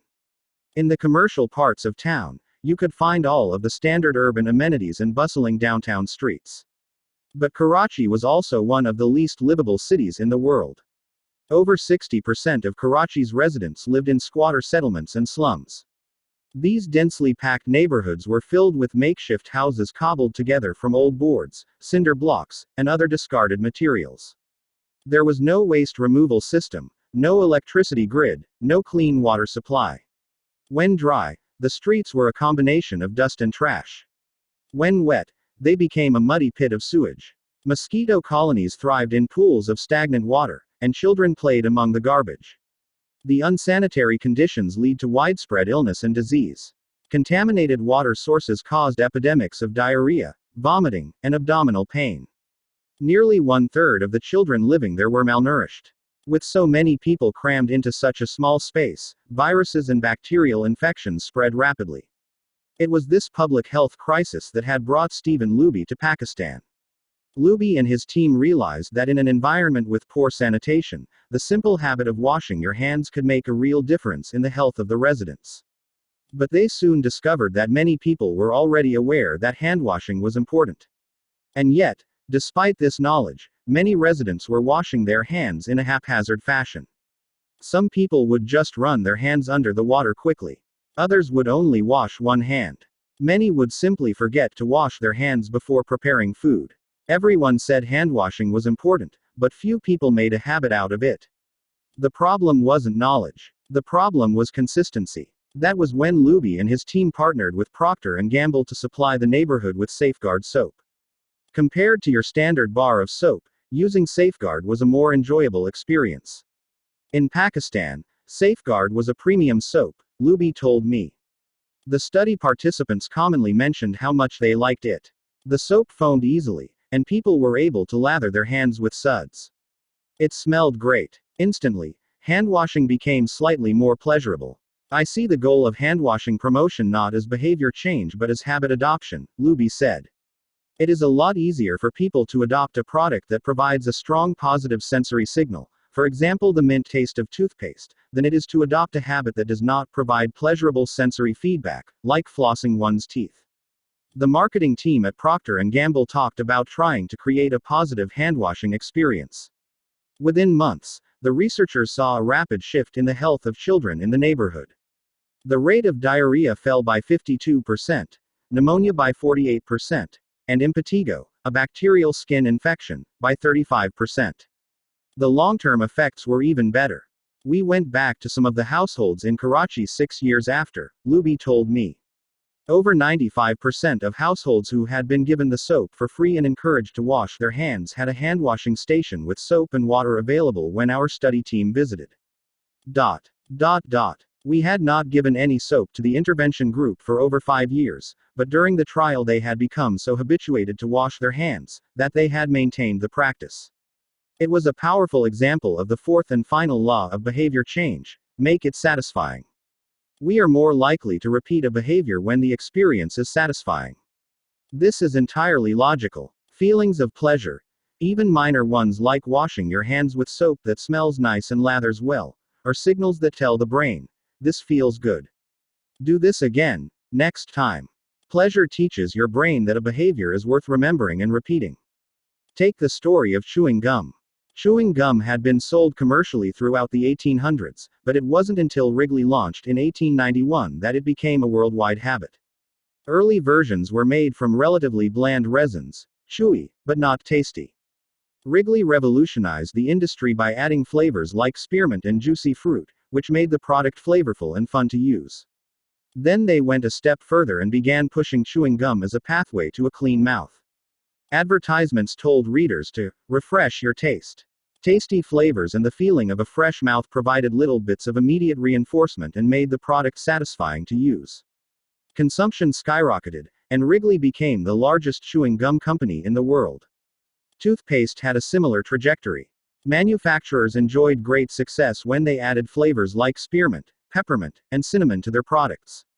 These flavors don't improve the effectiveness of toothpaste. They simply create a clean mouth feel and make the experience of brushing your teeth more pleasurable. My wife actually stopped using Sensodyne because she didn't like the aftertaste. She switched to a brand with a stronger mint flavor, which proved to be more satisfying. Conversely, if an experience is not satisfying, we have little reason to repeat it.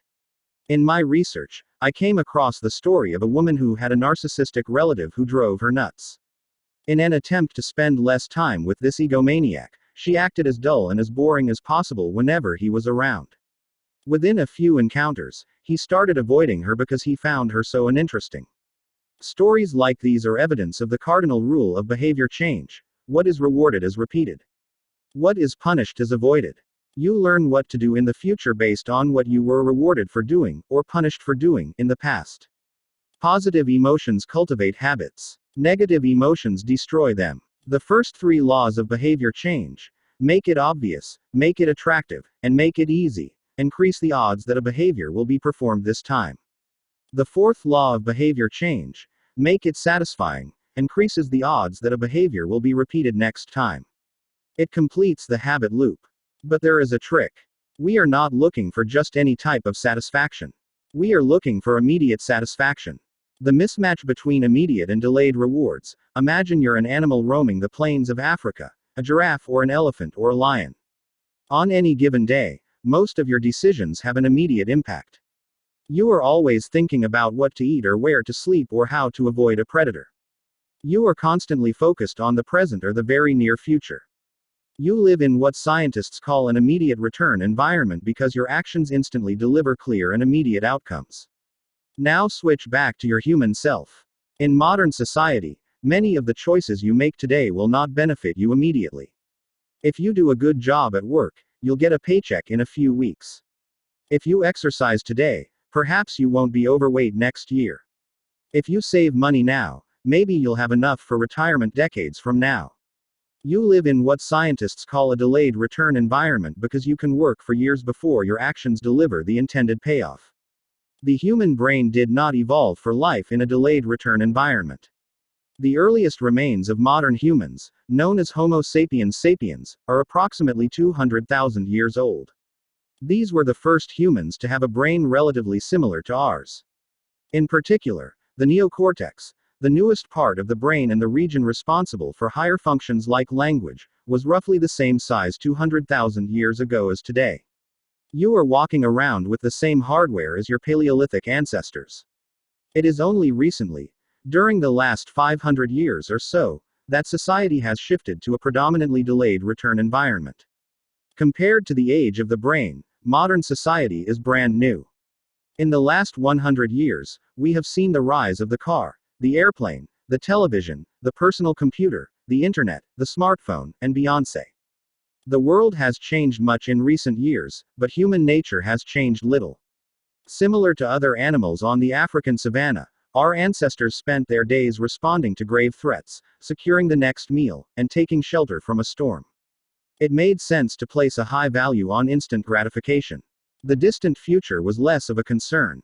And after thousands of generations in an immediate return environment, our brains evolved to prefer quick payoffs to long-term ones.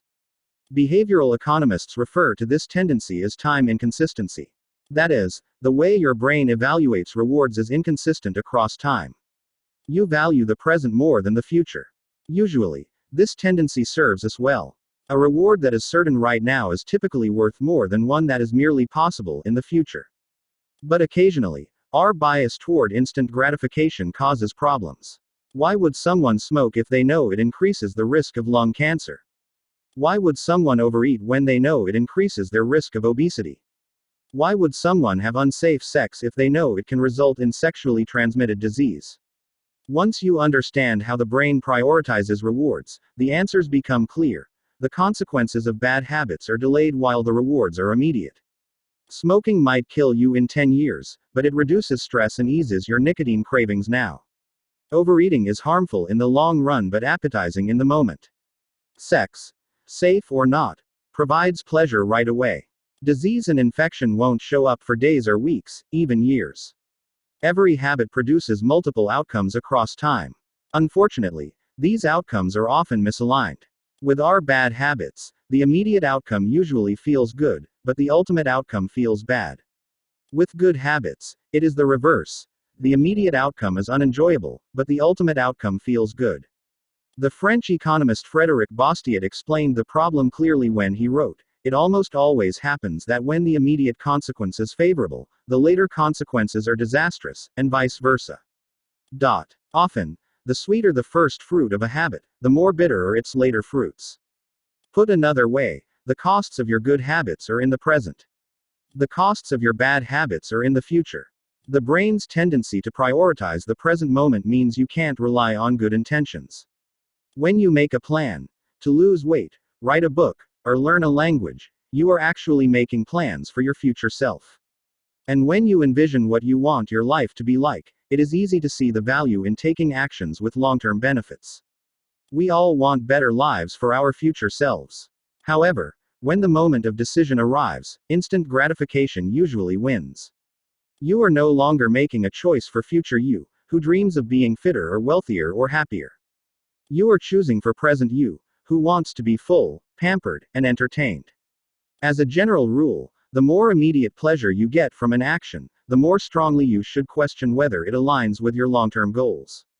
With a fuller understanding of what causes our brain to repeat some behaviors and avoid others, let's update the cardinal rule of behavior change. What is immediately rewarded is repeated. What is immediately punished is avoided. Our preference for instant gratification reveals an important truth about success.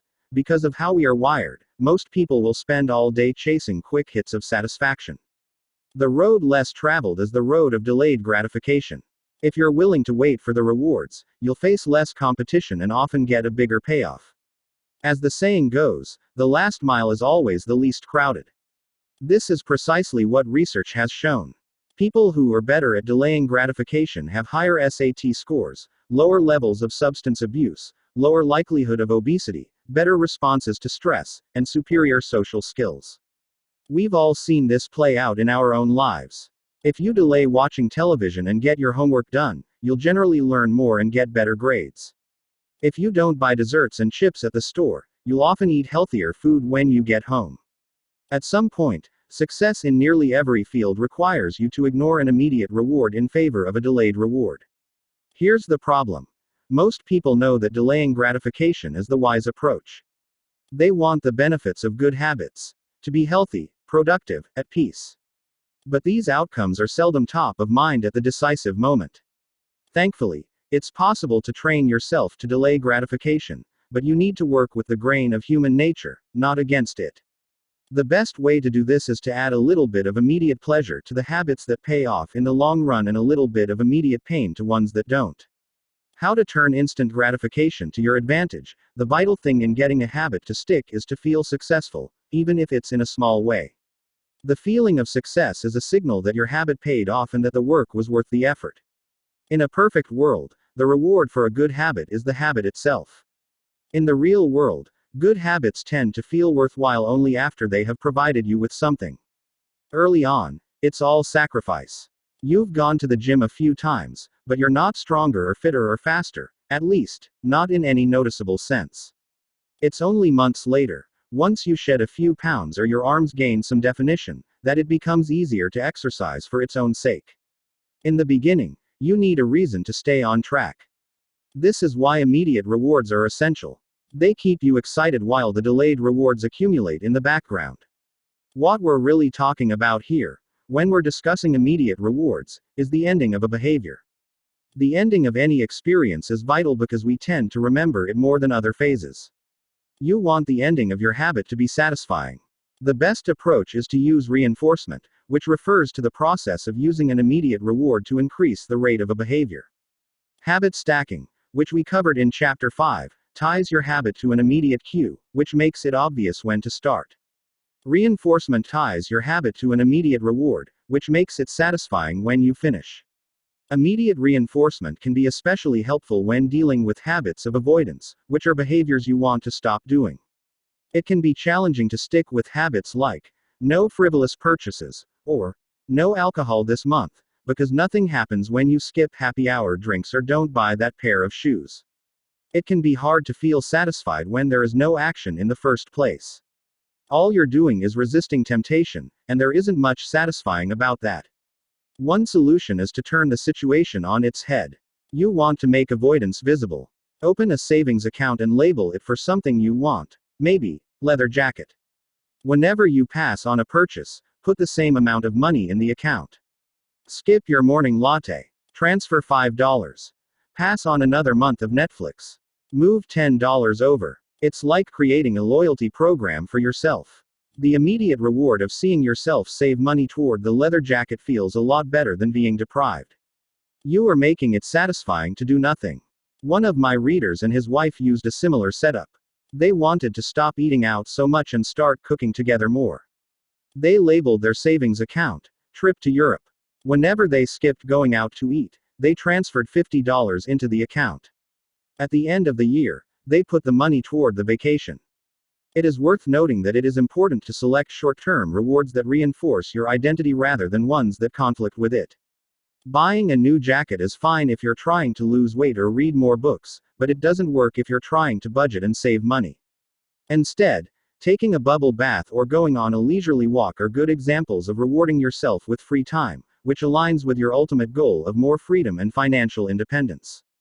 Similarly, if your reward for exercising is eating a bowl of ice cream, then you're casting votes for conflicting identities, and it ends up being a wash.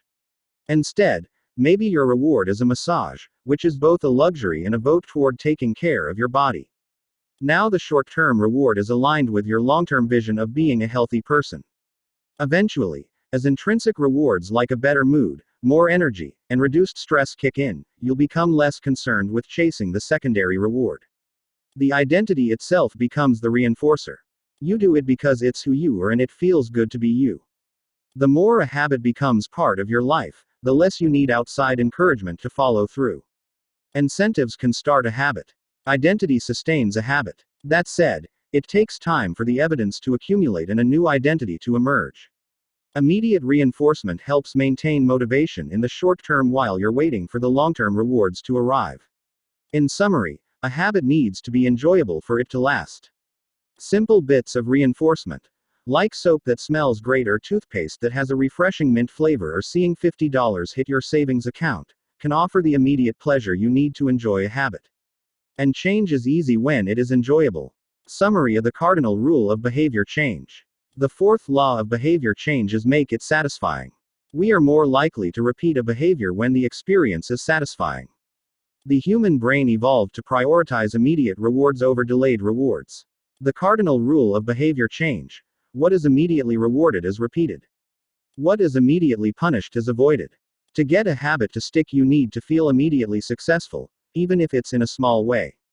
The first three laws of behavior change: make it obvious, make it attractive, and make it easy, increase the odds that a behavior will be performed this time. The fourth law of behavior change: make it satisfying, increases the odds that a behavior will be repeated next time. Chapter 16: How to Stick with Good Habits Every Day. In 1993, a bank in Abbotsford, Canada, hired a 23-year-old stockbroker named Trent Smid. Abbotsford was a relatively small suburb, tucked away in the shadow of nearby Vancouver, where most of the big business deals were being made. Given the location, and the fact that Smid was a rookie, nobody expected too much of him. But he made brisk progress thanks to a simple daily habit. Smid began each morning with 2 jars on his desk. One was filled with 120 paper clips. The other was empty. As soon as he settled in each day, he would make a sales call. Immediately after, he would move one paper clip from the full jar to the empty jar and the process would begin again. Every morning I would start with 120 paper clips in one jar and I would keep dialing the phone until I had moved them all to the second jar, he told me. Within 18 months, Smid was bringing in $5 million to the firm. By age 24, he was making $75,000 per year, the equivalent of $125,000 today. Not long after, he landed a 6-figure job with another company. I like to refer to this technique as the paperclip strategy, and, over the years, I've heard from readers who have employed it in a variety of ways. One woman shifted a hairpin from one container to another whenever she wrote a page of her book. Another man moved a marble from one bin to the next after each set of push-ups. Making progress is satisfying, and visual measures, like moving paper clips or hairpins or marbles, provide clear evidence of your progress. As a result, they reinforce your behavior and add a little bit of immediate satisfaction to any activity. Visual measurement comes in many forms: food journals, workout logs, loyalty punch cards, the progress bar on a software download, even the page numbers in a book. But perhaps the best way to measure your progress is with a habit tracker. How to keep your habits on track. A habit tracker is a simple way to measure whether you did a habit. The most basic format is to get a calendar and cross off each day you stick with your routine. For example, if you meditate on Monday, Wednesday, and Friday, each of those dates gets an X. As time rolls by, the calendar becomes a record of your habit streak. Countless people have tracked their habits, but perhaps the most famous was Benjamin Franklin. Beginning at age 20, Franklin carried a small booklet everywhere he went and used it to track 13 personal virtues. This list included goals like lose no time, be always employed in something useful, and avoid trifling conversation. At the end of each day, Franklin would open his booklet and record his progress. Jerry Seinfeld reportedly uses a habit tracker to stick with his streak of writing jokes. In the documentary Comedian, he explains that his goal is simply to never break the chain of writing jokes every day. In other words, he is not focused on how good or bad a particular joke is or how inspired he feels. He is simply focused on showing up and adding to his streak. Don't break the chain is a powerful mantra. Don't break the chain of sales calls and you'll build a successful book of business. Don't break the chain of workouts and you'll get fit faster than you'd expect. Don't break the chain of creating every day and you will end up with an impressive portfolio. Habit tracking is powerful because it leverages multiple laws of behavior change. It simultaneously makes a behavior obvious, attractive, and satisfying. Let's break down each one. Benefit 1. Habit tracking is obvious. Recording your last action creates a trigger that can initiate your next one. Habit tracking naturally builds a series of visual cues like the streak of X's on your calendar or the list of meals in your food log. When you look at the calendar and see your streak, you'll be reminded to act again. Research has shown that people who track their progress on goals like losing weight, quitting smoking, and lowering blood pressure are all more likely to improve than those who don't. One study of more than 1,600 people found that those who kept a daily food log lost twice as much weight as those who did not. The mere act of tracking a behavior can spark the urge to change it. Habit tracking also keeps you honest. Most of us have a distorted view of our own behavior. We think we act better than we do. Measurement offers one way to overcome our blindness to our own behavior and notice what's really going on each day. One glance at the paper clips in the container and you immediately know how much work you have or haven't been putting in. When the evidence is right in front of you, you're less likely to lie to yourself. Benefit 2. Habit tracking is attractive. The most effective form of motivation is progress. When we get a signal that we are moving forward, we become more motivated to continue down that path. In this way, habit tracking can have an addictive effect on motivation. Each small win feeds your desire. This can be particularly powerful on a bad day. When you're feeling down, it's easy to forget about all the progress you have already made. Habit tracking provides visual proof of your hard work, a subtle reminder of how far you've come.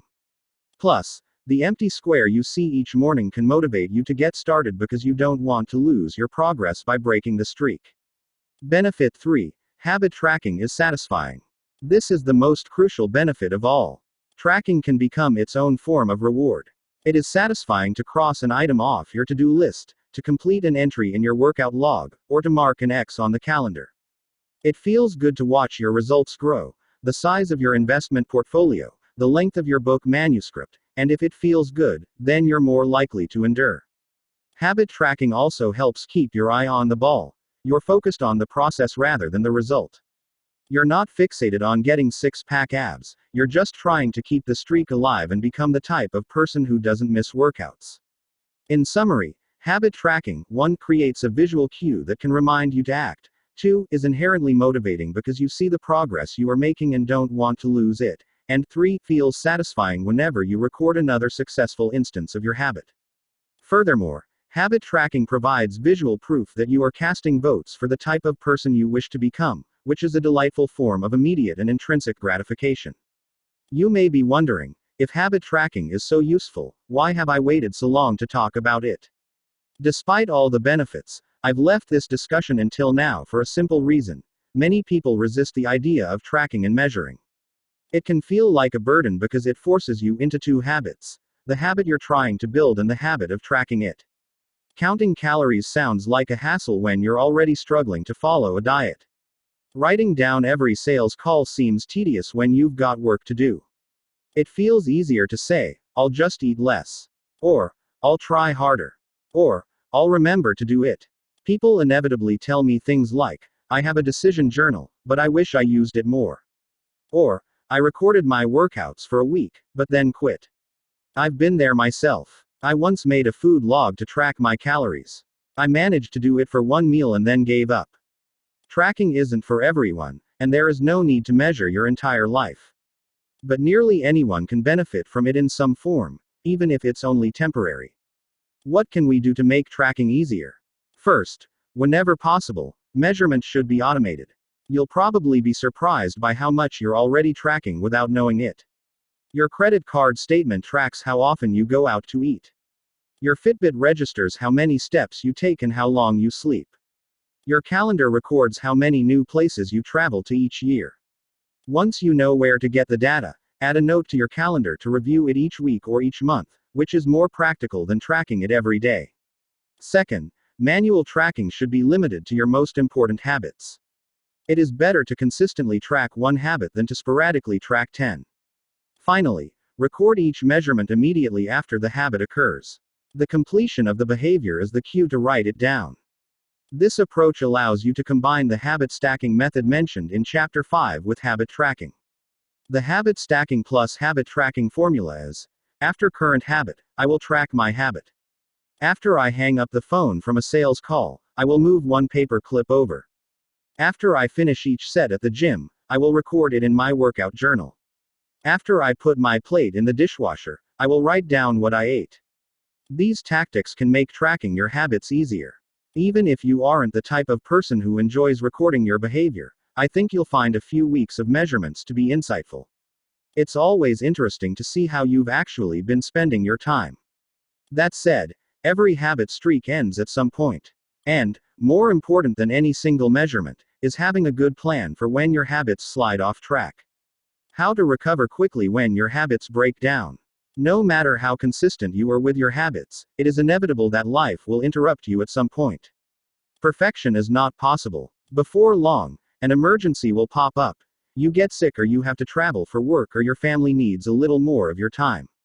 Whenever this happens to me, I try to remind myself of a simple rule: never miss twice. If I miss one day, I try to get back into it as quickly as possible. Missing one workout happens, but I'm not going to miss 2 in a row. Maybe I'll eat an entire pizza, but I'll follow it up with a healthy meal. I can't be perfect, but I can avoid a second lapse. As soon as one streak ends, I get started on the next one. The first mistake is never the one that ruins you. It is the spiral of repeated mistakes that follows. Missing once is an accident. Missing twice is the start of a new habit. This is a distinguishing feature between winners and losers. Anyone can have a bad performance, a bad workout, or a bad day at work.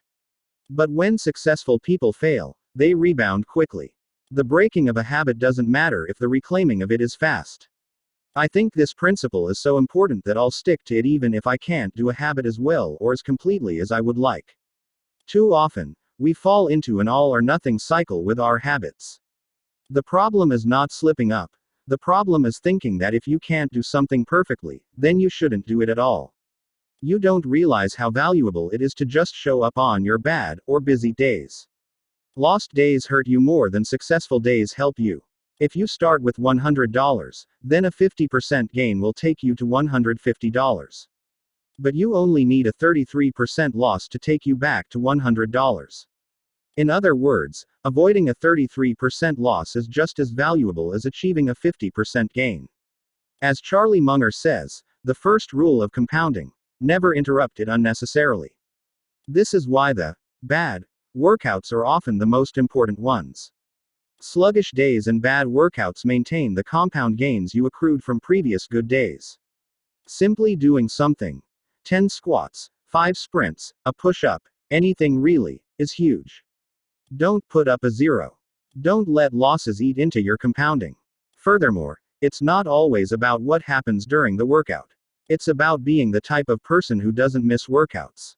It's easy to train when you feel good, but it's crucial to show up when you don't feel like it, even if you do less than you hope. Going to the gym for 5 minutes may not improve your performance, but it reaffirms your identity. The all-or-nothing cycle of behavior change is just one pitfall that can derail your habits. Another potential danger, especially if you are using a habit tracker, is measuring the wrong thing. Knowing when and when not to track a habit. Say you're running a restaurant and you want to know if your chef is doing a good job. One way to measure success is to track how many customers pay for a meal each day. If more customers come in, the food must be good. If fewer customers come in, something must be wrong. However, this one measurement, daily revenue, only gives a limited picture of what's really going on. Just because someone pays for a meal doesn't mean they enjoy the meal. Even dissatisfied customers are unlikely to dine and dash. In fact, if you're only measuring revenue, the food might be getting worse, but you're making up for it with marketing or discounts or some other method. Instead, it may be more effective to track how many customers finish their meal or perhaps the percentage of customers who leave a generous tip. The dark side of tracking a particular behavior is that we become driven by the number rather than the purpose behind it. If your success is measured by quarterly earnings, you will optimize sales, revenue, and accounting for quarterly earnings. If your success is measured by a lower number on the scale, you will optimize for a lower number on the scale, even if that means embracing crash diets, juice cleanses, and fat loss pills. The human mind wants to win whatever game is being played. This pitfall is evident in many areas of life. We focus on working long hours instead of getting meaningful work done. We care more about getting 10,000 steps than we do about being healthy. We teach for standardized tests instead of emphasizing learning, curiosity, and critical thinking. In short, we optimize for what we measure. When we choose the wrong measurement, we get the wrong behavior. This is sometimes referred to as Goodhart's law. Named after the economist Charles Goodhart, the principle states, when a measure becomes a target, it ceases to be a good measure. Measurement is only useful when it guides you and adds context to a larger picture, not when it consumes you. Each number is simply one piece of feedback in the overall system. In our data-driven world, we tend to overvalue numbers and undervalue anything ephemeral, soft, and difficult to quantify. We mistakenly think the factors we can measure are the only factors that exist. But just because you can measure something doesn't mean it's the most important thing. And just because you can't measure something doesn't mean it's not important at all. All of this to say, it's crucial to keep habit tracking in its proper place. It can feel satisfying to record a habit and track your progress, but the measurement is not the only thing that matters. Furthermore, there are many ways to measure progress, and sometimes it helps to shift your focus to something entirely different. This is why non-scale victories can be effective for weight loss. The number on the scale may be stubborn, so if you focus solely on that number, your motivation will sag. But you may notice that your skin looks better, or you wake up earlier, or your sex drive got a boost. All of these are valid ways to track your improvement. If you're not feeling motivated by the number on the scale, perhaps it's time to focus on a different measurement, one that gives you more signals of progress. No matter how you measure your improvement, habit tracking offers a simple way to make your habits more satisfying. Each measurement provides a little bit of evidence that you're moving in the right direction and a brief moment of immediate pleasure for a job well done. Summary of how to stick with good habits every day. One of the most satisfying feelings is the feeling of making progress. A habit tracker is a simple way to measure whether you did a habit, like marking an X on a calendar. Habit trackers and other visual forms of measurement can make your habits satisfying by providing clear evidence of your progress. Don't break the chain. Try to keep your habit streak alive. Never miss twice. If you miss one day, try to get back on track as quickly as possible.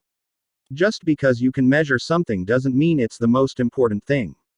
Chapter 17: How an Accountability Partner Can Change Everything. After serving as a pilot in World War II, Roger Fisher attended Harvard Law School and spent 34 years specializing in negotiation and conflict management. He founded the Harvard Negotiation Project and worked with numerous countries and world leaders on peace resolutions, hostage crises, and diplomatic compromises. But it was in the 1970s and 1980s, as the threat of nuclear war escalated, that Fisher developed perhaps his most interesting idea. At the time, Fisher was focused on designing strategies that could prevent nuclear war, and he had noticed a troubling fact. Any sitting president would have access to launch codes that could kill millions of people but would never actually see anyone die because he would always be thousands of miles away. My suggestion was quite simple, he wrote in 1981. Put that nuclear code number in a little capsule, and then implant that capsule right next to the heart of a volunteer. The volunteer would carry with him a big, heavy butcher knife as he accompanied the president. If ever the president wanted to fire nuclear weapons, the only way he could do so would be for him first, with his own hands, to kill one human being. The president says, George, I'm sorry, but tens of millions must die. He has to look at someone and realize what death is, what an innocent death is. Blood on the White House carpet. It's reality brought home. When I suggested this to friends in the Pentagon, they said, my God, that's terrible. Having to kill someone would distort the president's judgment. He might never push the button. Throughout our discussion of the fourth law of behavior change, we have covered the importance of making good habits immediately satisfying. Fisher's proposal is an inversion of the fourth law: make it immediately unsatisfying. Just as we are more likely to repeat an experience when the ending is satisfying, we are also more likely to avoid an experience when the ending is painful. Pain is an effective teacher. If a failure is painful, it gets fixed. If a failure is relatively painless, it gets ignored. The more immediate and more costly a mistake is, the faster you will learn from it. The threat of a bad review forces a plumber to be good at his job. The possibility of a customer never returning makes restaurants create good food. The cost of cutting the wrong blood vessel makes a surgeon master human anatomy and cut carefully. When the consequences are severe, people learn quickly. The more immediate the pain, the less likely the behavior. If you want to prevent bad habits and eliminate unhealthy behaviors, then adding an instant cost to the action is a great way to reduce their odds. We repeat bad habits because they serve us in some way, and that makes them hard to abandon. The best way I know to overcome this predicament is to increase the speed of the punishment associated with the behavior. There can't be a gap between the action and the consequences. As soon as actions incur an immediate consequence, behavior begins to change. Customers pay their bills on time when they are charged a late fee. Students show up to class when their grade is linked to attendance. We'll jump through a lot of hoops to avoid a little bit of immediate pain. There is, of course, a limit to this. If you're going to rely on punishment to change behavior, then the strength of the punishment must match the relative strength of the behavior it is trying to correct. To be productive, the cost of procrastination must be greater than the cost of action. To be healthy, the cost of laziness must be greater than the cost of exercise. Getting fined for smoking in a restaurant or failing to recycle adds consequence to an action. Behavior only shifts if the punishment is painful enough and reliably enforced. In general, the more local, tangible, concrete, and immediate the consequence, the more likely it is to influence individual behavior. The more global, intangible, vague, and delayed the consequence, the less likely it is to influence individual behavior.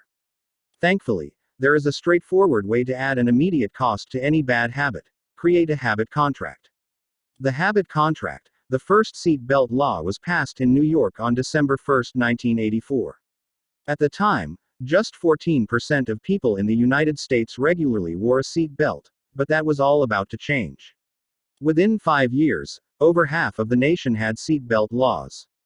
Today, wearing a seat belt is enforceable by law in 49 of the 50 states. And it's not just the legislation, the number of people wearing seat belts has changed dramatically as well. In 2016, over 88% of Americans buckled up each time they got in a car. In just over 30 years, there was a complete reversal in the habits of millions of people.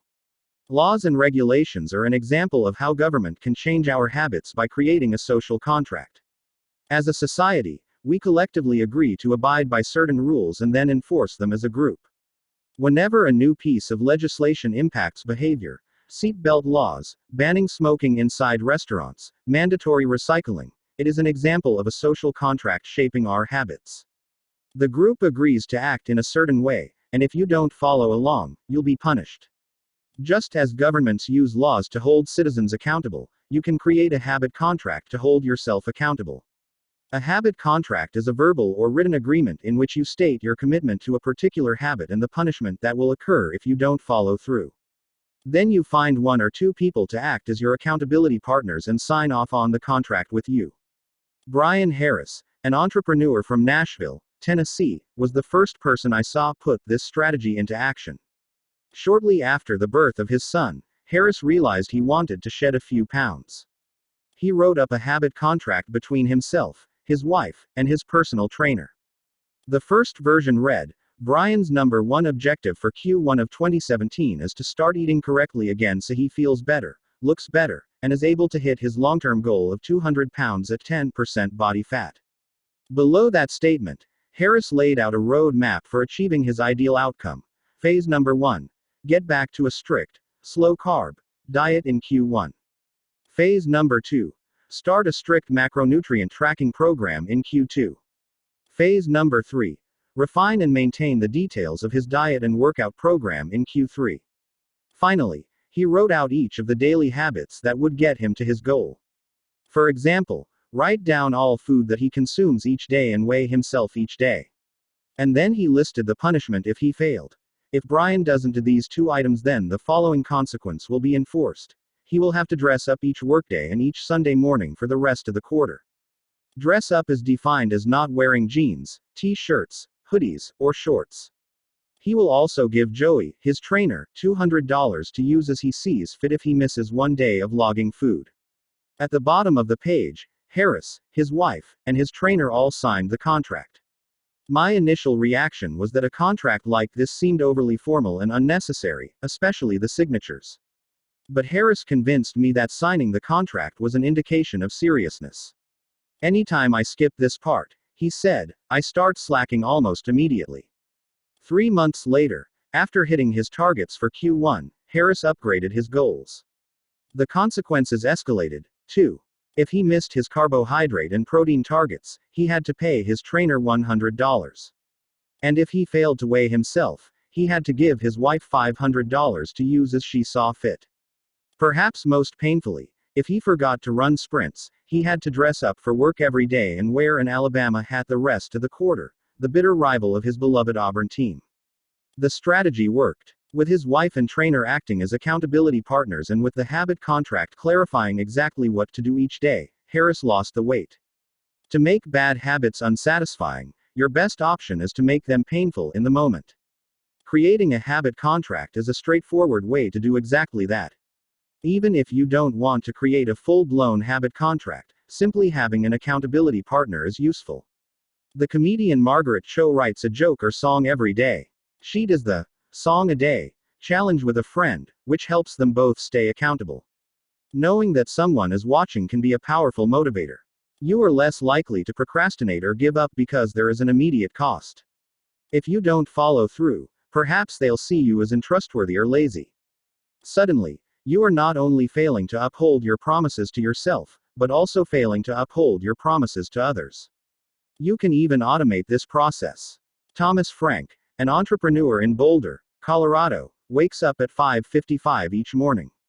And if he doesn't, he has a tweet automatically scheduled that says, "It's 6:10 and I'm not up because I'm lazy.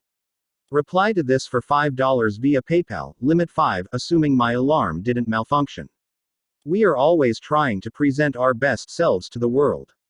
We comb our hair and brush our teeth and dress ourselves carefully because we know these habits are likely to get a positive reaction. We want to get good grades and graduate from top schools to impress potential employers and mates and our friends and family. We care about the opinions of those around us because it helps if others like us. This is precisely why getting an accountability partner or signing a habit contract can work so well. Summary of how an accountability partner can change everything. The inversion of the fourth law of behavior change is make it unsatisfying.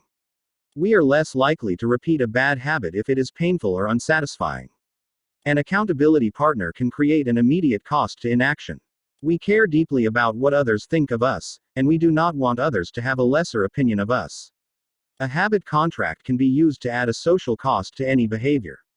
It makes the costs of violating your promises public and painful.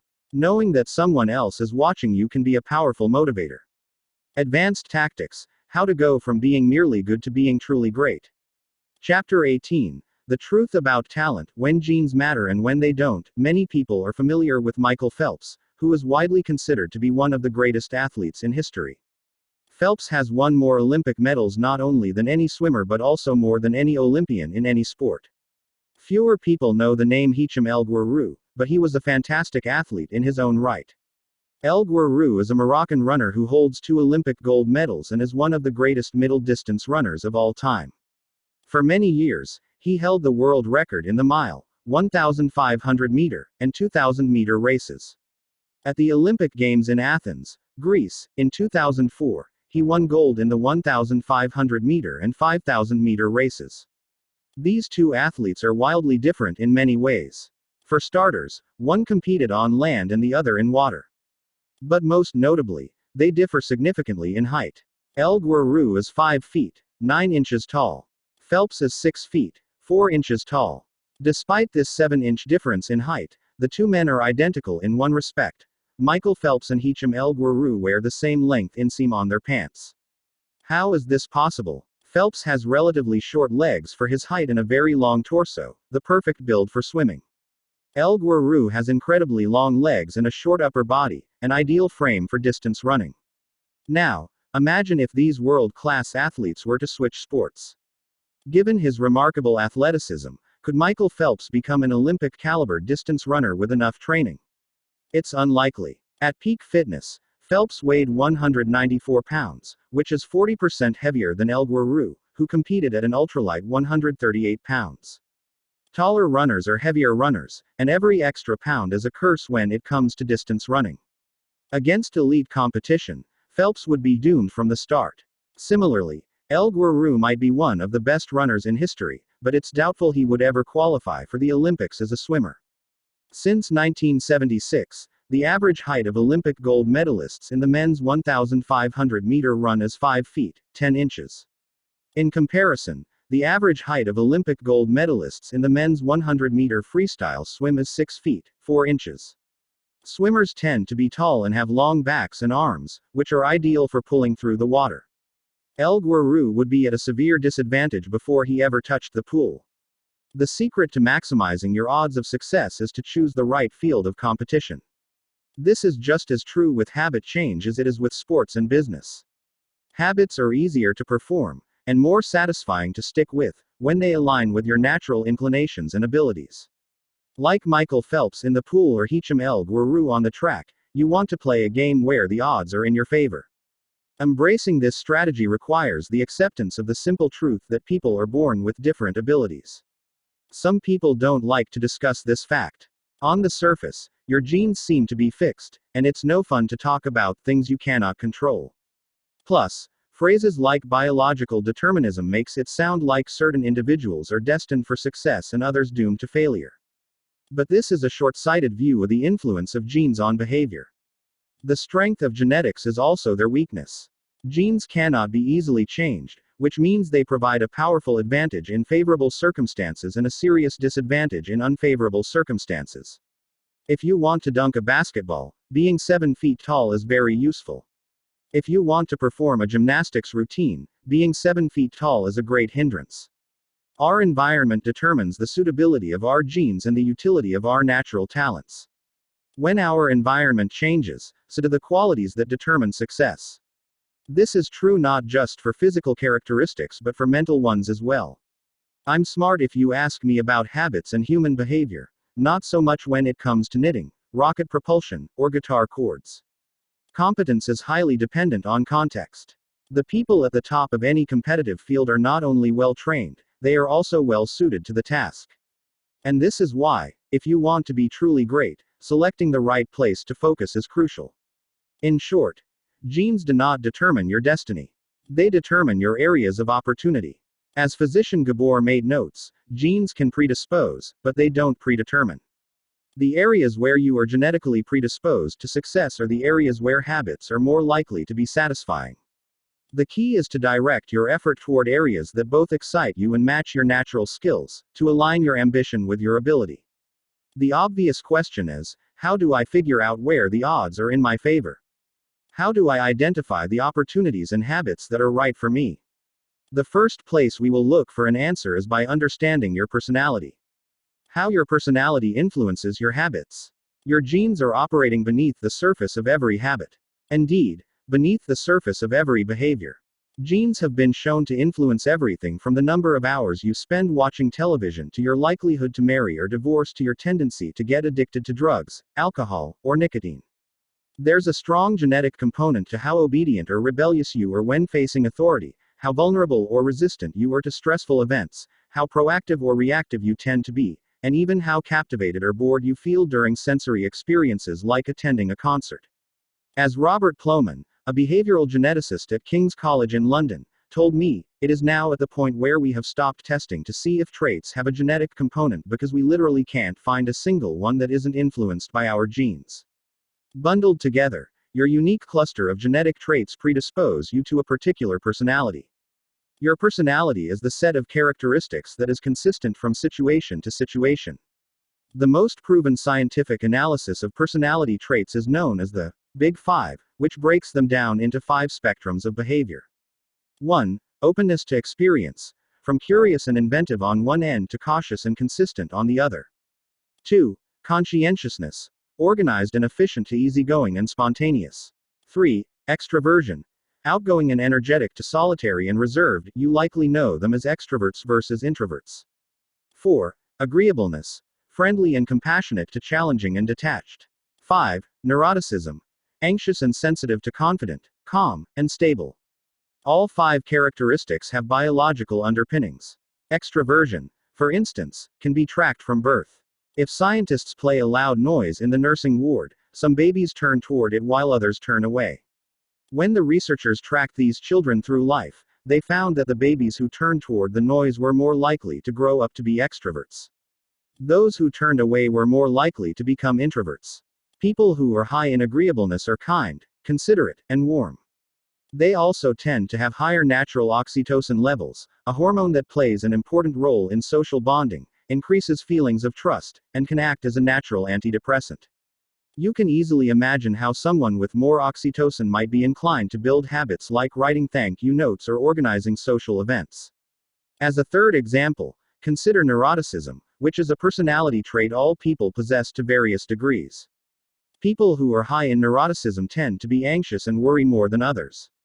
This trait has been linked to hypersensitivity of the amygdala, the portion of the brain responsible for noticing threats.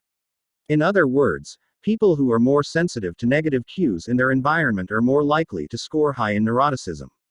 Our habits are not solely determined by our personalities, but there is no doubt that our genes nudge us in a certain direction. Our deeply rooted preferences make certain behaviors easier for some people than for others. You don't have to apologize for these differences or feel guilty about them, but you do have to work with them. A person who scores lower on conscientiousness, for example, will be less likely to be orderly by nature and may need to rely more heavily on environment designed to stick with good habits. As a reminder for the less conscientious readers among us, environment design is a strategy we discussed in chapters 6 and 12. The takeaway is that you should build habits that work for your personality. People can get ripped working out like a bodybuilder, but if you prefer rock climbing or cycling or rowing, then shape your exercise habit around your interests. If your friend follows a low-carb diet but you find that low-fat works for you, then more power to you. If you want to read more, don't be embarrassed if you prefer steamy romance novels over nonfiction. Read whatever fascinates you. You don't have to build the habits everyone tells you to build. Choose the habit that best suits you, not the one that is most popular. There is a version of every habit that can bring you joy and satisfaction. Find it. Habits need to be enjoyable if they are going to stick. This is the core idea behind the 4th law. Tailoring your habits to your personality is a good start, but this is not the end of the story. Let's turn our attention to finding and designing situations where you're at a natural advantage. How to find a game where the odds are in your favor. Learning to play a game where the odds are in your favor is critical for maintaining motivation and feeling successful. In theory, you can enjoy almost anything. In practice, you are more likely to enjoy the things that come easily to you. People who are talented in a particular area tend to be more competent at that task and are then praised for doing a good job. They stay energized because they are making progress where others have failed, and because they get rewarded with better pay and bigger opportunities, which not only makes them happier but also propels them to produce even higher quality work. It's a virtuous cycle. Pick the right habit and progress is easy. Pick the wrong habit and life is a struggle. How do you pick the right habit? The first step is something we covered in the 3rd law: make it easy. In many cases, when people pick the wrong habit, it simply means they picked a habit that was too difficult. When a habit is easy, you are more likely to be successful. When you are successful, you are more likely to feel satisfied. However, there is another level to consider. In the long run, if you continue to advance and improve, any area can become challenging. At some point, you need to make sure you're playing the right game for your skill set. How do you figure that out? The most common approach is trial and error. Of course, there's a problem with this strategy. Life is short. You don't have time to try every career, date every eligible bachelor, or play every musical instrument. Thankfully, there is an effective way to manage this conundrum, and it is known as the explore-exploit trade-off. In the beginning of a new activity, there should be a period of exploration. In relationships, it's called dating. In college, it's called the liberal arts. In business, it's called split testing. The goal is to try out many possibilities, research a broad range of ideas, and cast a wide net. After this initial period of exploration, shift your focus to the best solution you've found, but keep experimenting occasionally. The proper balance depends on whether you're winning or losing. If you are currently winning, you exploit, exploit, exploit. If you are currently losing, you continue to explore, explore, explore. In the long run, it is probably most effective to work on the strategy that seems to deliver the best results about 80 to 90% of the time and keep exploring with the remaining 10 to 20%. Google famously asks employees to spend 80% of the workweek on their official job and 20% on projects of their choice, which has led to the creation of blockbuster products like AdWords and Gmail. The optimal approach also depends on how much time you have. If you have a lot of time, like someone at the beginning of their career, it makes more sense to explore because once you find the right thing, you still have a good amount of time to exploit it. If you're pressed for time, say, as you come up on the deadline for a project, you should implement the best solution you've found so far and get some results. As you explore different options, there are a series of questions you can ask yourself to continually narrow in on the habits and areas that will be most satisfying to you. What feels like fun to me, but work to others? The mark of whether you are made for a task is not whether you love it but whether you can handle the pain of the task easier than most people. When are you enjoying yourself while other people are complaining? The work that hurts you less than it hurts others is the work you were made to do. What makes me lose track of time? Flow is the mental state you enter when you are so focused on the task at hand that the rest of the world fades away. This blend of happiness and peak performance is what athletes and performers experience when they are in the zone. It is nearly impossible to experience a flow state and not find the task satisfying, at least to some degree. Where do I get greater returns than the average person? We are continually comparing ourselves to those around us, and a behavior is more likely to be satisfying when the comparison is in our favor. When I started writing at jamesclear.com, my email list grew very quickly. I wasn't quite sure what I was doing well, but I knew that results seemed to be coming faster for me than for some of my colleagues, which motivated me to keep writing. What comes naturally to me? For just a moment, ignore what you have been taught. Ignore what society has told you. Ignore what others expect of you. Look inside yourself and ask, what feels natural to me? When have I felt alive? When have I felt like the real me? No internal judgments or people-pleasing. No second-guessing or self-criticism. Just feelings of engagement and enjoyment. Whenever you feel authentic and genuine, you are headed in the right direction. To be honest, some of this process is just luck. Michael Phelps and Hicham El Guerrero were lucky to be born with a rare set of abilities that are highly valued by society and to be placed in the ideal environment for those abilities. We all have limited time on this planet, and the truly great among us are the ones who not only work hard but also have the good fortune to be exposed to opportunities that favor us. But what if you don't want to leave it up to luck? If you can't find a game where the odds are stacked in your favor, create one. Scott Adams, the cartoonist behind Dilbert, says, everyone has at least a few areas in which they could be in the top 25% with some effort.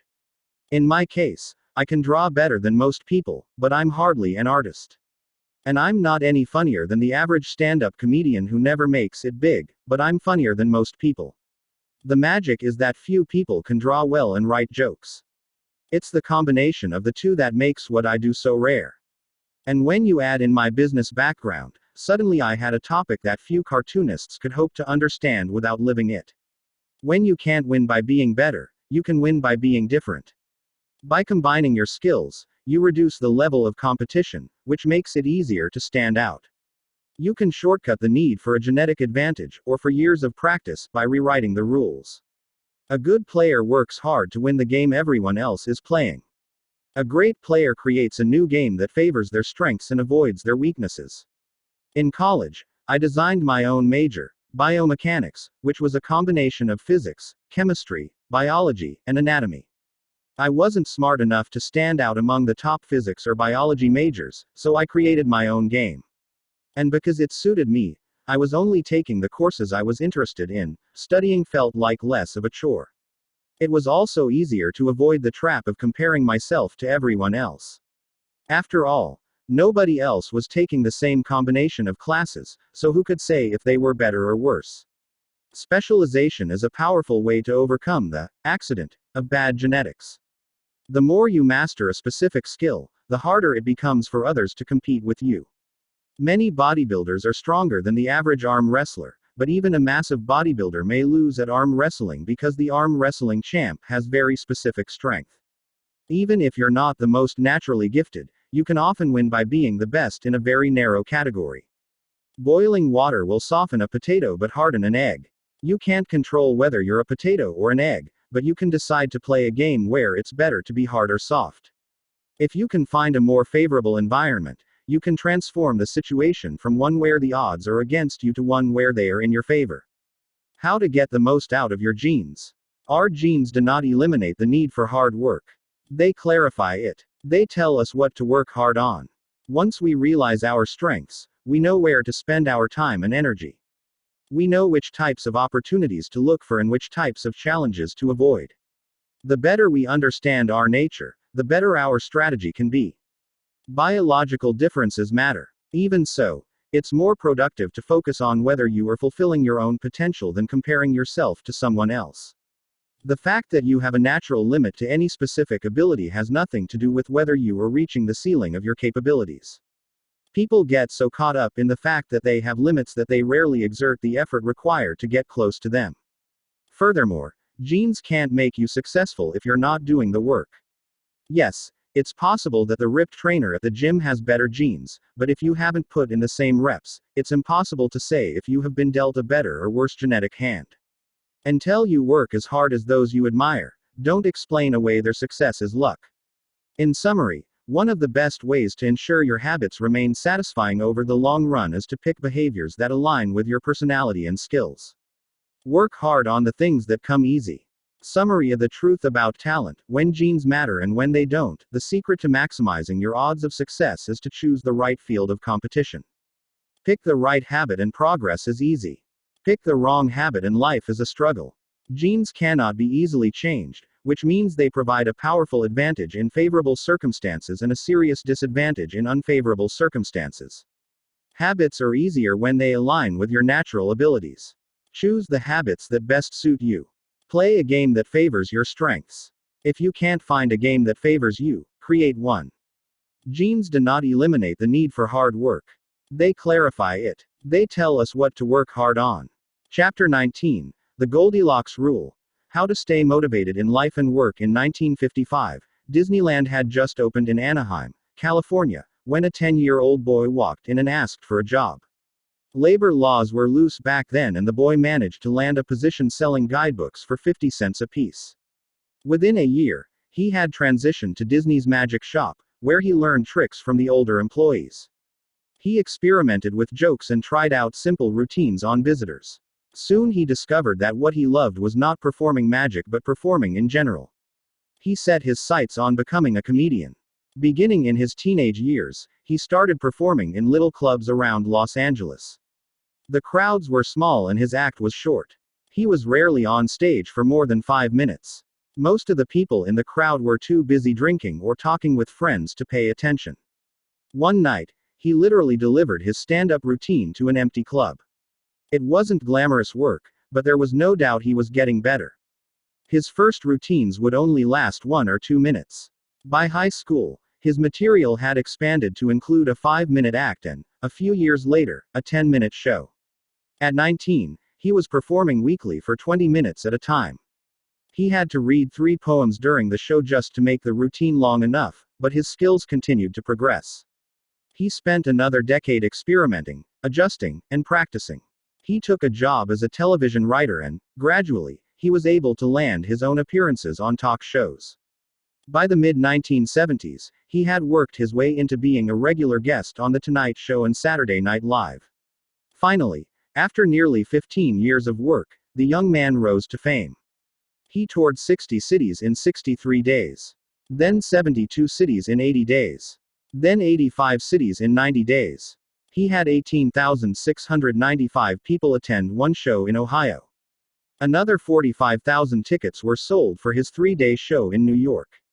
He catapulted to the top of his genre and became one of the most successful comedians of his time. His name is Steve Martin. Martin's story offers a fascinating perspective on what it takes to stick with habits for the long run. Comedy is not for the timid. It is hard to imagine a situation that would strike fear into the hearts of more people than performing alone on stage and failing to get a single laugh. And yet Steve Martin faced this fear every week for 18 years. In his words, 10 years spent learning, 4 years spent refining, and 4 years is a wild success. Why is it that some people, like Martin, stick with their habits, whether practicing jokes or drawing cartoons or playing guitar, while most of us struggle to stay motivated? How do we design habits that pull us in rather than ones that fade away? Scientists have been studying this question for many years. While there is still much to learn, one of the most consistent findings is that the way to maintain motivation and achieve peak levels of desire is to work on tasks of just manageable difficulty. The human brain loves a challenge, but only if it is within an optimal zone of difficulty. If you love tennis and try to play a serious match against a 4-year-old, you will quickly become bored. It's too easy. You'll win every point. In contrast, if you play a professional tennis player like Roger Federer or Serena Williams, you will quickly lose motivation because the match is too difficult. Now consider playing tennis against someone who is your equal. As the game progresses, you win a few points and you lose a few. You have a good chance of winning, but only if you really try. Your focus narrows, distractions fade away, and you find yourself fully invested in the task at hand. This is a challenge of just manageable difficulty, and it is a prime example of the Goldilocks rule. The Goldilocks rule states that humans experience peak motivation when working on tasks that are right on the edge of their current abilities. Not too hard. Not too easy. Just right. The Goldilocks rule: maximum motivation occurs when facing a challenge of just manageable difficulty. In psychology research, this is known as the Yerkes-Dodson law, which describes the optimal level of arousal as the midpoint between boredom and anxiety. Martin's comedy career is an excellent example of the Goldilocks rule in practice. Each year, he expanded his comedy routine, but only by a minute or two. He was always adding new material, but he also kept a few jokes that were guaranteed to get laughs. There were just enough victories to keep him motivated and just enough mistakes to keep him working hard. When you're starting a new habit, it's important to keep the behavior as easy as possible so you can stick with it even when conditions aren't perfect. This is an idea we covered in detail while discussing the third law of behavior change. Once a habit has been established, however, it's important to continue to advance in small ways. These little improvements and new challenges keep you engaged. And if you hit the Goldilocks zone just right, you can achieve a flow state. A flow state is the experience of being in the zone and fully immersed in an activity. Scientists have tried to quantify this feeling. They found that to achieve a state of flow, a task must be roughly 4% beyond your current ability. In real life, it's typically not feasible to quantify the difficulty of an action in this way, but the core idea of the Goldilocks rule remains: working on challenges of just manageable difficulty, something on the perimeter of your ability, seems crucial for maintaining motivation. Improvement requires a delicate balance. You need to regularly search for challenges that push you to your edge while continuing to make enough progress to stay motivated. Behaviors need to remain novel in order for them to stay attractive and satisfying. Without variety, we get bored. And boredom is perhaps the greatest villain on the quest for self-improvement. How to stay focused when you get bored working on your goals. After my baseball career ended, I was looking for a new sport. I joined a weightlifting team, and one day an elite coach visited our gym. He had worked with thousands of athletes during his long career, including a few Olympians. I introduced myself and we began talking about the process of improvement. What's the difference between the best athletes and everyone else? I asked. What do the really successful people do that most don't? He mentioned the factors you might expect: genetics, luck, talent. But then he said something I wasn't expecting. At some point, it comes down to who can handle the boredom of training every day, doing the same lifts over and over and over. His answer surprised me because it's a different way of thinking about work ethic. People talk about getting amped up to work on their goals. Whether it's business or sports or art, you hear people say things like, "It all comes down to passion." Or, "You have to really want it." As a result, many of us get depressed when we lose focus or motivation because we think that successful people have some bottomless reserve of passion. But this coach was saying that really successful people feel the same lack of motivation as everyone else. The difference is that they still find a way to show up despite the feelings of boredom. Mastery requires practice. But the more you practice something, the more boring and routine it becomes. Once the beginner gains have been made and we learn what to expect, our interest starts to fade. Sometimes it happens even faster than that. All you have to do is hit the gym a few days in a row or publish a couple of blog posts on time, and letting one day slip doesn't feel like much. Things are going well. It's easy to rationalize taking a day off because you're in a good place. The greatest threat to success is not failure but boredom. We get bored with habits because they stop delighting us.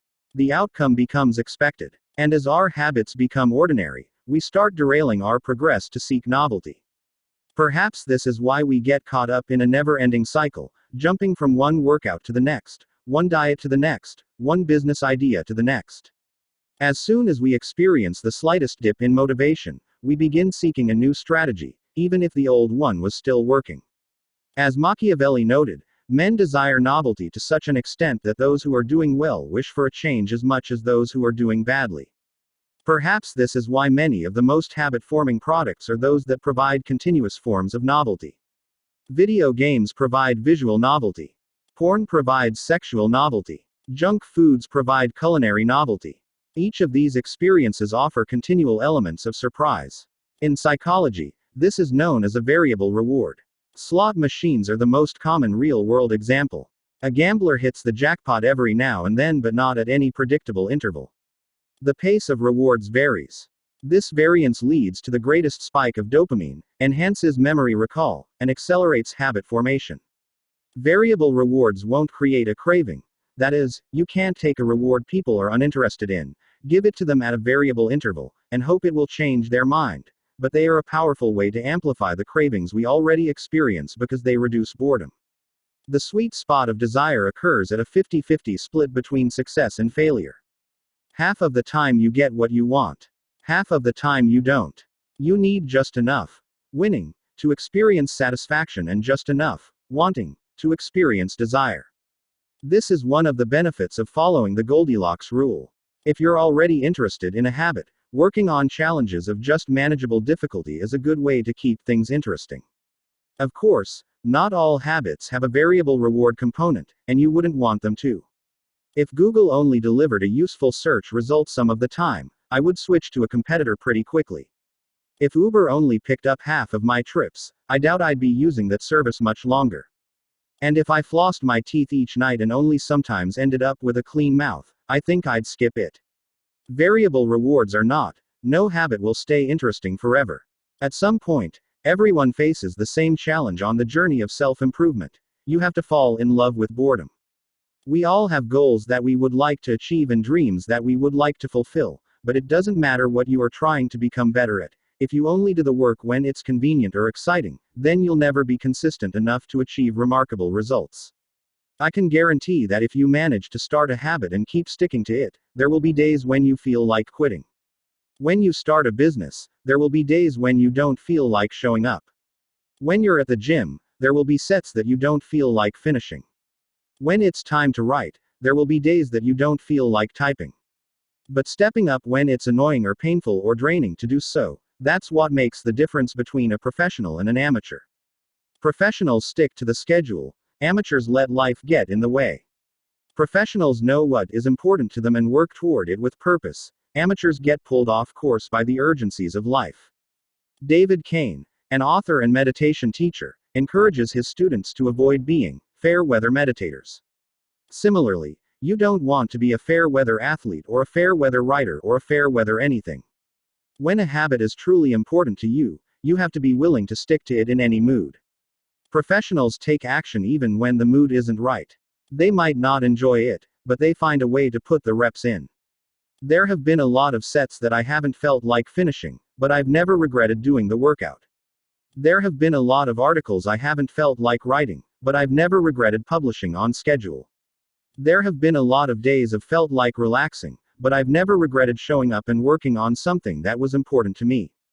The only way to become excellent is to be endlessly fascinated by doing the same thing over and over. You have to fall in love with boredom. Summary of the Goldilocks Rule: how to stay motivated in life and work. The Goldilocks Rule states that humans experience peak motivation when working on tasks that are right on the edge of their current abilities. The greatest threat to success is not failure but boredom.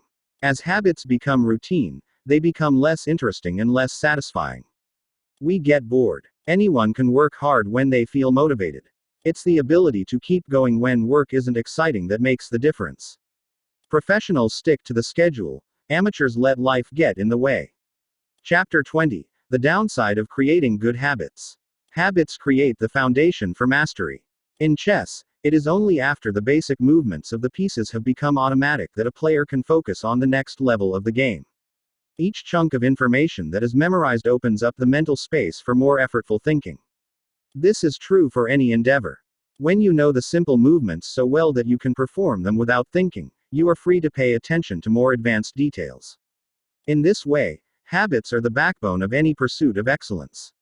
However, the benefits of habits come at a cost. At first, each repetition develops fluency, speed, and skill. But then, as a habit becomes automatic, you become less sensitive to feedback. You fall into mindless repetition. It becomes easier to let mistakes slide. When you can do it good enough, on autopilot, you stop thinking about how to do it better. The upside of habits is that we can do things without thinking. The downside of habits is that you get used to doing things a certain way and stop paying attention to little errors. You assume you're getting better because you're gaining experience. In reality, you are merely reinforcing your current habits, not improving them. In fact, some research has shown that once a skill has been mastered, there is usually a slight decline in performance over time. Usually, this minor dip in performance is no cause for worry. You don't need a system to continuously improve how well you brush your teeth or tie your shoes or make your morning cup of tea. With habits like these, good enough is usually good enough. The less energy you spend on trivial choices, the more you can spend it on what really matters. However, when you want to maximize your potential and achieve elite levels of performance, you need a more nuanced approach. You can't repeat the same things blindly and expect to become exceptional. Habits are necessary, but not sufficient for mastery. What you need is a combination of automatic habits and deliberate practice. Habits plus deliberate practice equals mastery. To become great, certain skills need to become automatic. Basketball players need to be able to dribble without thinking before they can move on to mastering layups with their non-dominant hand. Surgeons need to repeat the first incision so many times that they could do it with their eyes closed, so that they can focus on the hundreds of variables that arise during surgery. But after one habit has been mastered, you have to return to the effortful part of the work and begin building the next habit. Mastery is the process of narrowing your focus to a tiny element of success, repeating it until you have internalized the skill, and then using this new habit as the foundation to advance to the next frontier of your development. Old tasks become easier the second time around, but it doesn't get easier overall because now you're pouring your energy into the next challenge. Each habit unlocks the next level of performance. It's an endless cycle. The process of mastery requires that you progressively layer improvements on top of one another, each habit building upon the last until a new level of performance has been reached and a higher range of skills has been internalized. Although habits are powerful, what you need is a way to remain conscious of your performance over time, so you can continue to refine and improve. It is precisely at the moment when you begin to feel like you have mastered a skill, right when things are starting to feel automatic and you are becoming comfortable, that you must avoid slipping into the trap of complacency. The solution: establish a system for reflection and review. How to review your habits and make adjustments. In 1986, The Los Angeles Lakers had one of the most talented basketball teams ever assembled, but they are rarely remembered that way. The team started the 1985-1986 NBA season with an astounding 29-5 record. The pundits were saying that we might be the best team in the history of basketball, head coach Pat Riley said after the season. Surprisingly, the Lakers stumbled in the 1986 playoffs and suffered a season-ending defeat in the Western Conference Finals. The best team in the history of basketball didn't even play for the NBA championship. After that blow, Riley was tired of hearing about how much talent his players had and about how much promise his team held. He didn't want to see flashes of brilliance followed by a gradual fade in performance. He wanted the Lakers to play up to their potential, night after night. In the summer of 1986, he created a plan to do exactly that, a system that he called the Career Best Effort Program or CBE. When players first joined the Lakers, Riley explained, "We track their basketball statistics all the way back to high school. I call this taking their number. We look for an accurate gauge of what a player can do, then build him into our plan for the team, based on the notion that he will maintain and then improve upon his averages." After determining a player's baseline level of performance, Riley added a key step. He asked each player to improve their output by at least 1% over the course of the season. If they succeeded, it would be a CBE, or Career Best Effort. Similar to the British cycling team that we discussed in Chapter 1, the Lakers sought peak performance by getting slightly better each day. Riley was careful to point out that CBE was not merely about points or statistics but about giving your best effort spiritually and mentally and physically. Players got credit for allowing an opponent to run into you when you know that a foul will be called against him, diving for loose balls, going after rebounds whether you are likely to get them or not, helping a teammate when the player he's guarding has surged past him, and other unsung hero deeds. Magic's CBE number here would be 879. This number was calculated for all of a player's games, and it was the average CBE that a player was asked to improve by 1% over the season. Riley compared each player's current CBE to not only their past performances but also those of other players in the league. As Riley put it, "We rank team members alongside league opponents who play the same position and have similar role definitions." Sports writer Jackie McMullen noted, Riley trumpeted the top performers in the league in bold lettering on the blackboard each week and measured them against the corresponding players on his own roster. Solid, reliable players generally rated a score in the 600s, while elite players scored at least 800. Magic Johnson, who submitted 138 triple-doubles in his career, often scored over 1,000. The Lakers also emphasized year-over-year progress by making historical comparisons of CBE data. Riley said, "We stacked the month of November 1986, next to November 1985, and showed the players whether they were doing better or worse than at the same point last season. Then we showed them how their performance figures for December 1986 stacked up against November's." The Lakers rolled out CBE in October 1986. 8 months later, they were NBA champions. The following year, Pat Riley led his team to another title as the Lakers became the first team in 20 years to win back-to-back NBA championships. Afterward, he said, "Sustaining an effort is the most important thing for any enterprise. The way to be successful is to learn how to do things right, then do them the same way every time." The CBE program is a prime example of the power of reflection and review. The Lakers were already talented. CBE helped them get the most out of what they had, and made sure their habits improved rather than declined. Reflection and review enables the long-term improvement of all habits because it makes you aware of your mistakes and helps you consider possible paths for improvement. Without reflection, we can make excuses, create rationalizations, and lie to ourselves. We have no process for determining whether we are performing better or worse compared to yesterday. Top performers in all fields engage in various types of reflection and review, and the process doesn't have to be complex. Kenyan runner Eliud Kipchoge is one of the greatest marathoners of all time and an Olympic gold medalist. He still takes notes after every practice in which he reviews his training for the day and searches for areas that can be improved. Similarly, gold medal swimmer Katie Ledecky records her wellness on a scale of 1 to 10 and includes notes on her nutrition and how well she slept. She also records the times posted by other swimmers. At the end of each week, Her coach goes over her notes and adds his thoughts. It's not just athletes, either. When comedian Chris Rock is preparing fresh material, he will first appear at small nightclubs dozens of times and test hundreds of jokes. He brings a notepad on stage and records which bits go over well and where he needs to make adjustments. The few killer lines that survive will form the backbone of his new show. I know of executives and investors who keep a decision journal, in which they record the major decisions they make each week, why they made them, and what they expect the outcome to be. They review their choices at the end of each month or year to see where they were correct and where they went wrong. Improvement is not just about learning habits, it's also about fine-tuning them. Reflection and review ensures that you spend your time on the right things and make course corrections whenever necessary, like Pat Riley adjusting the effort of his players on a nightly basis. You don't want to keep practicing a habit if it becomes ineffective. Personally, I employ two primary modes of reflection and review. Each December, I perform an annual review, in which I reflect on the previous year. I tally my habits for the year by counting up how many articles I published, how many workouts I put in, how many new places I visited, and more. Then, I reflect on my progress, or lack thereof, by answering 3 questions.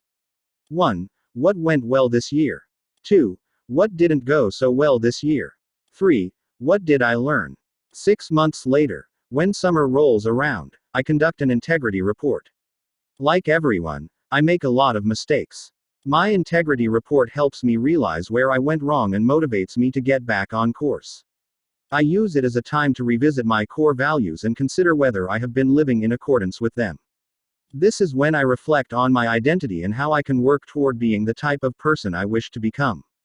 My yearly integrity report answers 3 questions. 1. What are the core values that drive my life and work? 2. How am I living and working with integrity right now?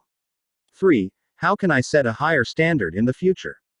These 2 reports don't take very long, just a few hours per year, but they are crucial periods of refinement.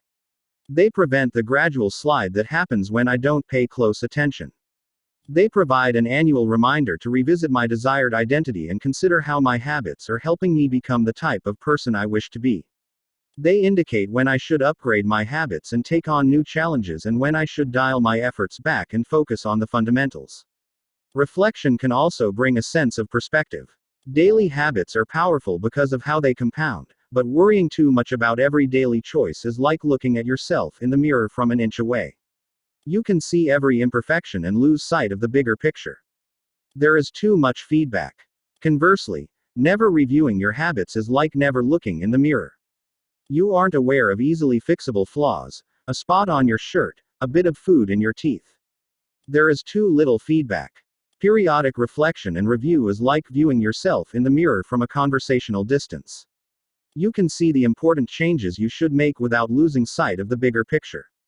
You want to view the entire mountain range, not obsess over each peak and valley. Finally, reflection and review offers an ideal time to revisit one of the most important aspects of behavior change: identity. How to break the beliefs that hold you back. In the beginning, repeating a habit is essential to build up evidence of your desired identity. As you latch onto that new identity, however, those same beliefs can hold you back from the next level of growth. When working against you, your identity creates a kind of pride that encourages you to deny your weak spots and prevents you from truly growing. This is one of the greatest downsides of building habits. The more sacred an idea is to us, that is, the more deeply it is tied to our identity, the more strongly we will defend it against criticism. You see this in every industry. The schoolteacher who ignores innovative teaching methods and sticks with her tried and true lesson plans. The veteran manager who is committed to doing things his way. The surgeon who dismisses the ideas of her younger colleagues. The band who produces a mind-blowing first album and then gets stuck in a rut. The tighter we cling to an identity, the harder it becomes to grow beyond it. One solution is to avoid making any single aspect of your identity an overwhelming portion of who you are. In the words of investor Paul Graham, keep your identity small. The more you let a single belief define you, the less capable you are of adapting when life challenges you. If you tie everything up in being the point guard or the partner at the firm or whatever else, then the loss of that facet of your life will wreck you. If you're a vegan and then develop a health condition that forces you to change your diet, you'll have an identity crisis on your hands. When you cling too tightly to one identity, you become brittle. Lose that one thing and you lose yourself. For most of my young life, being an athlete was a major part of my identity. After my baseball career ended, I struggled to find myself. When you spend your whole life defining yourself in one way and that disappears, who are you now? Military veterans and former entrepreneurs report similar feelings. If your identity is wrapped up in a belief like, I'm a great soldier, what happens when your period of service ends? For many business owners, their identity is something along the lines of, I'm the CEO, or, I'm the founder. If you have spent every waking moment working on your business, how will you feel after you sell the company? The key to mitigating these losses of identity is to redefine yourself such that you get to keep important aspects of your identity even if your particular role changes. I'm an athlete becomes, I'm the type of person who is mentally tough and loves a physical challenge. I'm a great soldier transforms into, I'm the type of person who is disciplined, reliable, and great on a team. I'm the CEO translates to, I'm the type of person who builds and creates things. When chosen effectively, an identity can be flexible rather than brittle. Like water flowing around an obstacle, your identity works with the changing circumstances rather than against them. The following quote from the Tao Te Ching encapsulates the ideas perfectly. Men are born soft and supple. Dead, they are stiff and hard. Plants are born tender and pliant. Dead, they are brittle and dry. Thus whoever is stiff and inflexible is a disciple of death. Whoever is soft and yielding is a disciple of life. The hard and stiff will be broken. The soft and supple will prevail. Written by Lao Tzu. Habits deliver numerous benefits, but the downside is that they can lock us into our previous patterns of thinking and acting, even when the world is shifting around us. Everything is impermanent. Life is constantly changing, so you need to periodically check in to see if your old habits and beliefs are still serving you. A lack of self-awareness is poison. Reflection and review is the antidote. Summary of the downside of creating good habits. The upside of habits is that we can do things without thinking. The downside is that we stop paying attention to little errors. Habits plus deliberate practice equals mastery. Reflection and review is a process that allows you to remain conscious of your performance over time. The tighter we cling to an identity, the harder it becomes to grow beyond it. Conclusion. The secret to results that last. There is an ancient Greek parable known as the Sorites paradox, which talks about the effect one small action can have when repeated enough times. One formulation of the paradox goes as follows. Can one coin make a person rich? If you give a person a pile of 10 coins, you wouldn't claim that he or she is rich. But what if you add another? And another? And another? At some point, you will have to admit that no one can be rich unless one coin can make him or her so. We can say the same about atomic habits. Can one tiny change transform your life? It's unlikely you would say so. But what if you made another? And another? And another? At some point, you will have to admit that your life was transformed by one small change. The holy grail of habit change is not a single 1% improvement, but 1,000 of them. It's a bunch of atomic habits stacking up, each one a fundamental unit of the overall system. In the beginning, small improvements can often seem meaningless because they get washed away by the weight of the system. Just as one coin won't make you rich, one positive change like meditating for 1 minute or reading one page each day is unlikely to deliver a noticeable difference. Gradually, though, as you continue to layer small changes on top of one another, the scales of life start to move. Each improvement is like adding a grain of sand to the positive side of the scale, slowly tilting things in your favor. Eventually, if you stick with it, you hit a tipping point. Suddenly, it feels easier to stick with good habits. The weight of the system is working for you rather than against you. Over the course of this book, we've looked at dozens of stories about top performers. We've heard about Olympic gold medalists, award-winning artists, business leaders, life-saving physicians, and star comedians who have all used the science of small habits to master their craft and vault to the top of their field. Each of the people, teams, and companies we have covered has faced different circumstances, but ultimately progressed in the same way, through a commitment to tiny, sustainable, unrelenting improvements. Success is not a goal to reach or a finish line to cross. It is a system to improve, an endless process to refine. In Chapter 1, I said, if you're having trouble changing your habits, the problem isn't you. The problem is your system. Bad habits repeat themselves again and again not because you don't want to change, but because you have the wrong system for change. As this book draws to a close, I hope the opposite is true. With the 4 laws of behavior change, you have a set of tools and strategies that you can use to build better systems and shape better habits. Sometimes a habit will be hard to remember and you'll need to make it obvious. Other times you won't feel like starting and you'll need to make it attractive. In many cases, you may find that a habit will be too difficult and you'll need to make it easy. And sometimes, you won't feel like sticking with it and you'll need to make it satisfying. You want to push your good habits toward the left side of the spectrum by making them obvious, attractive, easy, and satisfying. Meanwhile, you want to cluster your bad habits toward the right side by making them invisible, unattractive, hard, and unsatisfying. This is a continuous process. There is no finish line. There is no permanent solution. Whenever you're looking to improve, you can rotate through the 4 laws of behavior change until you find the next bottleneck. Make it obvious. Make it attractive. Make it easy. Make it satisfying. Round and round. Always looking for the next way to get 1% better.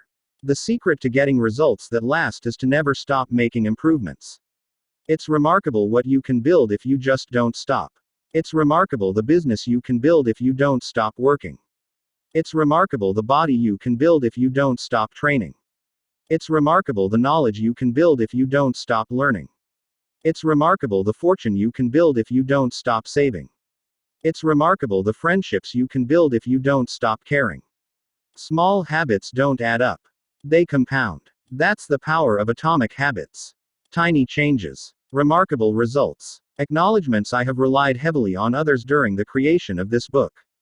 Before anyone else, I must thank my wife, Christy, who has been indispensable throughout this process.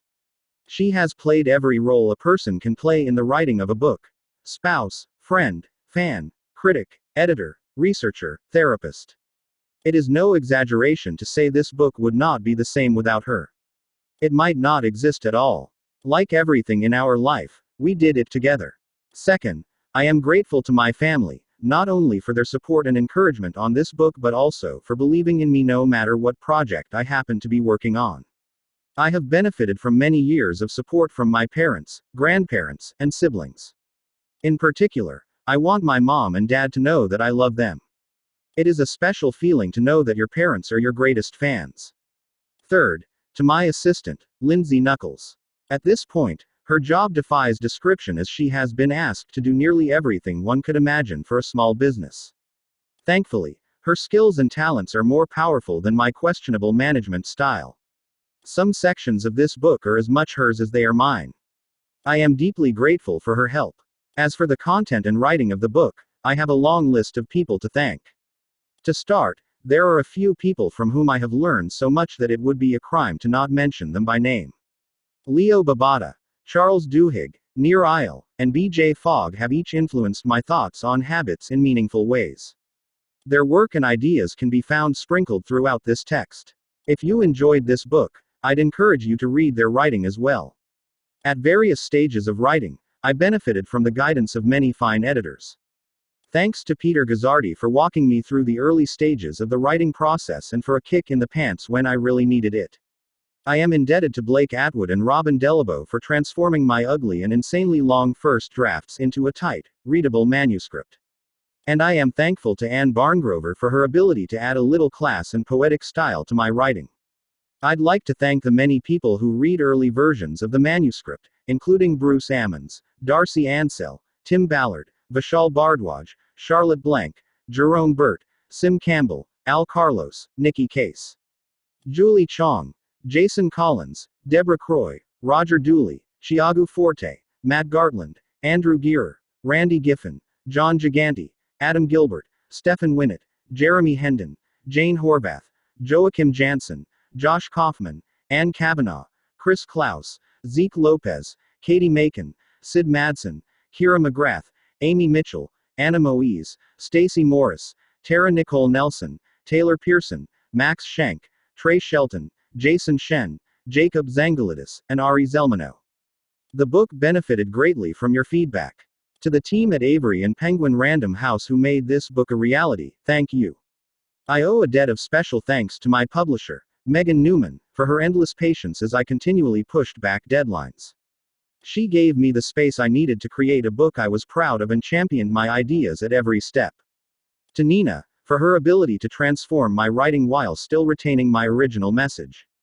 To Lindsay, Farron, Casey, and the rest of the PRH team for spreading the message of this book to more people than I could ever reach on my own. To Pete Garceau, for designing a beautiful cover for this book. And to my agent, Lisa Dimona, for her guidance and insight at every step of the publishing process. To the many friends and family members who asked, "How's the book going?" and offered a word of encouragement when I inevitably replied, slowly, "Thank you." Every author faces a few dark moments when writing a book, and one kind word can be enough to get you to show up again the next day. Thank you everyone who has influenced my thinking in meaningful ways. And finally, to you. Life is short and you have shared some of your precious time with me by reading this book. Thank you. May 2018.